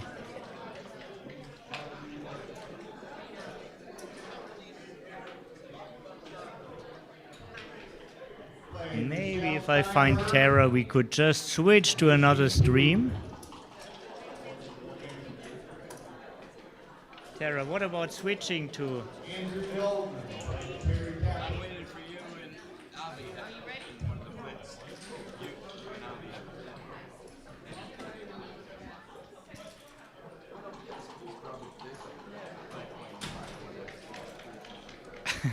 Yeah. Start cracking up here about his misery. No. I understand this is a serious issue with the camera, and some volunteers also keeping an eye in the room where it could be. And Steve is on the board. Really hope he found it. Stepan joining him now. I can see their phones are already in place. Don't know about the camera. Stepan has the headphones on. Hope he can't hear us.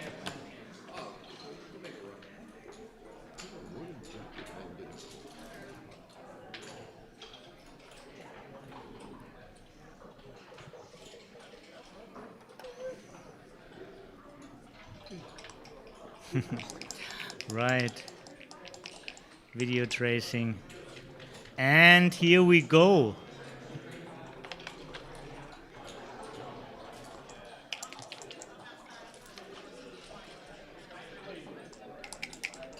Steve with turquoise on the bottom, bearing off to the right.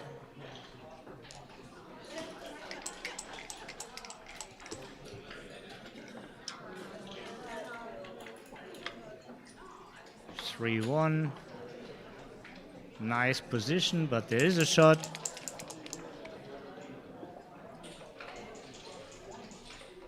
Three, 1. Looks like the anchor this time.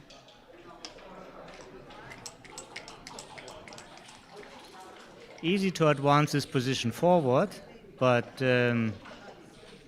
without the anchor, the game could immediately end.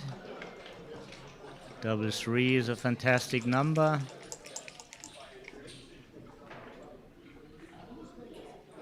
Four, 3, enter and hit.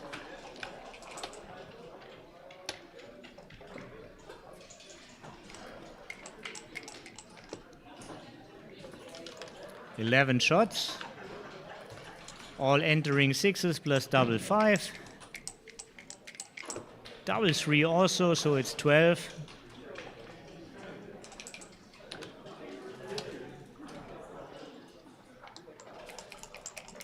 And this can develop into an early double.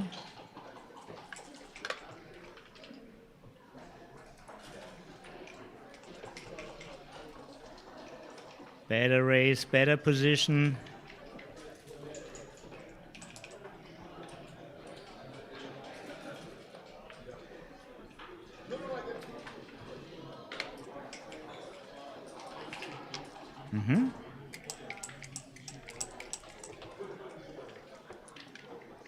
Nice find by Stepan.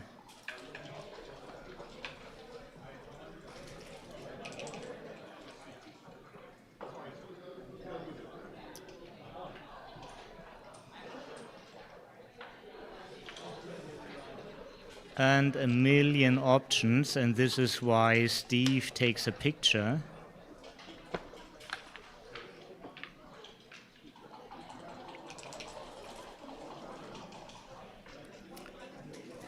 One down would be the one option.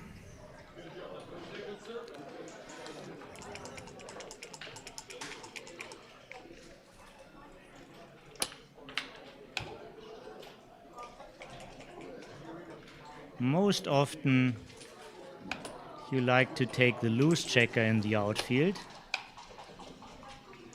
He chose 13-8. Down goodbye in the room, down goodbye.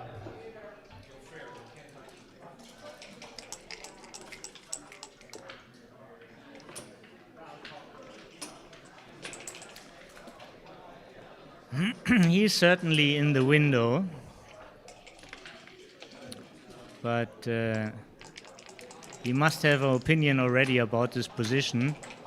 Jim Glover, they say Manhattan. And knows for what he's waiting for. This sequence clearly Stepan improved, making the second anchor. 2-4 backgame. Who wants to know more about this should read the book from Alex, who wrote a book about backgames. The only book I know about backgames.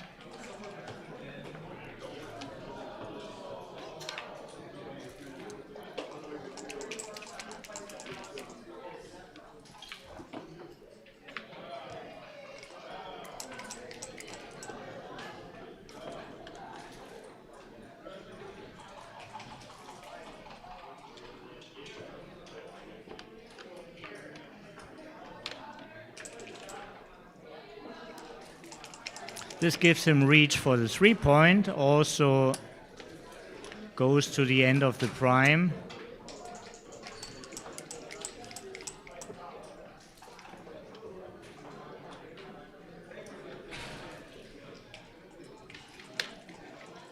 Not really sure how he set his strategy here.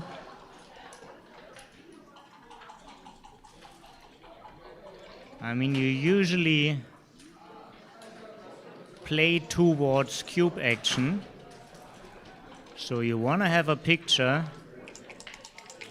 when cube action comes in the position type you're playing.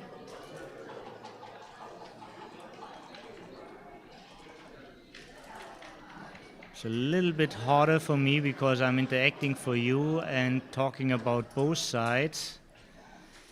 Steve should be more into the position.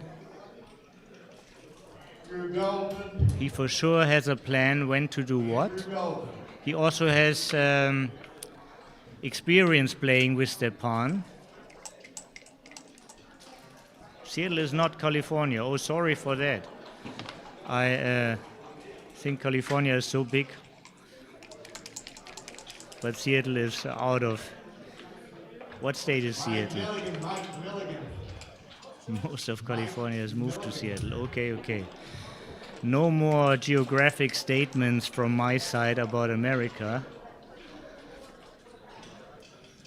Washington, sure.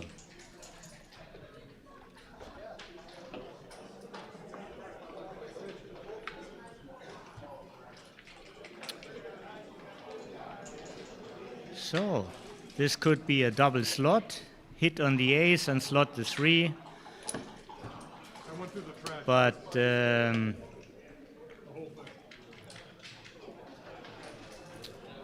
this is clearly the alternative. Also, this is an alternative, just making the 3-point.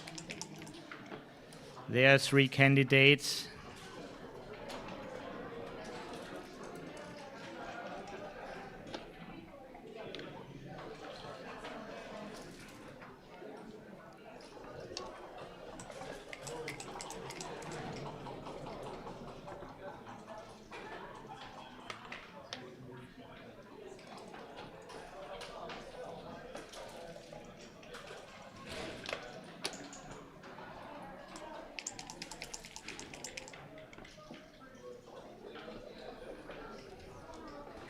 Good advice is to pick up all the blots, but not so easy. First get out.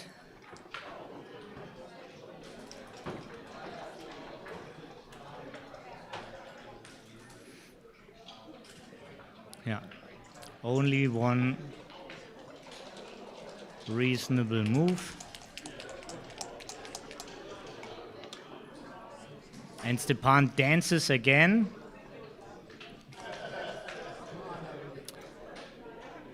Maybe this is the right moment to pass on a question to him. He still has 2 anchors.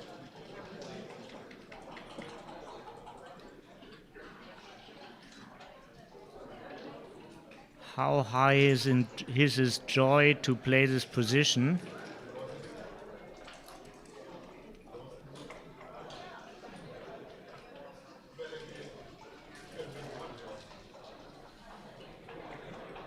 And now we get another picture.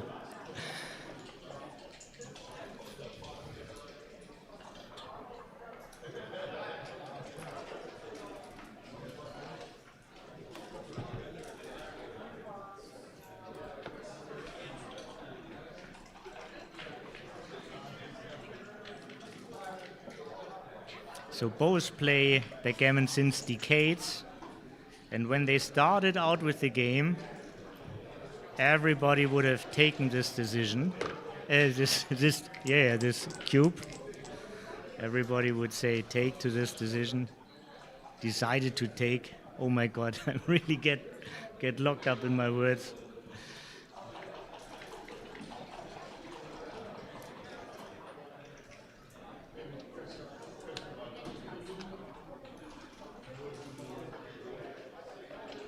And just continue. Not as good as it looks.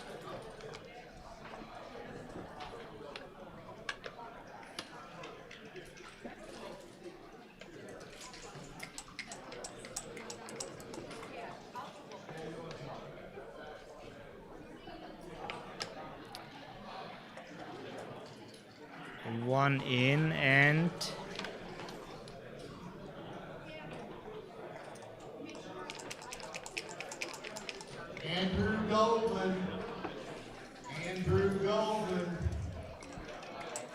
hitting 2 all right. But now let's get out there.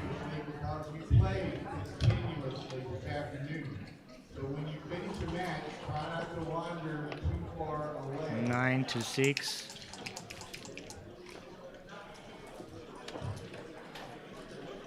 Bad entry for Stepan. But at least he's in with 1.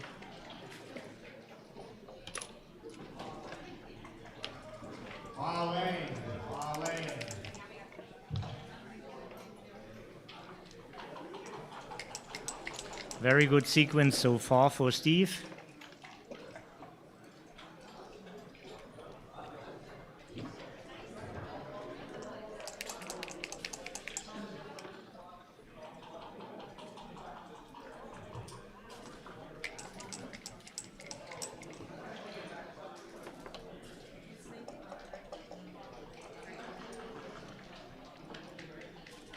Does nothing desired.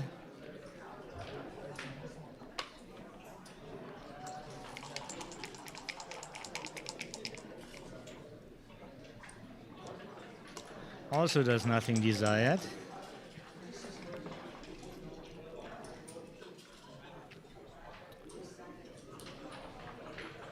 Clear as fast as you can while the opponent is on the bar.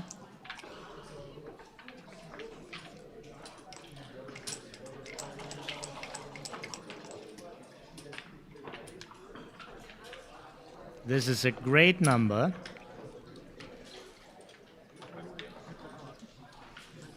Yeah. No thinking really involved. It's a forced move. Steve is getting some advice from Stepan, as I can see.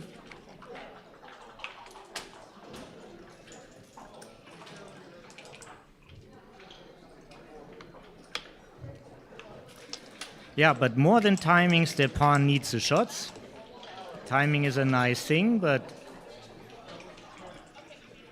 that is a great roll.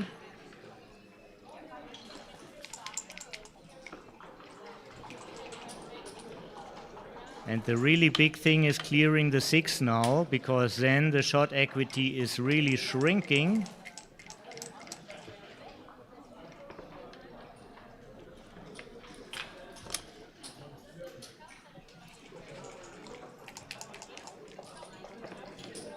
No blotting number now.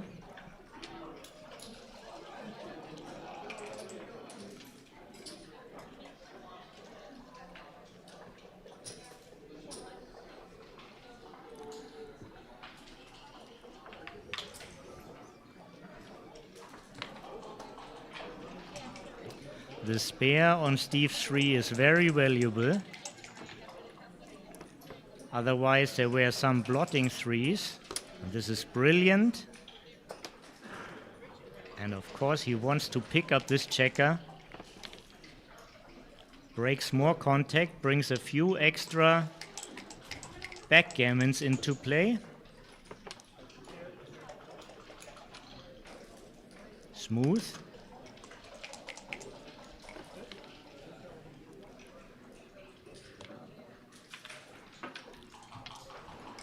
Twos and fours are desired.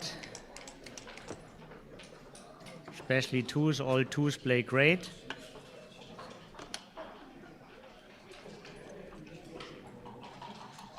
Thirteen shots now for Stepan, big momentum.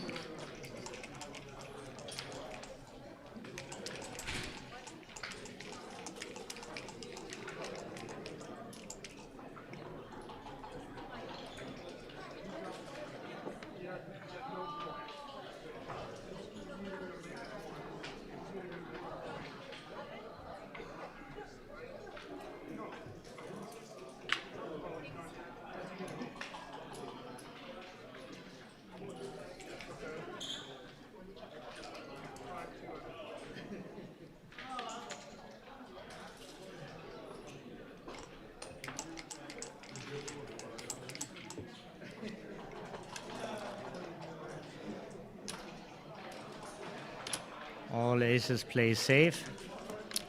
Next roll, he doesn't like an ace.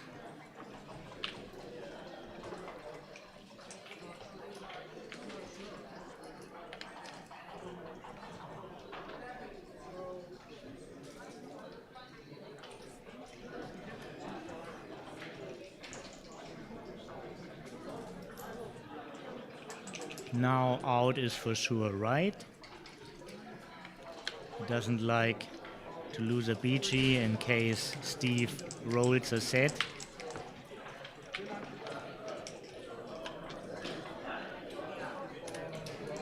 Only one possible outcome. Gammon.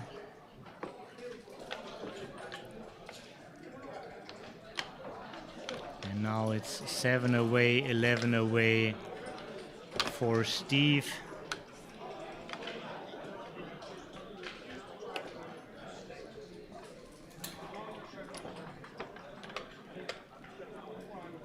This complex long game took only 3 minutes time bank for each of them.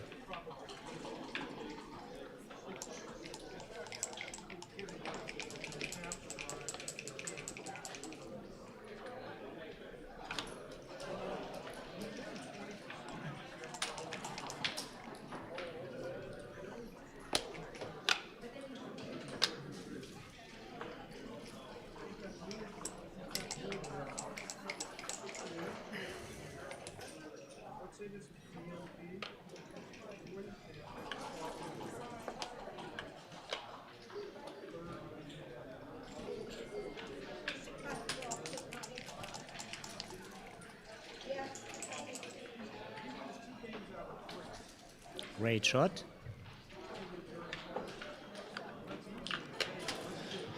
Now Steve is under pressure to anchor here. 6-2 is good as well.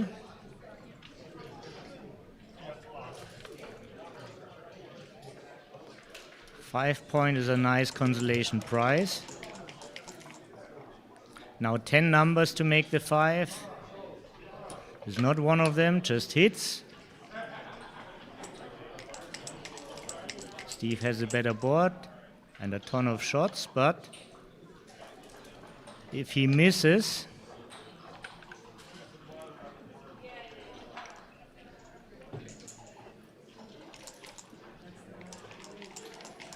equity is already on Stepan's side.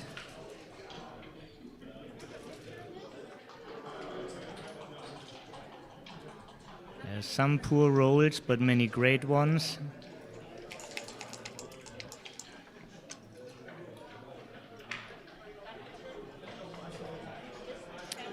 This does both, but leaves many returns from the bar.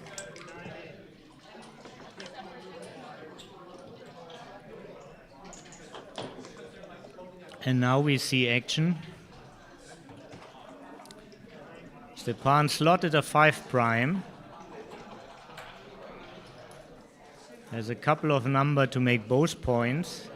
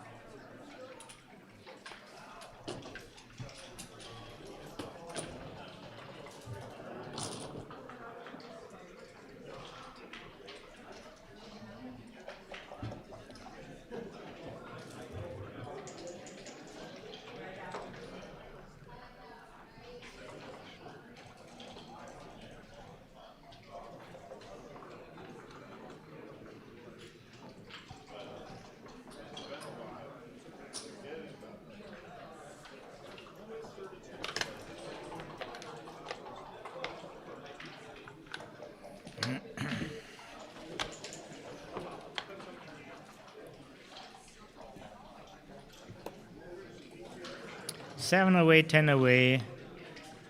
Nice lead for Steve.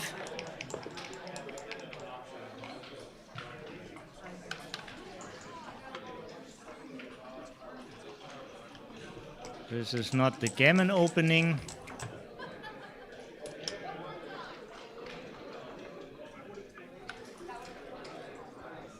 Gammon Geaux is 2 down.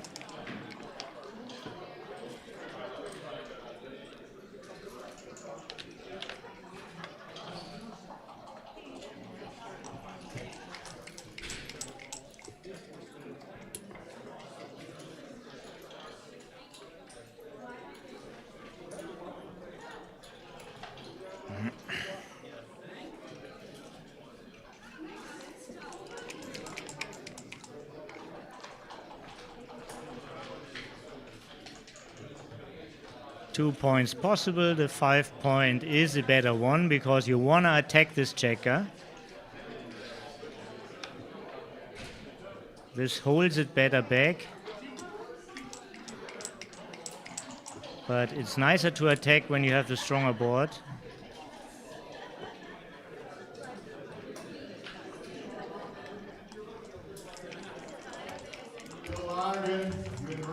Two or a 9. 80% of the 9s hit. Everything except double 3.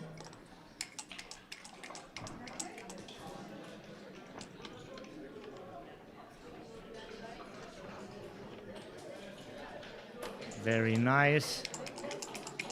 The 2 checkers from the 24 found a new destination on your own 9. Big improvement for Steve. But he's not faster in the race, so he's far away from doubling.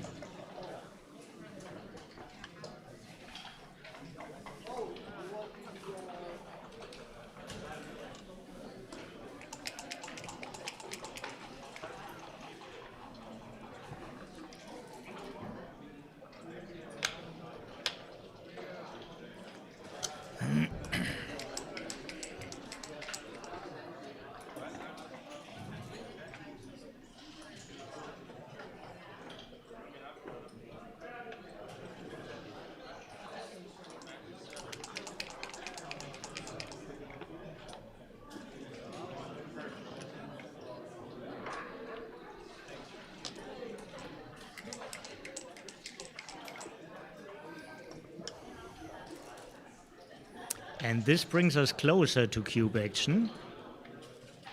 Now he starts counting. Steve is one of the quickest counter. And he does a total count. He never does mental shifting. He was actually famous in the AR club in Los Angeles for his counts. One of the rules of the club were public pip count. And often Steve was even asked to other Schwetzen tables to do the count for them. He was always so kind to do it.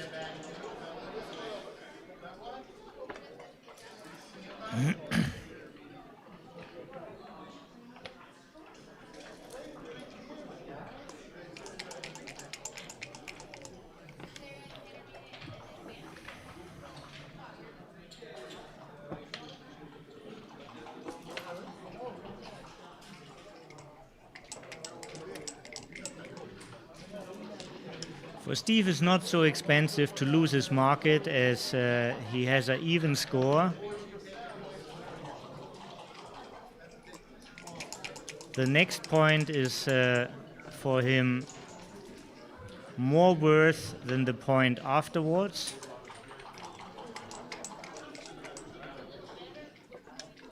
While Stepan is more inclined to roll this game for 2 points. This results in more conservative cube action for Steve.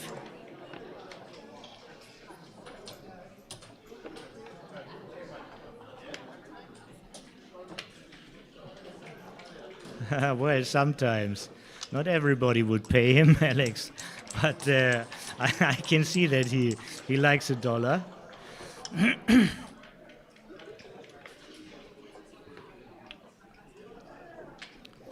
I remember that Tyrann is usually not paying these dollars. Tyrann or Julian. Steve would still come up and help them out. Also to get out of trouble.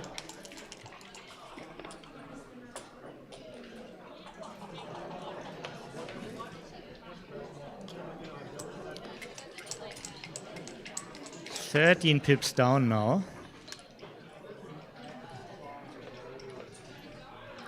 Only 2.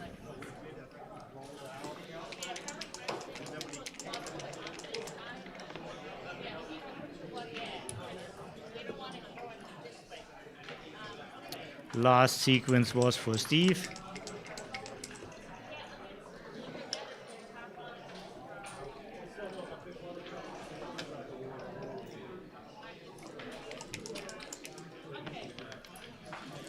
Two pips down, 9 pips down. Easy to keep the count once you know it.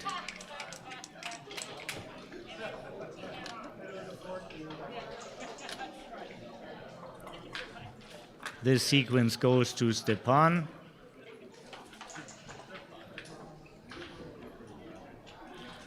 Who really wants to win 2 points, who doesn't like to lose his market, and who is a favorite in this game.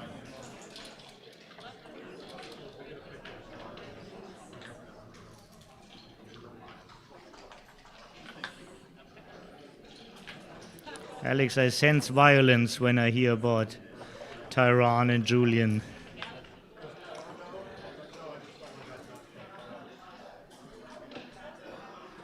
For more picture action. First Stepan is making one. After he sends the cube, Steve will make one.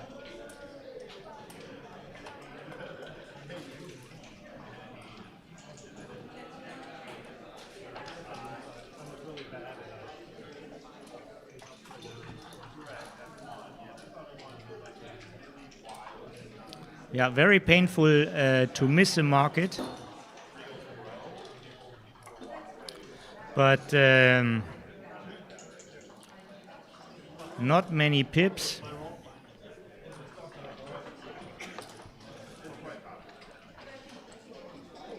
See, we will go for the next picture. So we have 1 video and 2 pictures about this position. It's really well recorded.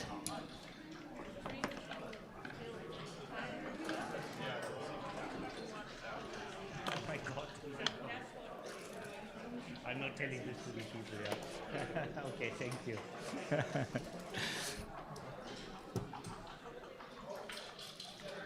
And Stepan is ready for the first break.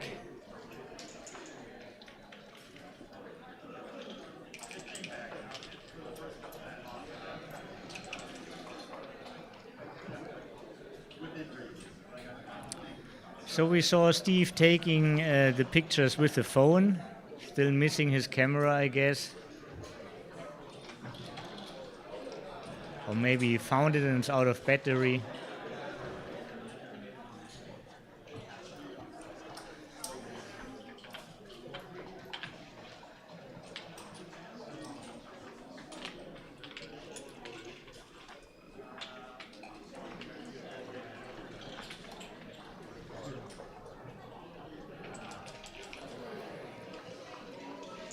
Okay, and the chat gets a little bit more busy. 213 people watching. This is very exciting. We have a couple of live watchers also here sitting in the room. Famous all-star El Hodis is sitting behind me. Hi, El. Yeah, right. He is well covered in the old magazines. Was on the cover of some magazines, right? Was it Roberti's magazine? What was the name of the magazine? Yeah. You don't remember, yeah. Cool guy, and Al is keeping up with backgammon. He's also traveling international. No, I wish. I know John. But I know the Vieto Cup only from stories. My good friend Bob Wachtel is a frequent guest at the Vieto Cup.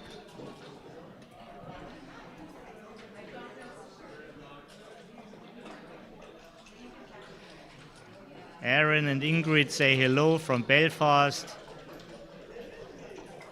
Nice to have you here in the chat. Steve is appearing again.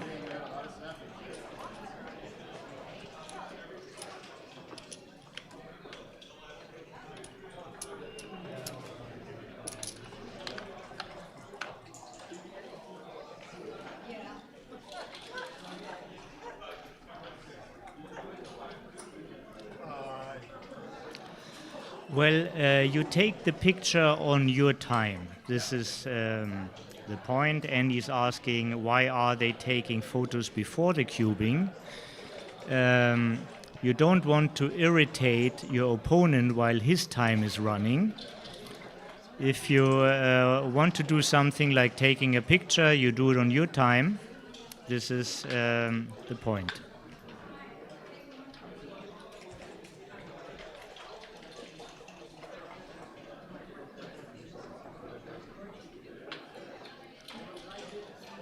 When your opponent's clock running, you shouldn't irritate him.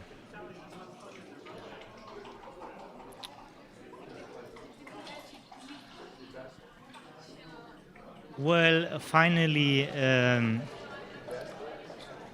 whatever the people take on their time is fine, and pictures help people to improve.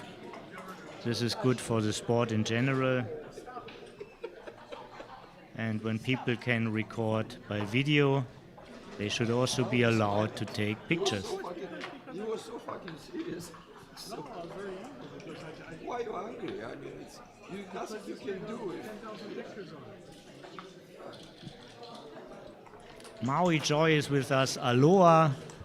I'm fat. I don't need the jacket. You're skinny guy. Yes, and happy Aloha back. So it looks like Stepan is a little bit cold. He's wearing a hoodie. If he had also sunglasses, he would look like Phil Lark. I know it was double, but double was right at the border, I guess. How about my take? This is the last match before the dinner break. After this match is finished, before the round of 8 there will be a Calcutta. And the Calcutta is also streamed, as far as I know, and afterwards we continue at 8 o'clock here. 8 o'clock, big easy time. Tapio is back.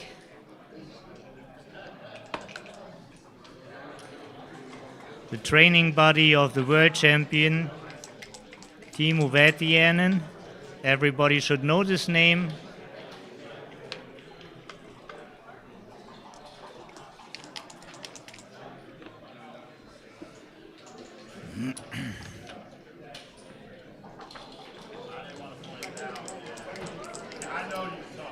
Mutual holding game, far away from cube action.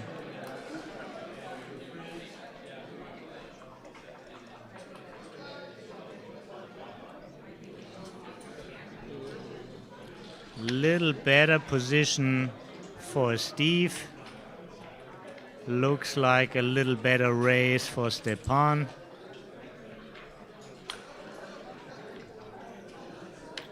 Double slot is an idea as well.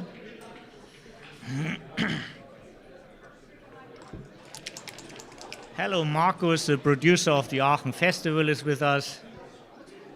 One of the great backgammon startups in Europe.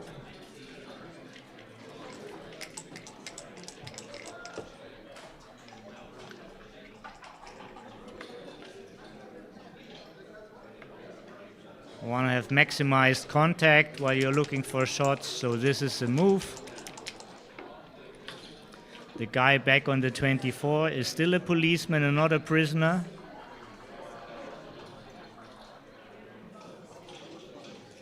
But soon you need to reconsider. Now he fulfilled his duty.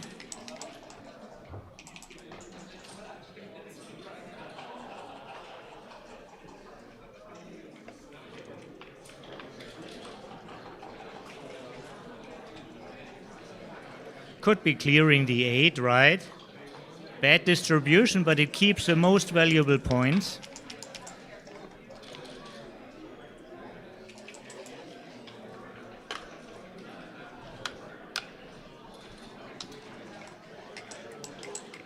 Good roll to cover the ace.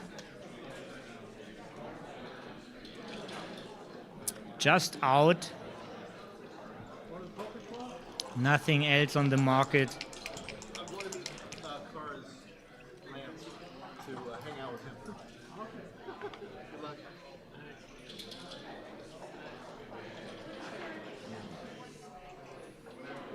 This shot can help Stepan to clear his position. Also, Steve has a weakness in his board. The blot on the 2.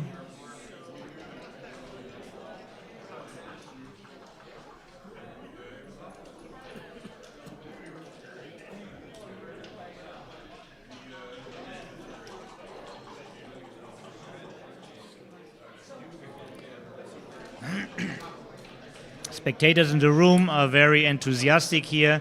The crowd gets loud. Yeah. Well, maybe not all cheering for the game. Thank you, Lila. No, it's this is a public room. We have to handle this. Yeah.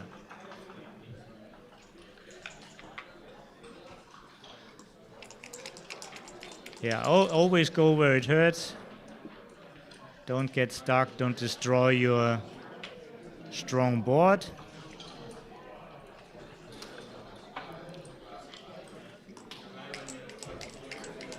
This sequence goes clearly to Steve. Big accomplishment making this point. Having a spare on the mid.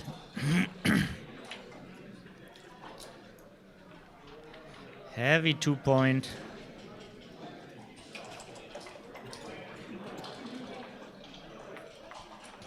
Could volunteer, but how can it get worse than leaving 17 numbers?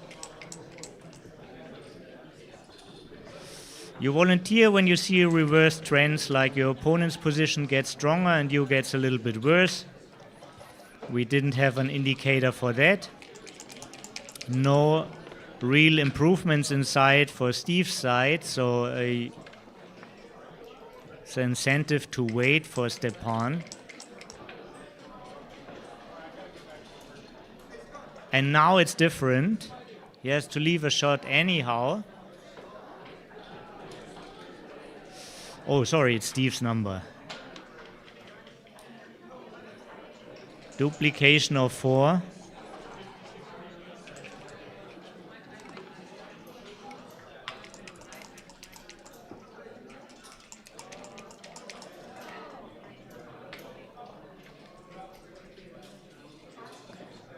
Great roll for Stepan. For sure it hits. The question is just where.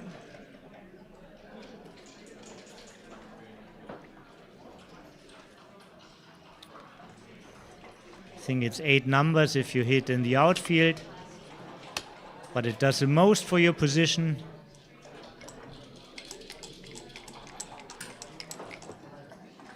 If Steve dances, Stepan will turn the cube with a picture or without. No picture this time. Steve will do one. Oh, you see, this time he does it on Steve's clock. Notice he forgotten to do it before.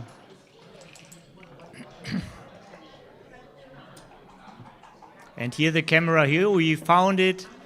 This is his camera. So relieved to see that.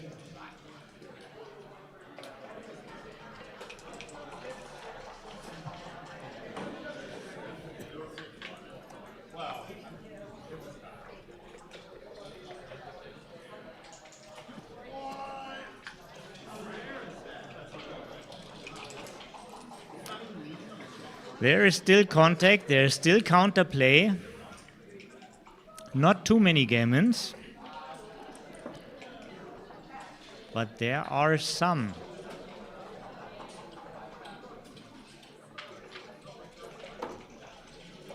What's the most likely? How do you look into these positions? You look at most common variations. So what is likely to happen? Likely to happen is Stepan brings one checker safe and moves a guy from the 18 somewhere. And then Steve comes in and there's enough contact, but if he doesn't come in, it could result in some gammons and Steve decides to drop. He still has a lead, he doesn't want to gamble on it. So it's 7 away, 8 away to the favor of the LA champion Steve Sachs. Steve is teacher of many Hollywood celebrities. He knows the rich and famous.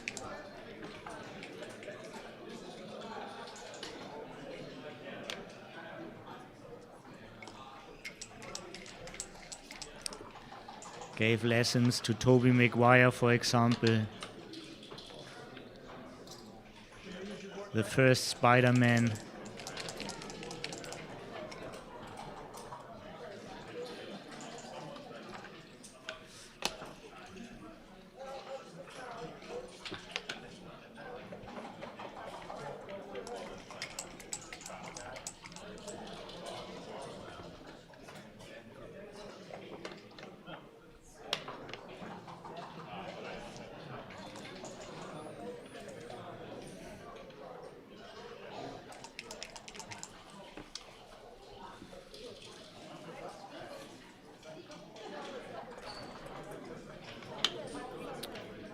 This is less shots, only 13, 6, 5 and all the 2s.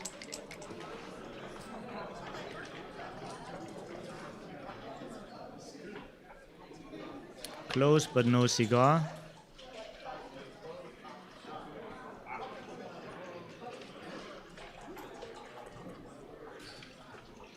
Steve decides to start a new point. rather than aiming for the opponent's 5.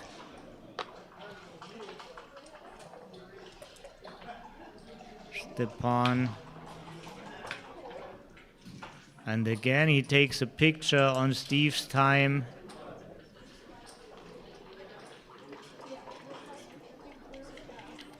This is a pointless double, as we call it. Steve didn't take a picture.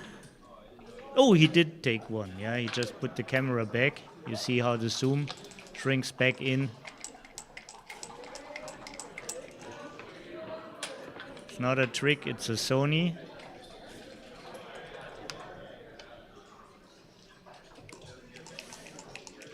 Very early double. Double hit. The best he could roll.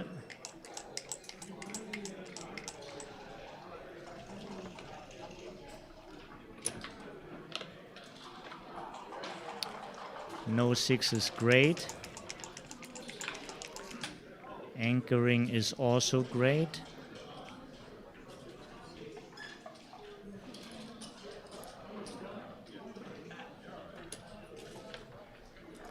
Lots of work to do on both sides.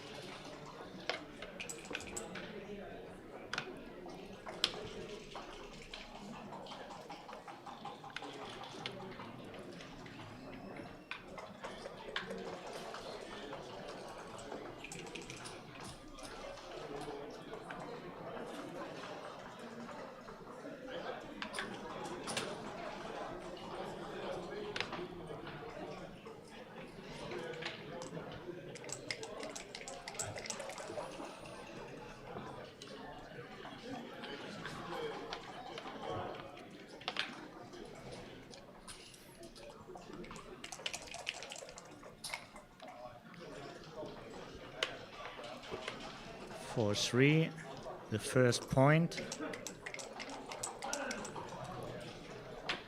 Equalizing board strength.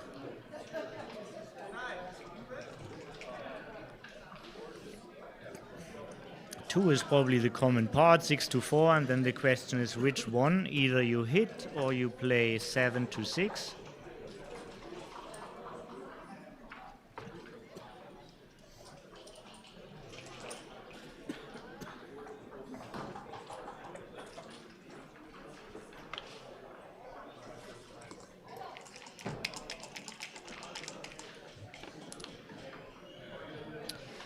Well, Alex, he is so much down, and the first point he wants to give up is probably the mid and not the 24. 24 provides the most contact.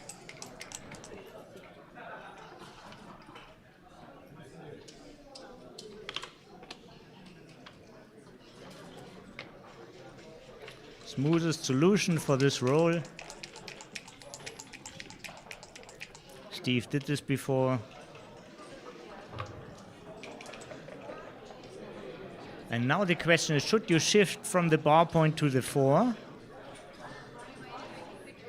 This provides more flexibility. The priming play 13-10 can really work against you, as you have a TMP position, too many points. Once you get hit, often you roll a blotting number. Stepan understands this concept.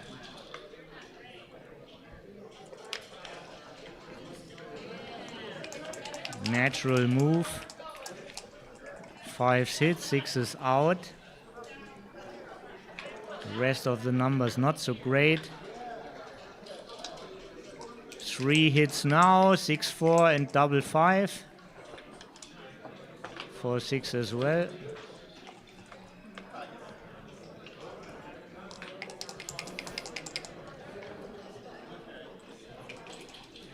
Oh, and this is the bar. Very nice one. Super strong roll. Big equity up for Stepan. Also the gammon count goes up. And now think a little bit about it.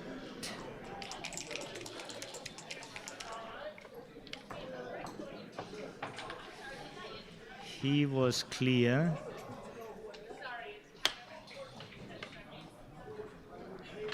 Yeah, and then I agree. Well, it's not a consulting with me and Steve, so I don't have to agree at all.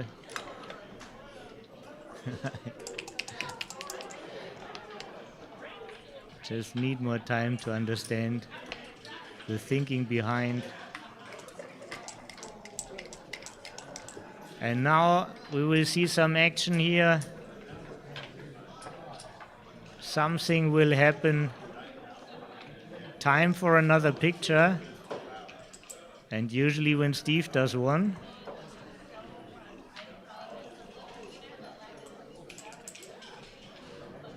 Okay, Stepan has no more film on the camera. Wants to preserve.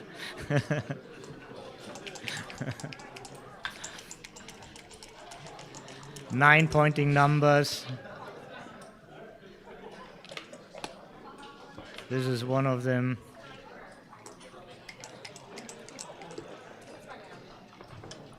Two 6 from the bar. Not this time.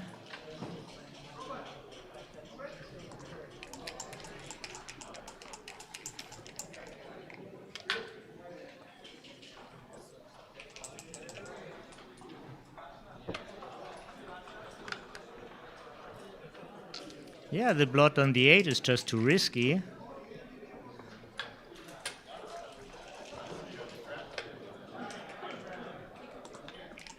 Well, take a picture because the closed board will open again. We'll have it only for a snap second.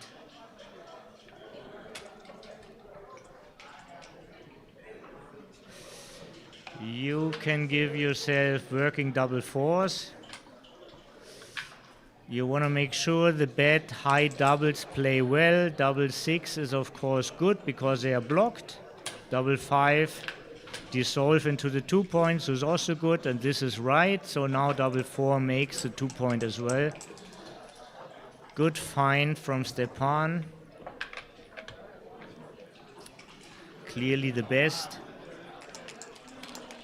You want your bad numbers play well.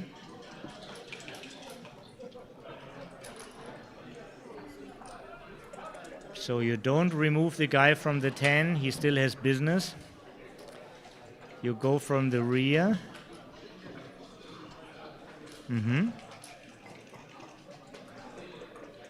Well, double 4 leaves a shot anyhow, I see, and he could also just switch. So maybe this is right even. Yeah. He would just switch from the 6 to the 2 with double 4, so this is all okay. Better distribution.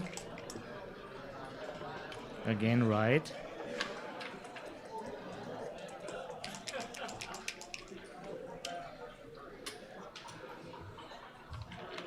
Here it is.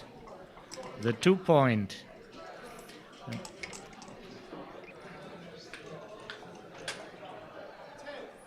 Steve hopes for 6-5, 6-4 on double 5.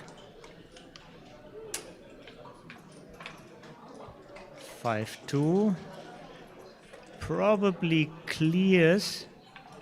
pre-clears the 7, as it leaves a smoother position for the future. Opponent already cracked.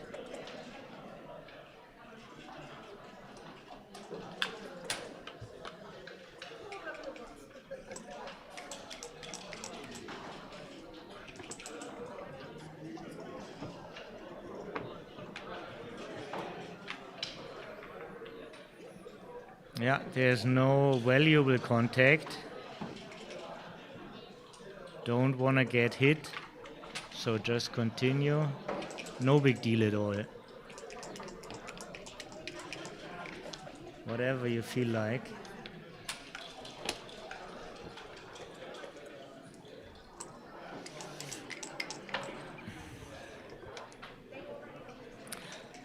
The hit was great for Stepan. It brings him a lot of extra gammons.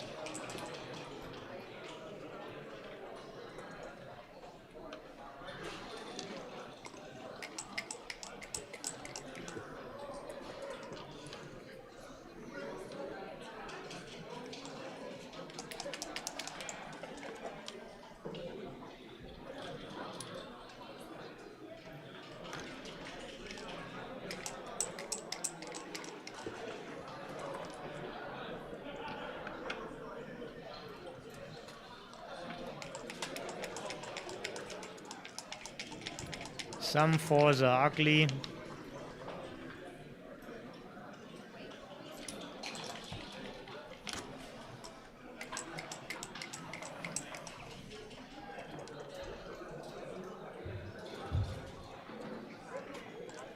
Most fours are actually not so great. All the bad rolls start with a 4. This is clearing a point. This is good, but leaving a little gap.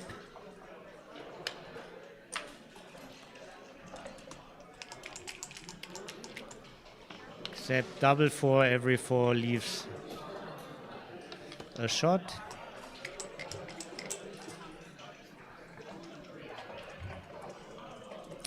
Great to save the gammon.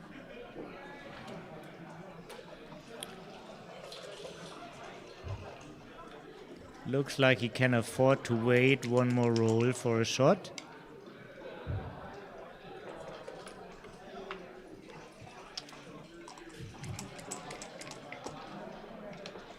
And now run, Steve, run.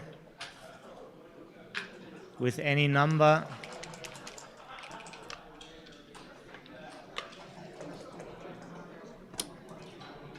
No more business staying back, even though 3-1 is not a running number, you have to do it.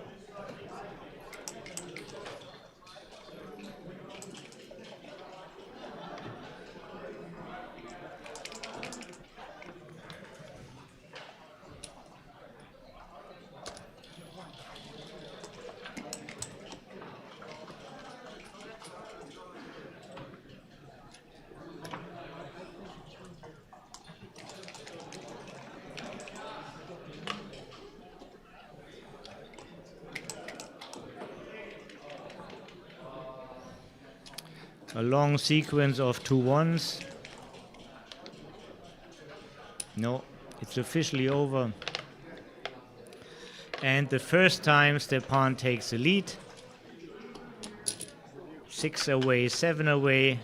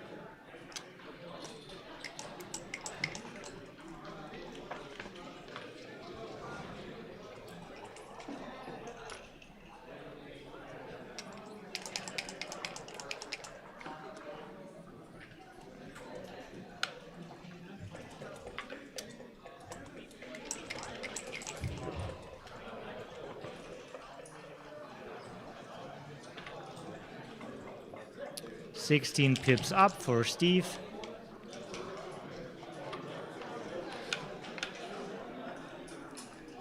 Now he's 8 down, bottom roll.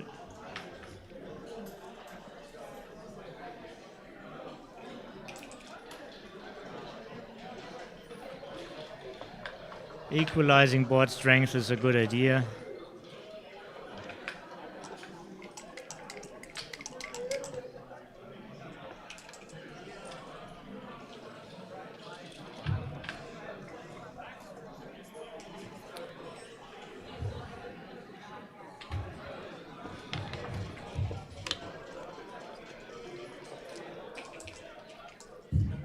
Steve is duplicating the running number.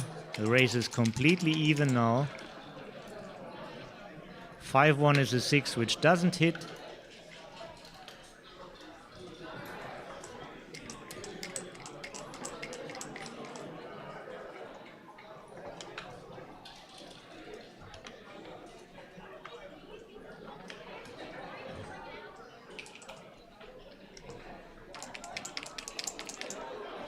Steve is close to cube action, but not now.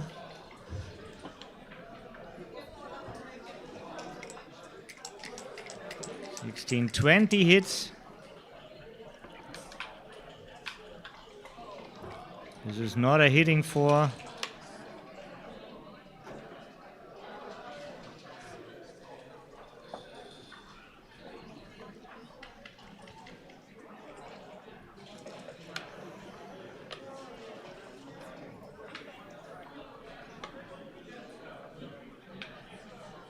You have to do two things. You have to clean up two blots.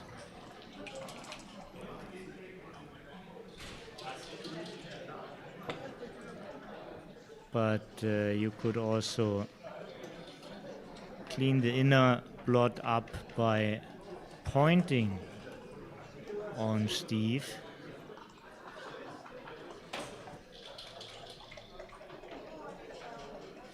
Big swing.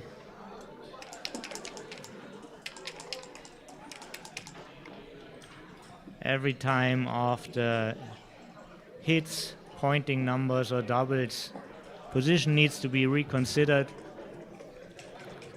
It's not yet time for a picture.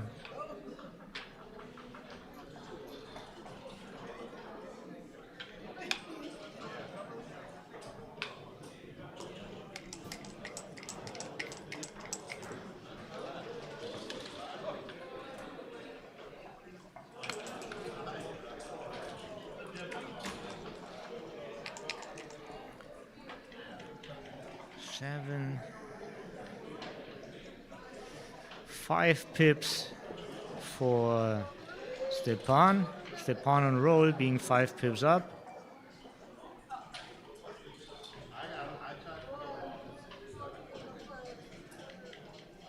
Doesn't like to lose his market, of course, because he has the odd score. But we are already near a picture.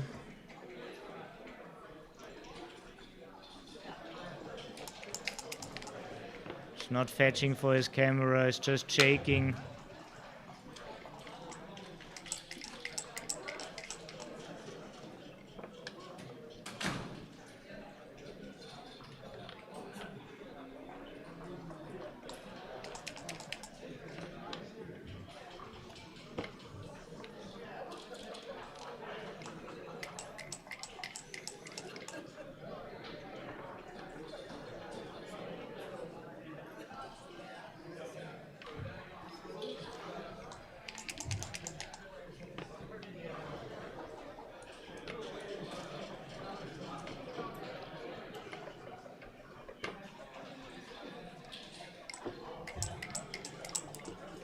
Steve needs to perform.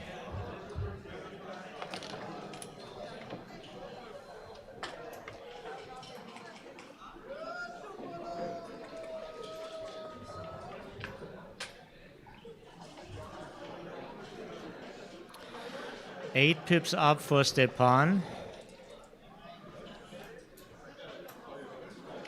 8 pips up in a close race. 2 crossovers better.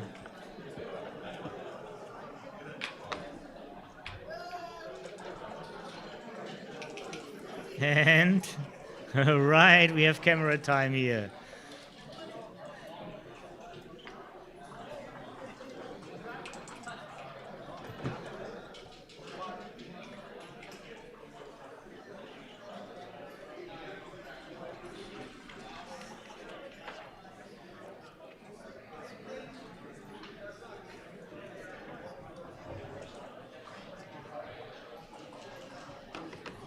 That's a take.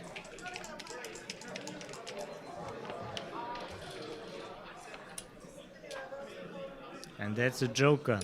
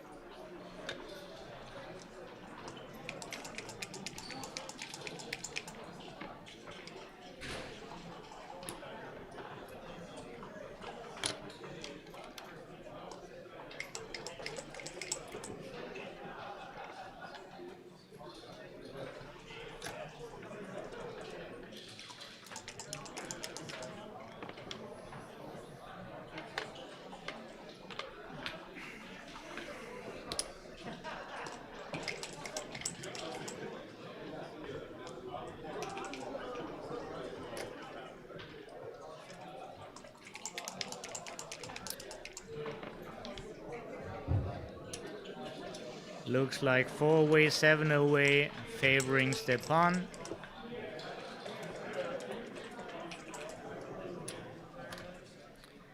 Three-point lead in a 7-point match.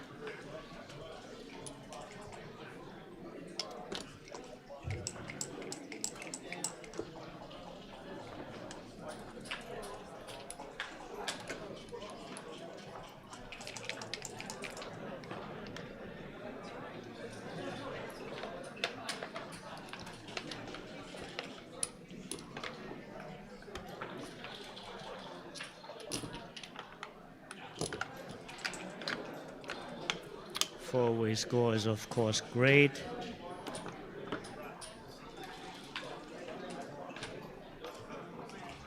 A double gammon can win him the match.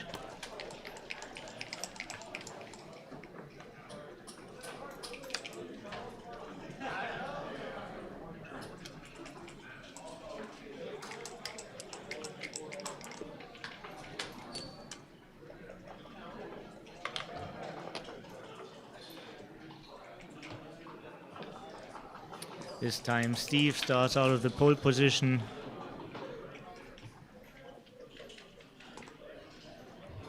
Quite early, but maybe.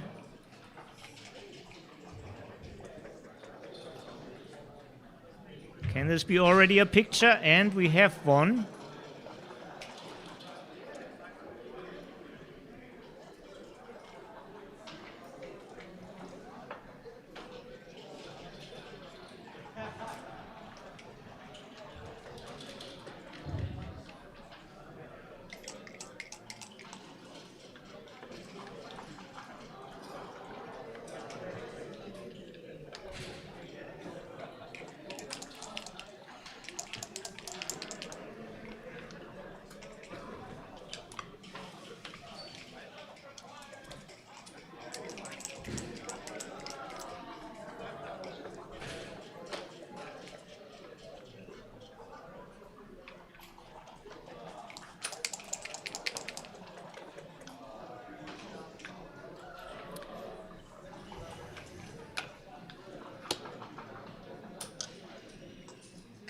Yeah, the anchor already was the end of all the dreams. All early dreams.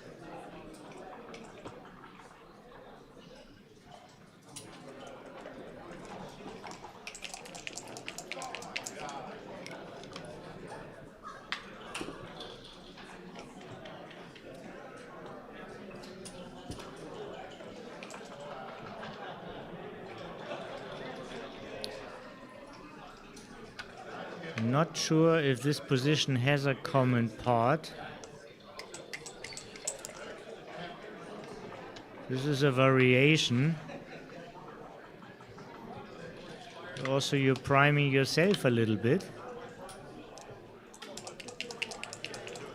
Could have been just a 5-point.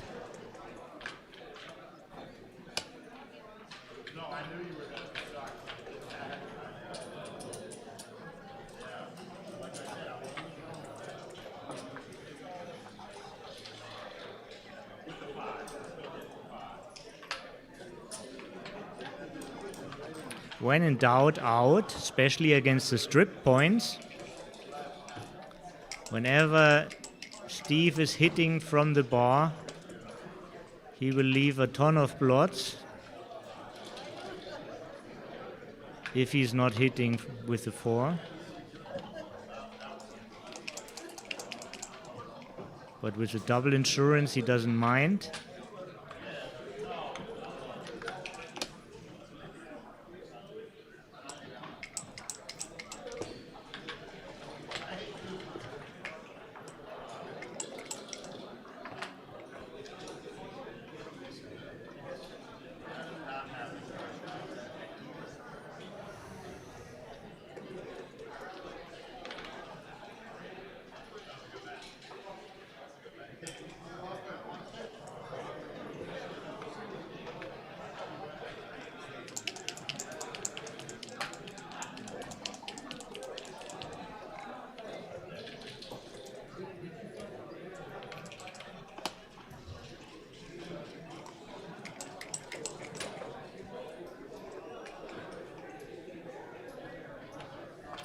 Great counter roll.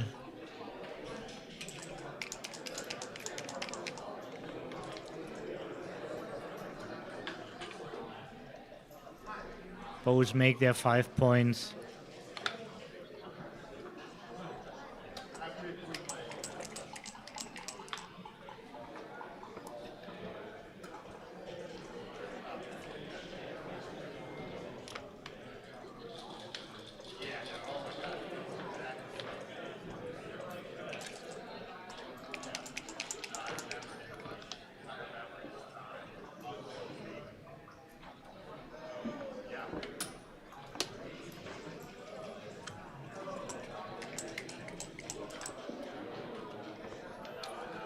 When will we see cube action? Just repeat, out to the bar again.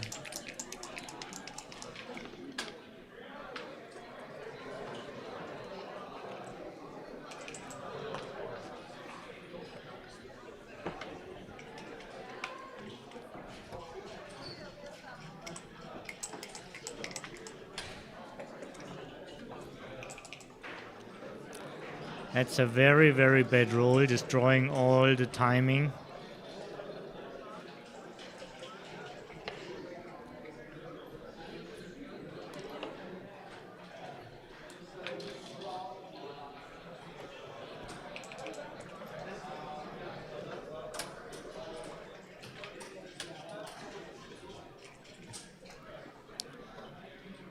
What is a blotting number? 3-4 maybe.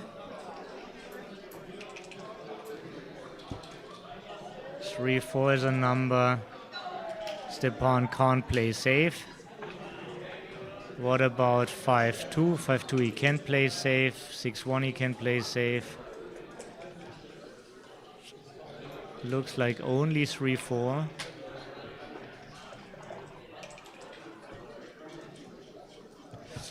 Six, 3 plays also safe.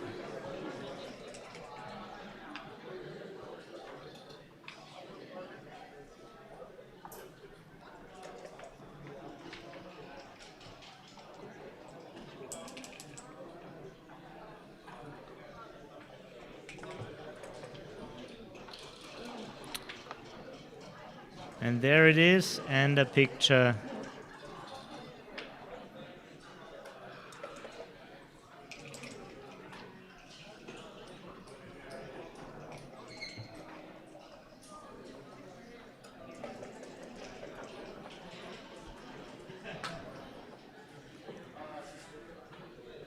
Well, Alex, basically you could.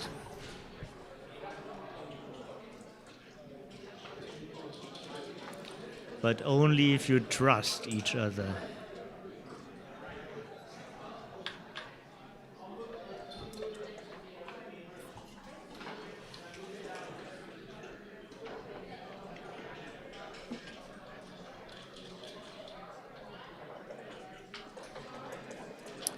Not so many gammons are around.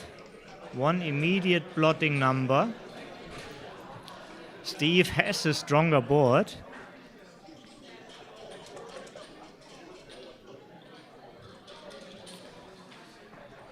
I can see Steve taking this.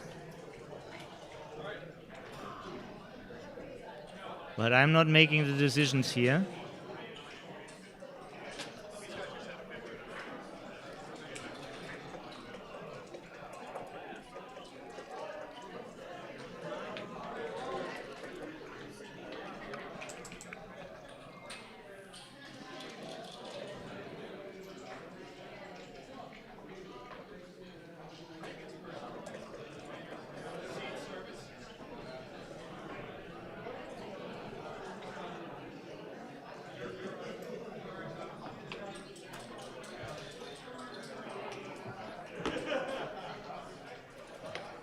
And Steve gives this a pass. Gammons are too scary.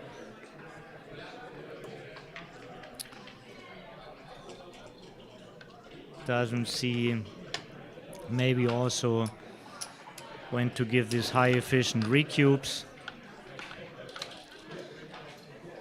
when you're on a trailing score, you should also know when you do a take, when will this turn into a recube. And if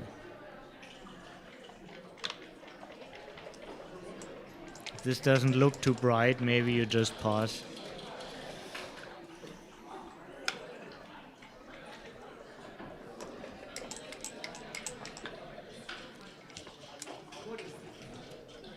Hello to Australia. I just get a message from Malcolm. Hello in the chat. Hello to Sophie.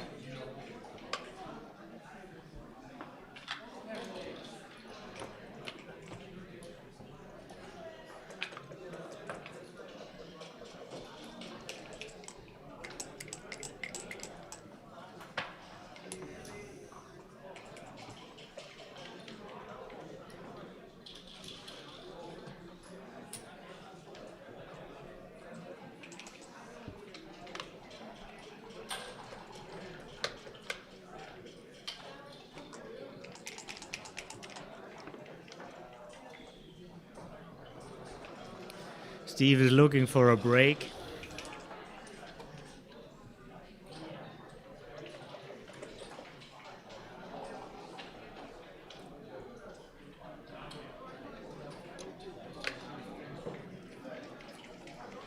Nice aggressive forward move.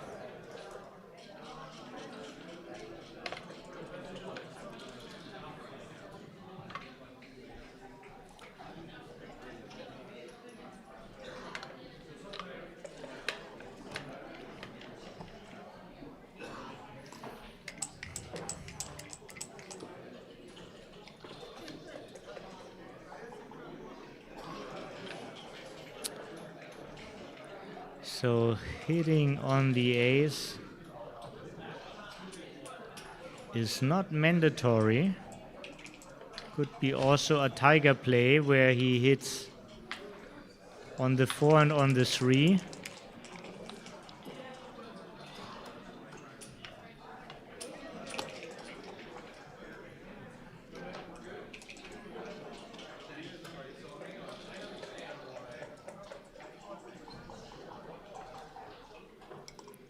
No break for Steve. He has to enter now. Nice one. No further blots, just an anchor.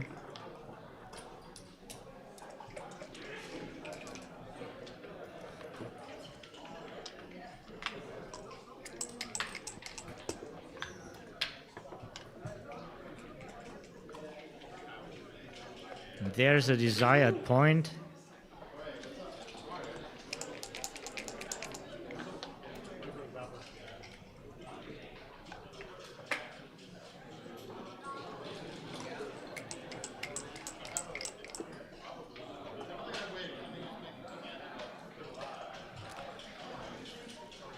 The worst double, all others doubles were great. This one isn't.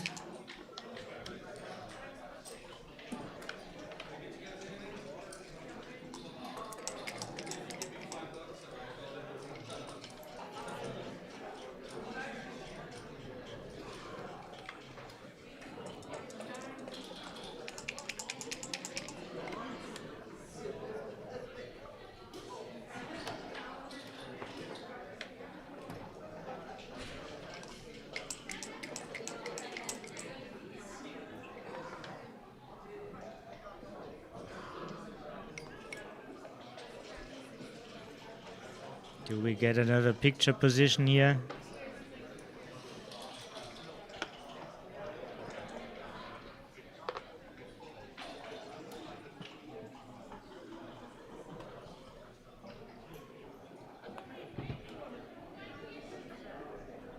Jürgen.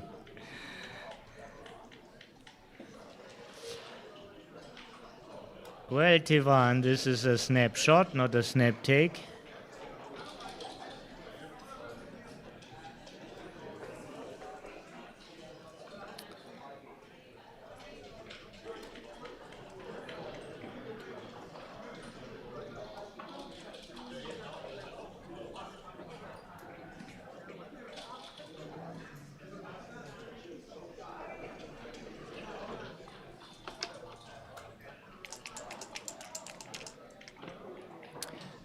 And Steve sees a clear opportunity here.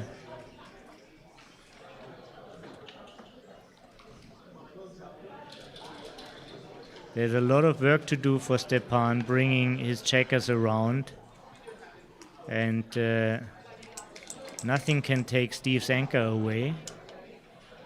So 75% favorite to anchor here, to enter here. Anchored he is already.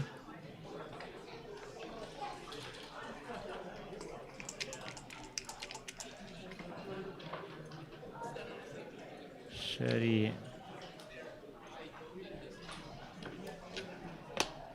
32 hits. But quite some shots from the bar now.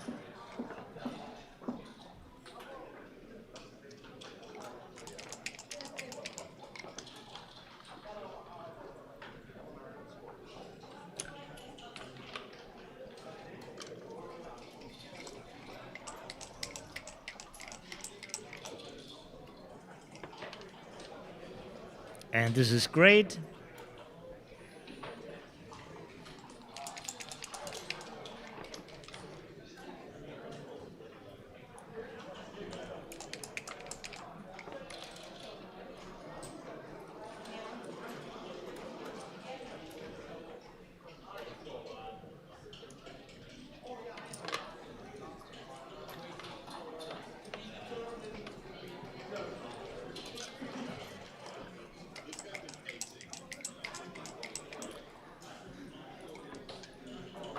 Recube action is in the air. This is the 11 point. Nice counterpoint to the golden anchor. And here we see action.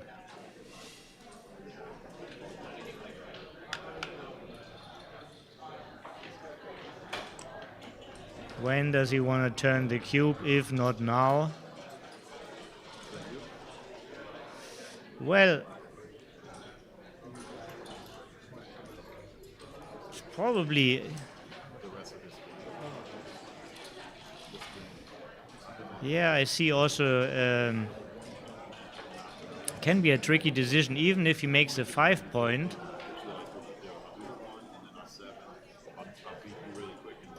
And Stepan dances. He has no gammon winning threats.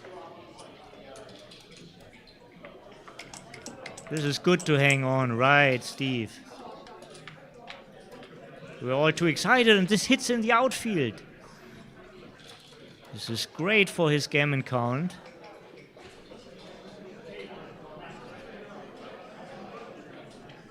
Is Steve seeing it?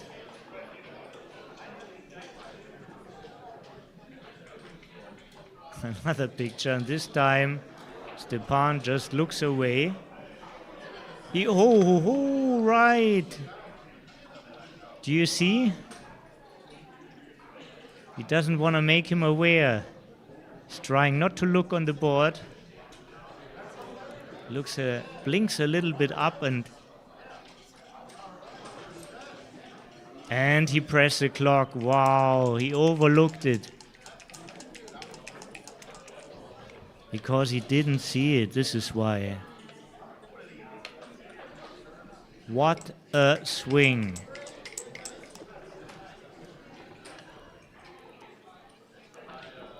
Well, but the pictures you have immediately in your pocket, and the other thing you just have to look up on your computer.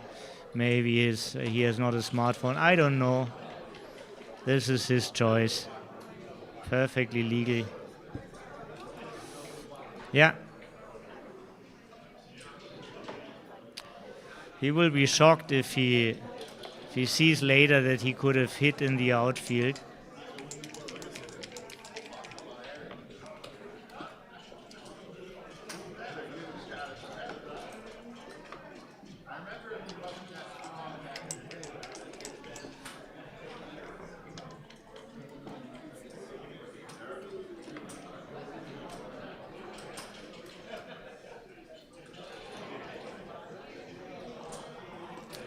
Five 3 leaves a shot.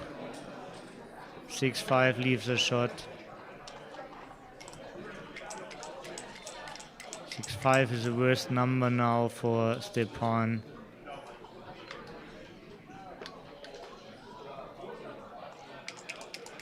But if he clears the 8, there's very little hope left for 1. Could be a pre-clearing concept.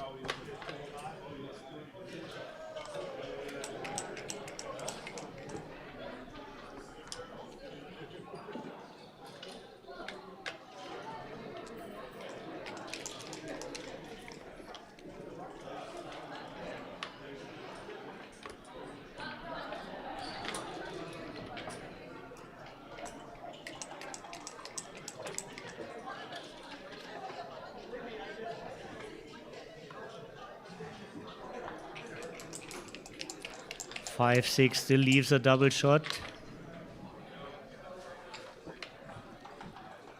This is of course very strong.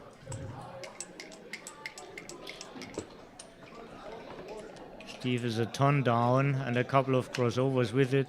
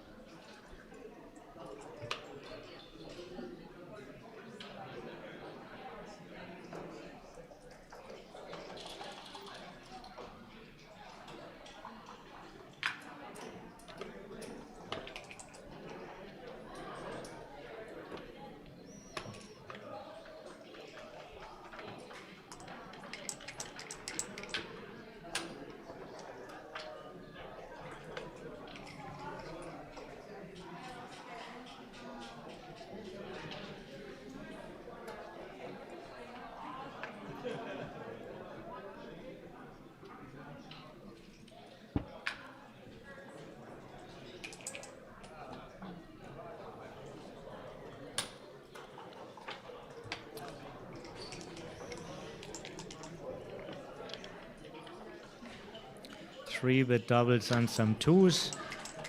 This was perfectly smooth. It's only 1 check off. He could still wait in theory, but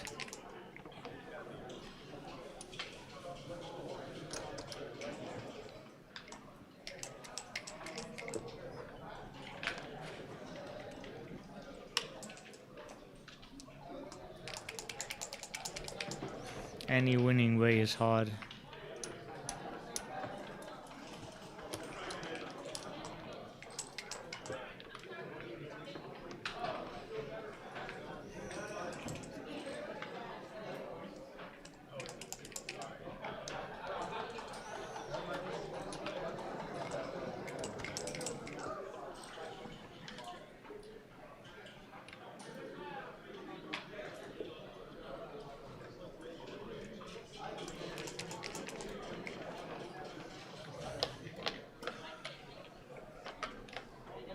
Seven away Crawford.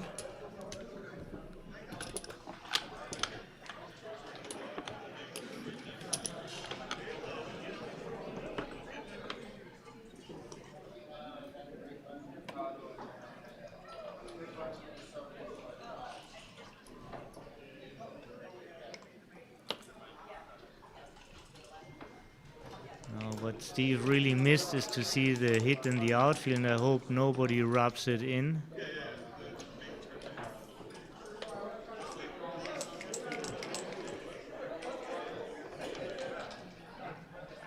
He would go berserk when he sees it.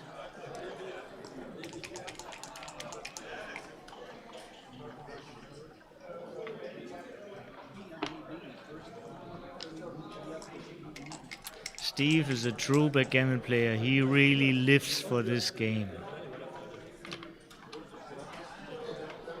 And this since he was a child. So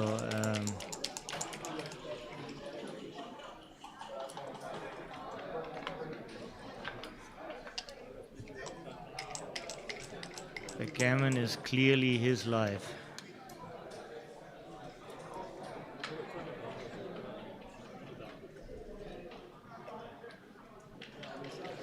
Very interesting number.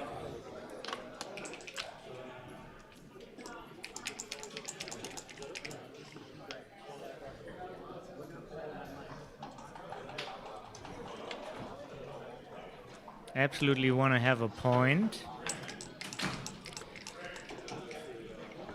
2 points of a prime are slotted. One will be made now.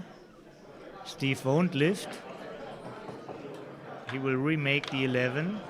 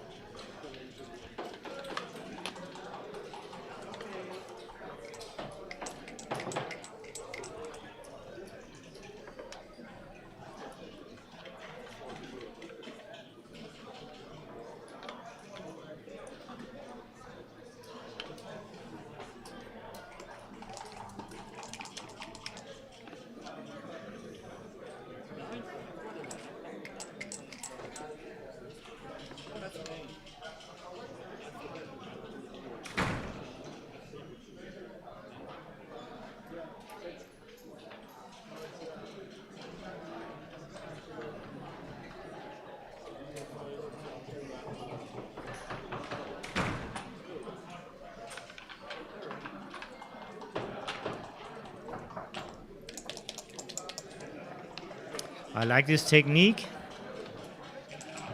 Slotting the 9 as well.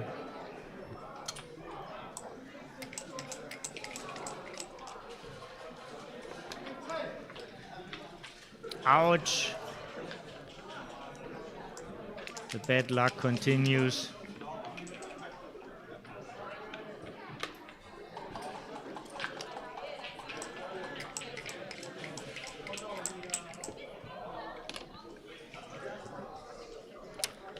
Now the bad luck stopped.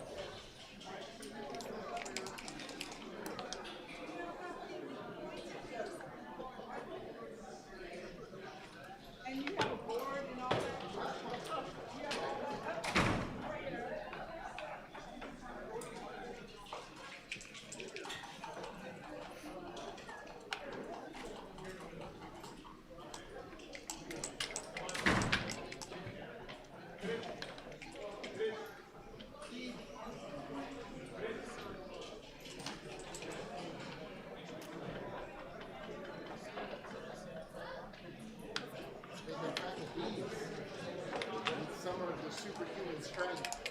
This technique is so stuck together. Oh. Then you got the to find the card.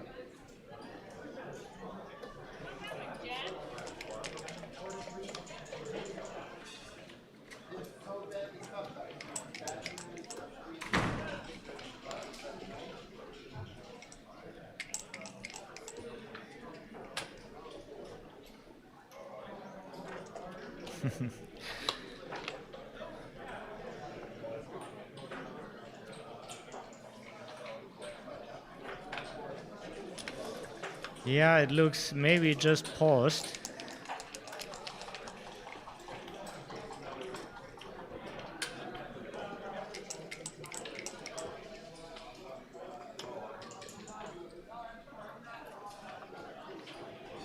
This could be a switch. 3-point becomes quite important now. Yeah.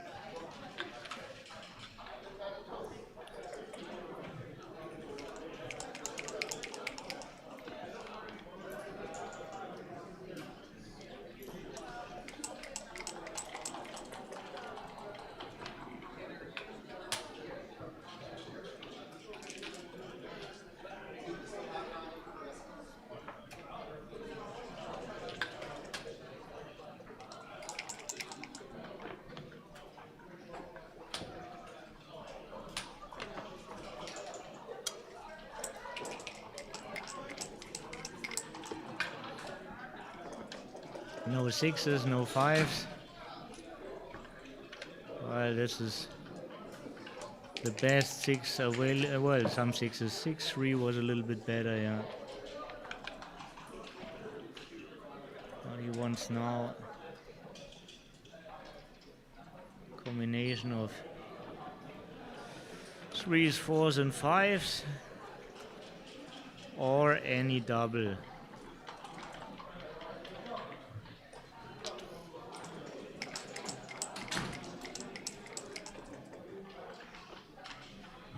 to something also helps. 6-2 is the only number. 6-2 and double 6.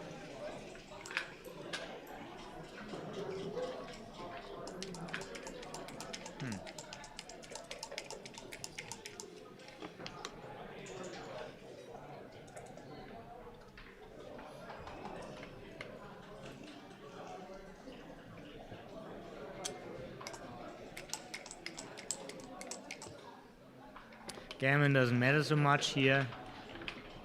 That's a nice one, good for distribution. Plays 100% safe, next roll.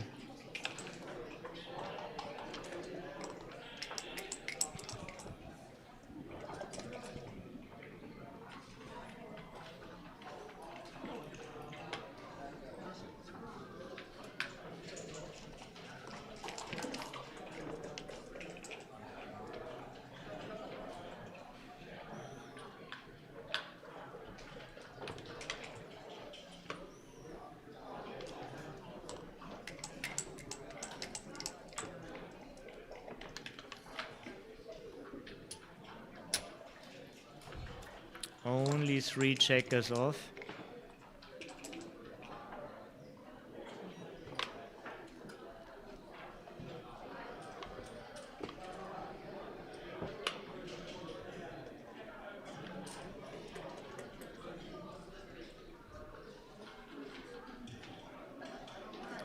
Gammons are hardly relevant. Backgammons are not available.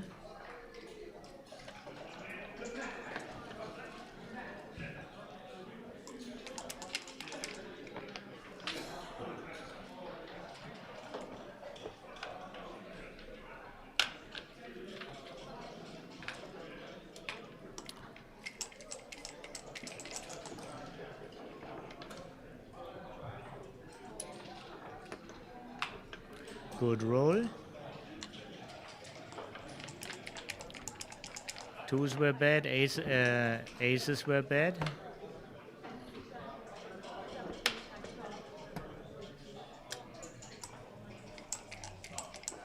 Same now, unless they come in a pair.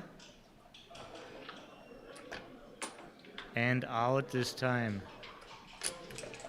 Yeah, provides more life after death.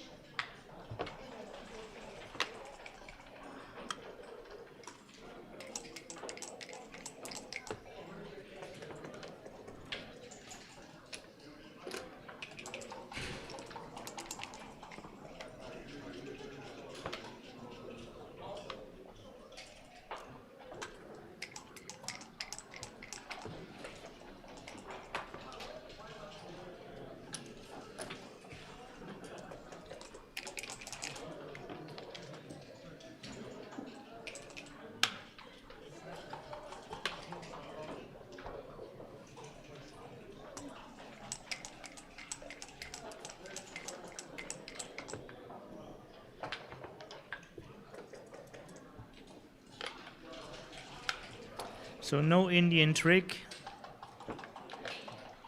just quick double next roll. Post Crawford.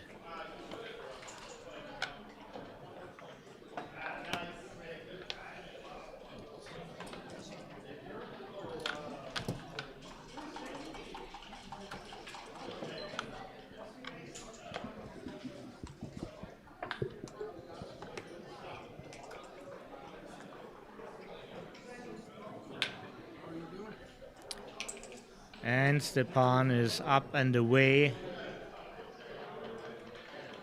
after his streak was broken. He wants to wash his hands. 2 minutes, he says.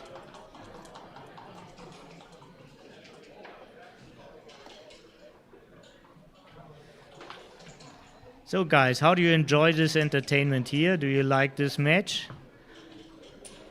Are you enjoying our broadcast? For more action after this match, we will be back at 8 o'clock. Big easy time.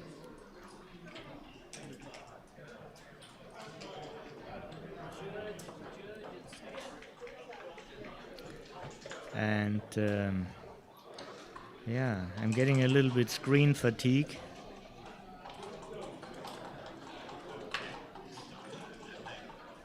Thank you very much, Marin. Helps me to stay up. Compliments our energy.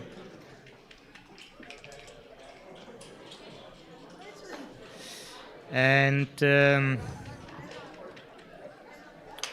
yeah, I'm also expecting to Sebastian once on this microphone. I'm hoping to do a collaboration with John O'Hagan, maybe do a collaboration with Steve Sachs. Gary Tenzi might be back on the microphone. And I think also like Joe Urso would be a great pick. I like many of his comments. But let's see how this plays out. For me, it's a little bit hard to involve people when I started alone because it's a different dynamic and it always stops my concept. But in general, of course, it's easier to talk to someone.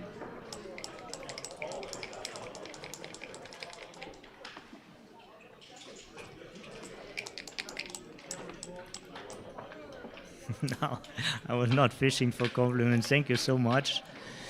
And here we continue.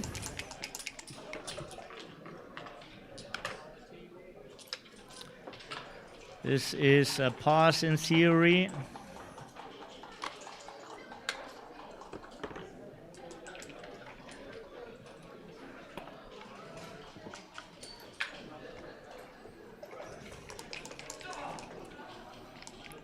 And now you could go for the trick, but it's very hard to put this trick on Stepan.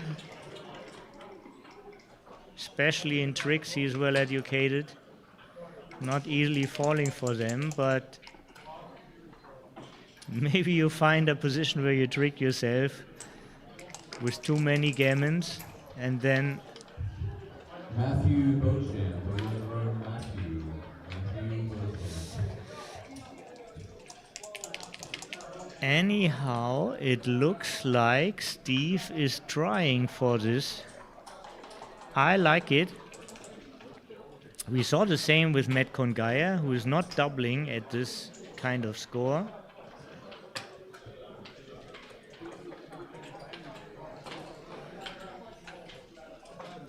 Mickey, thank you. Hello to Finland, the home of the new world champion, Timo Vätäinen.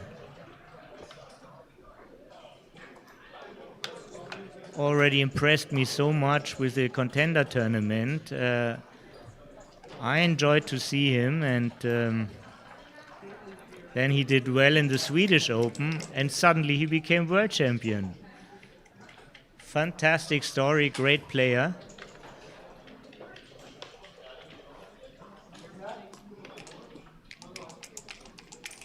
But for sure, no surprise.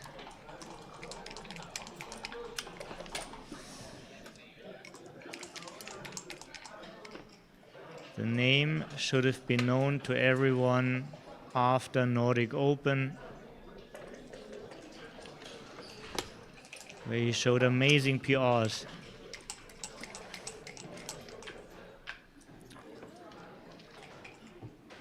And wow, the trick comes closer.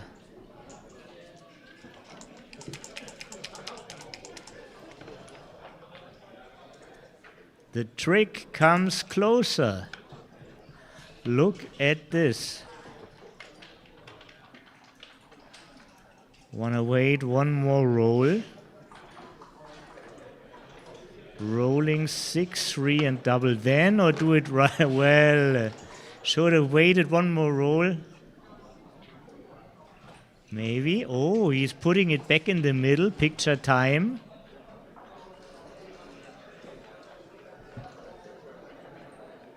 And now quickly in.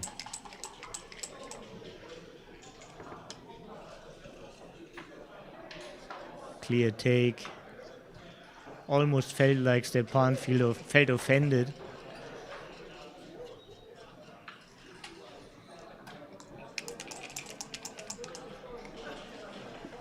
Maybe should have tried it after 6-3. Or 3-1 or 6-1.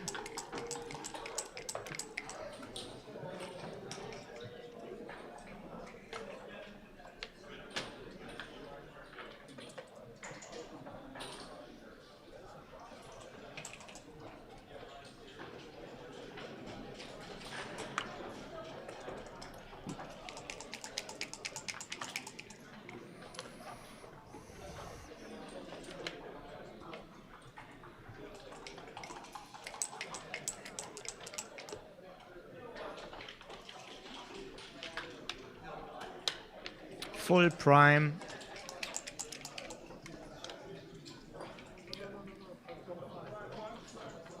But still was interesting, at least for me. Maybe he could have split when he rolled aces.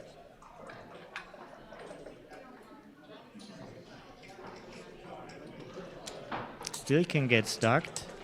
Still prime versus prime.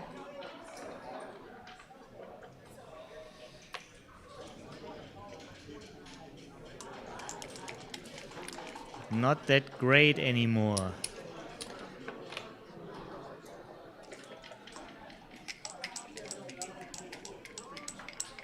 Kingdom for a 6, or at least a small roll.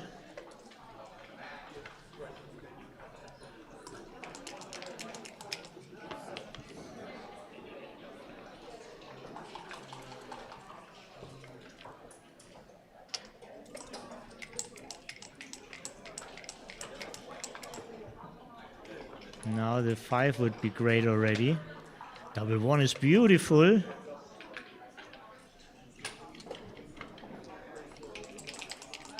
But nothing really bad for Stepan here.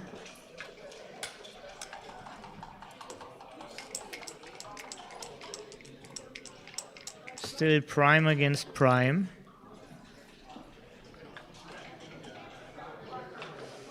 And he rolled a cracker.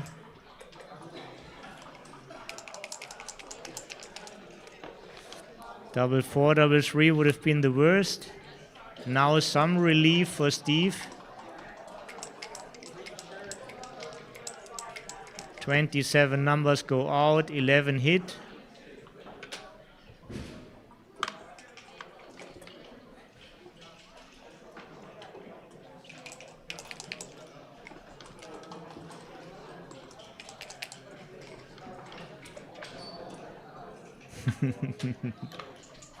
Thank you, Hans.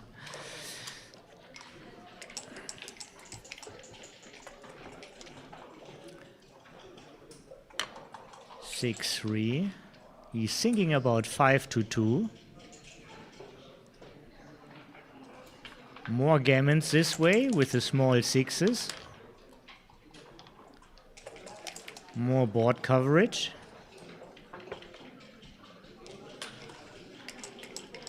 Double 6 leaves a shot. Double 5 takes 2 off. But he would have preferred any 7. Oh, 4-1. Pointing numbers in the house. Best next to them. So no alternative. Clock is pressed.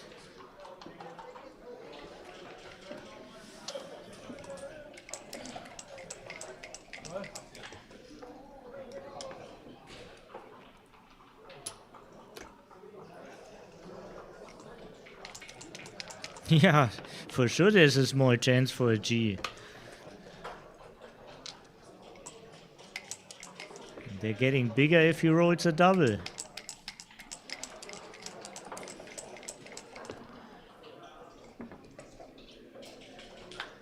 This is the worst double, still takes. One man out for sure. Probably two. You really want this gammon so bad. Right.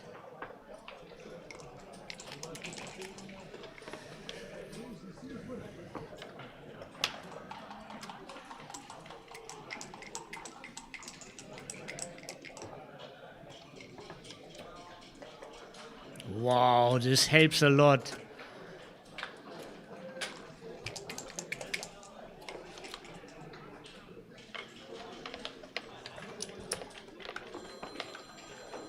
Only double four, double six would have helped Stepan. And this is DMP now, double match point. Anybody's game. Match, huh? Has to be.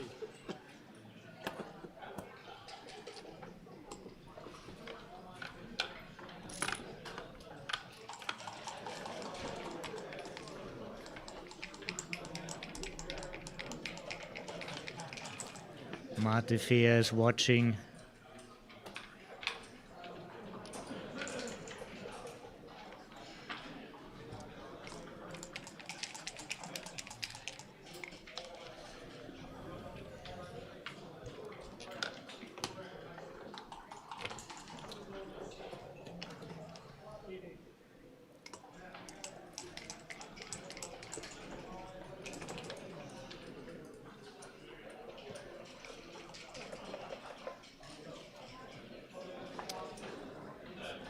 And anchor.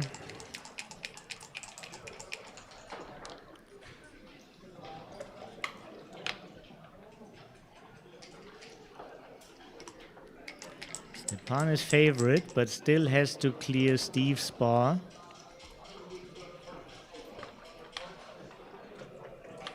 The 3-point game has run and shot equity.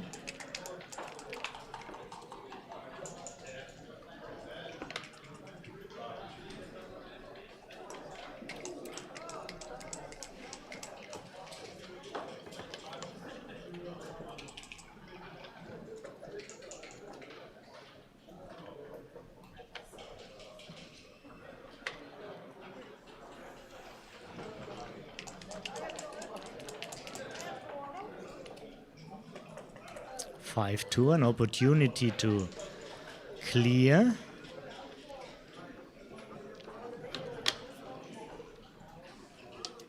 Duplicating fours.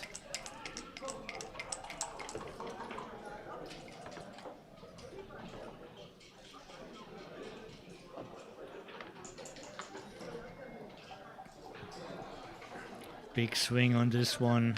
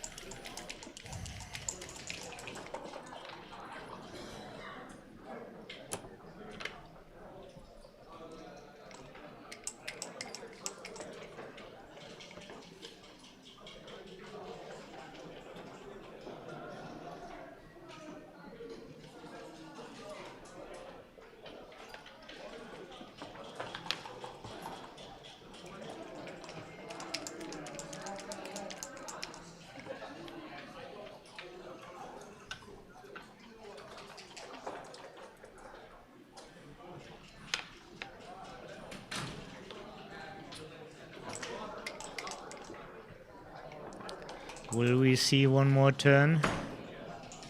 One more turn around.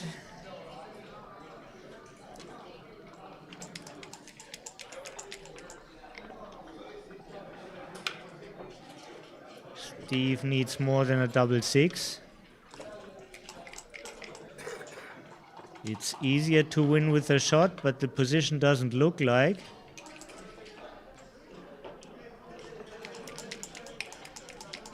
But it soon will melt down to something.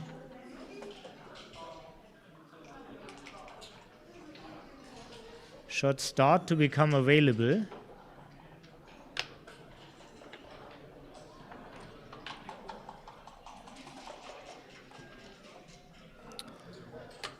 Not, this is actually safe. Only 5-4 is ugly.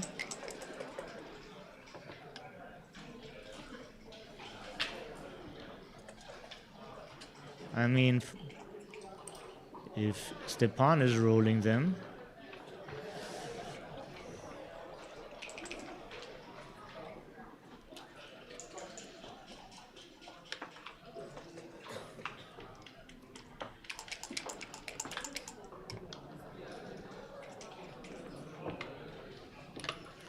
Now double 5 would leave a shot.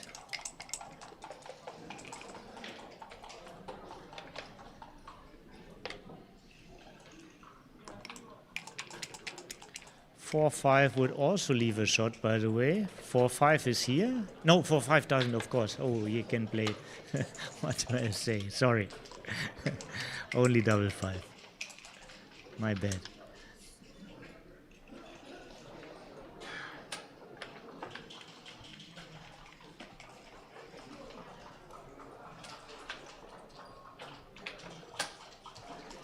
Nothing leaves a shot here.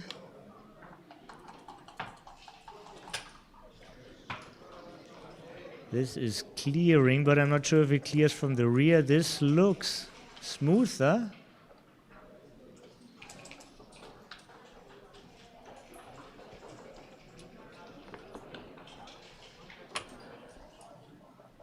This looks most ugly.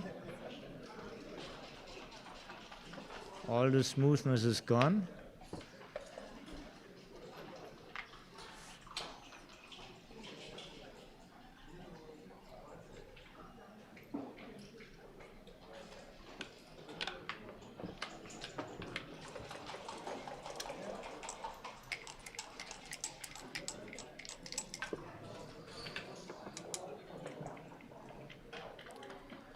Preserving the board strength is nice.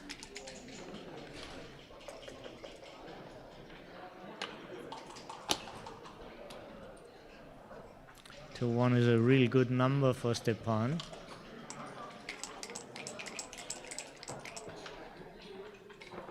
Steve wants to come in.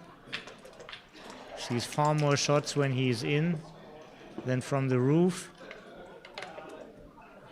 5-3. 4 numbers, 6-5, double 6 and double 5.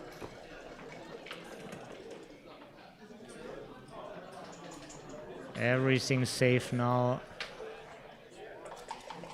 Just play safe. This is the safest.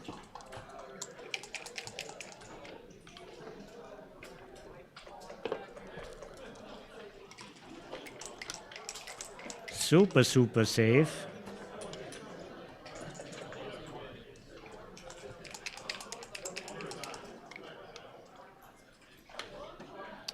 Here comes an opportunity. An opportunity for a shot maybe, but first he has to dance. No, he is in now. It's really hard. Means a miracle sequence of 6s. Theory, it's still possible.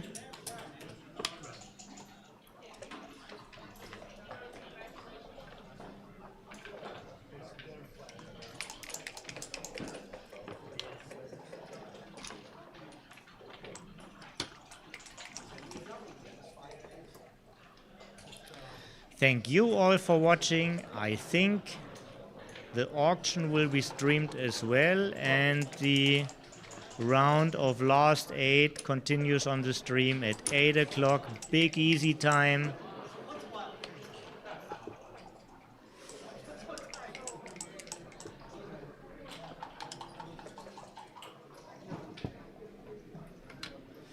Steve is not yet ready for the handshake, but now... No, he needs a little bit time to cool off. Now is the handshake. Yeah, congratulations, Stepan. One of your many victories. Wait a minute. Steve, I think he's still in the doubles, and All my matches that were in the opens. maybe he joins me on the stream later. Once again, thank you all for watching right now, and hope you come all back. If you like this, please leave us a thumb up and tell your friends that we are back in about 3 hours. Okay, thank you, bye.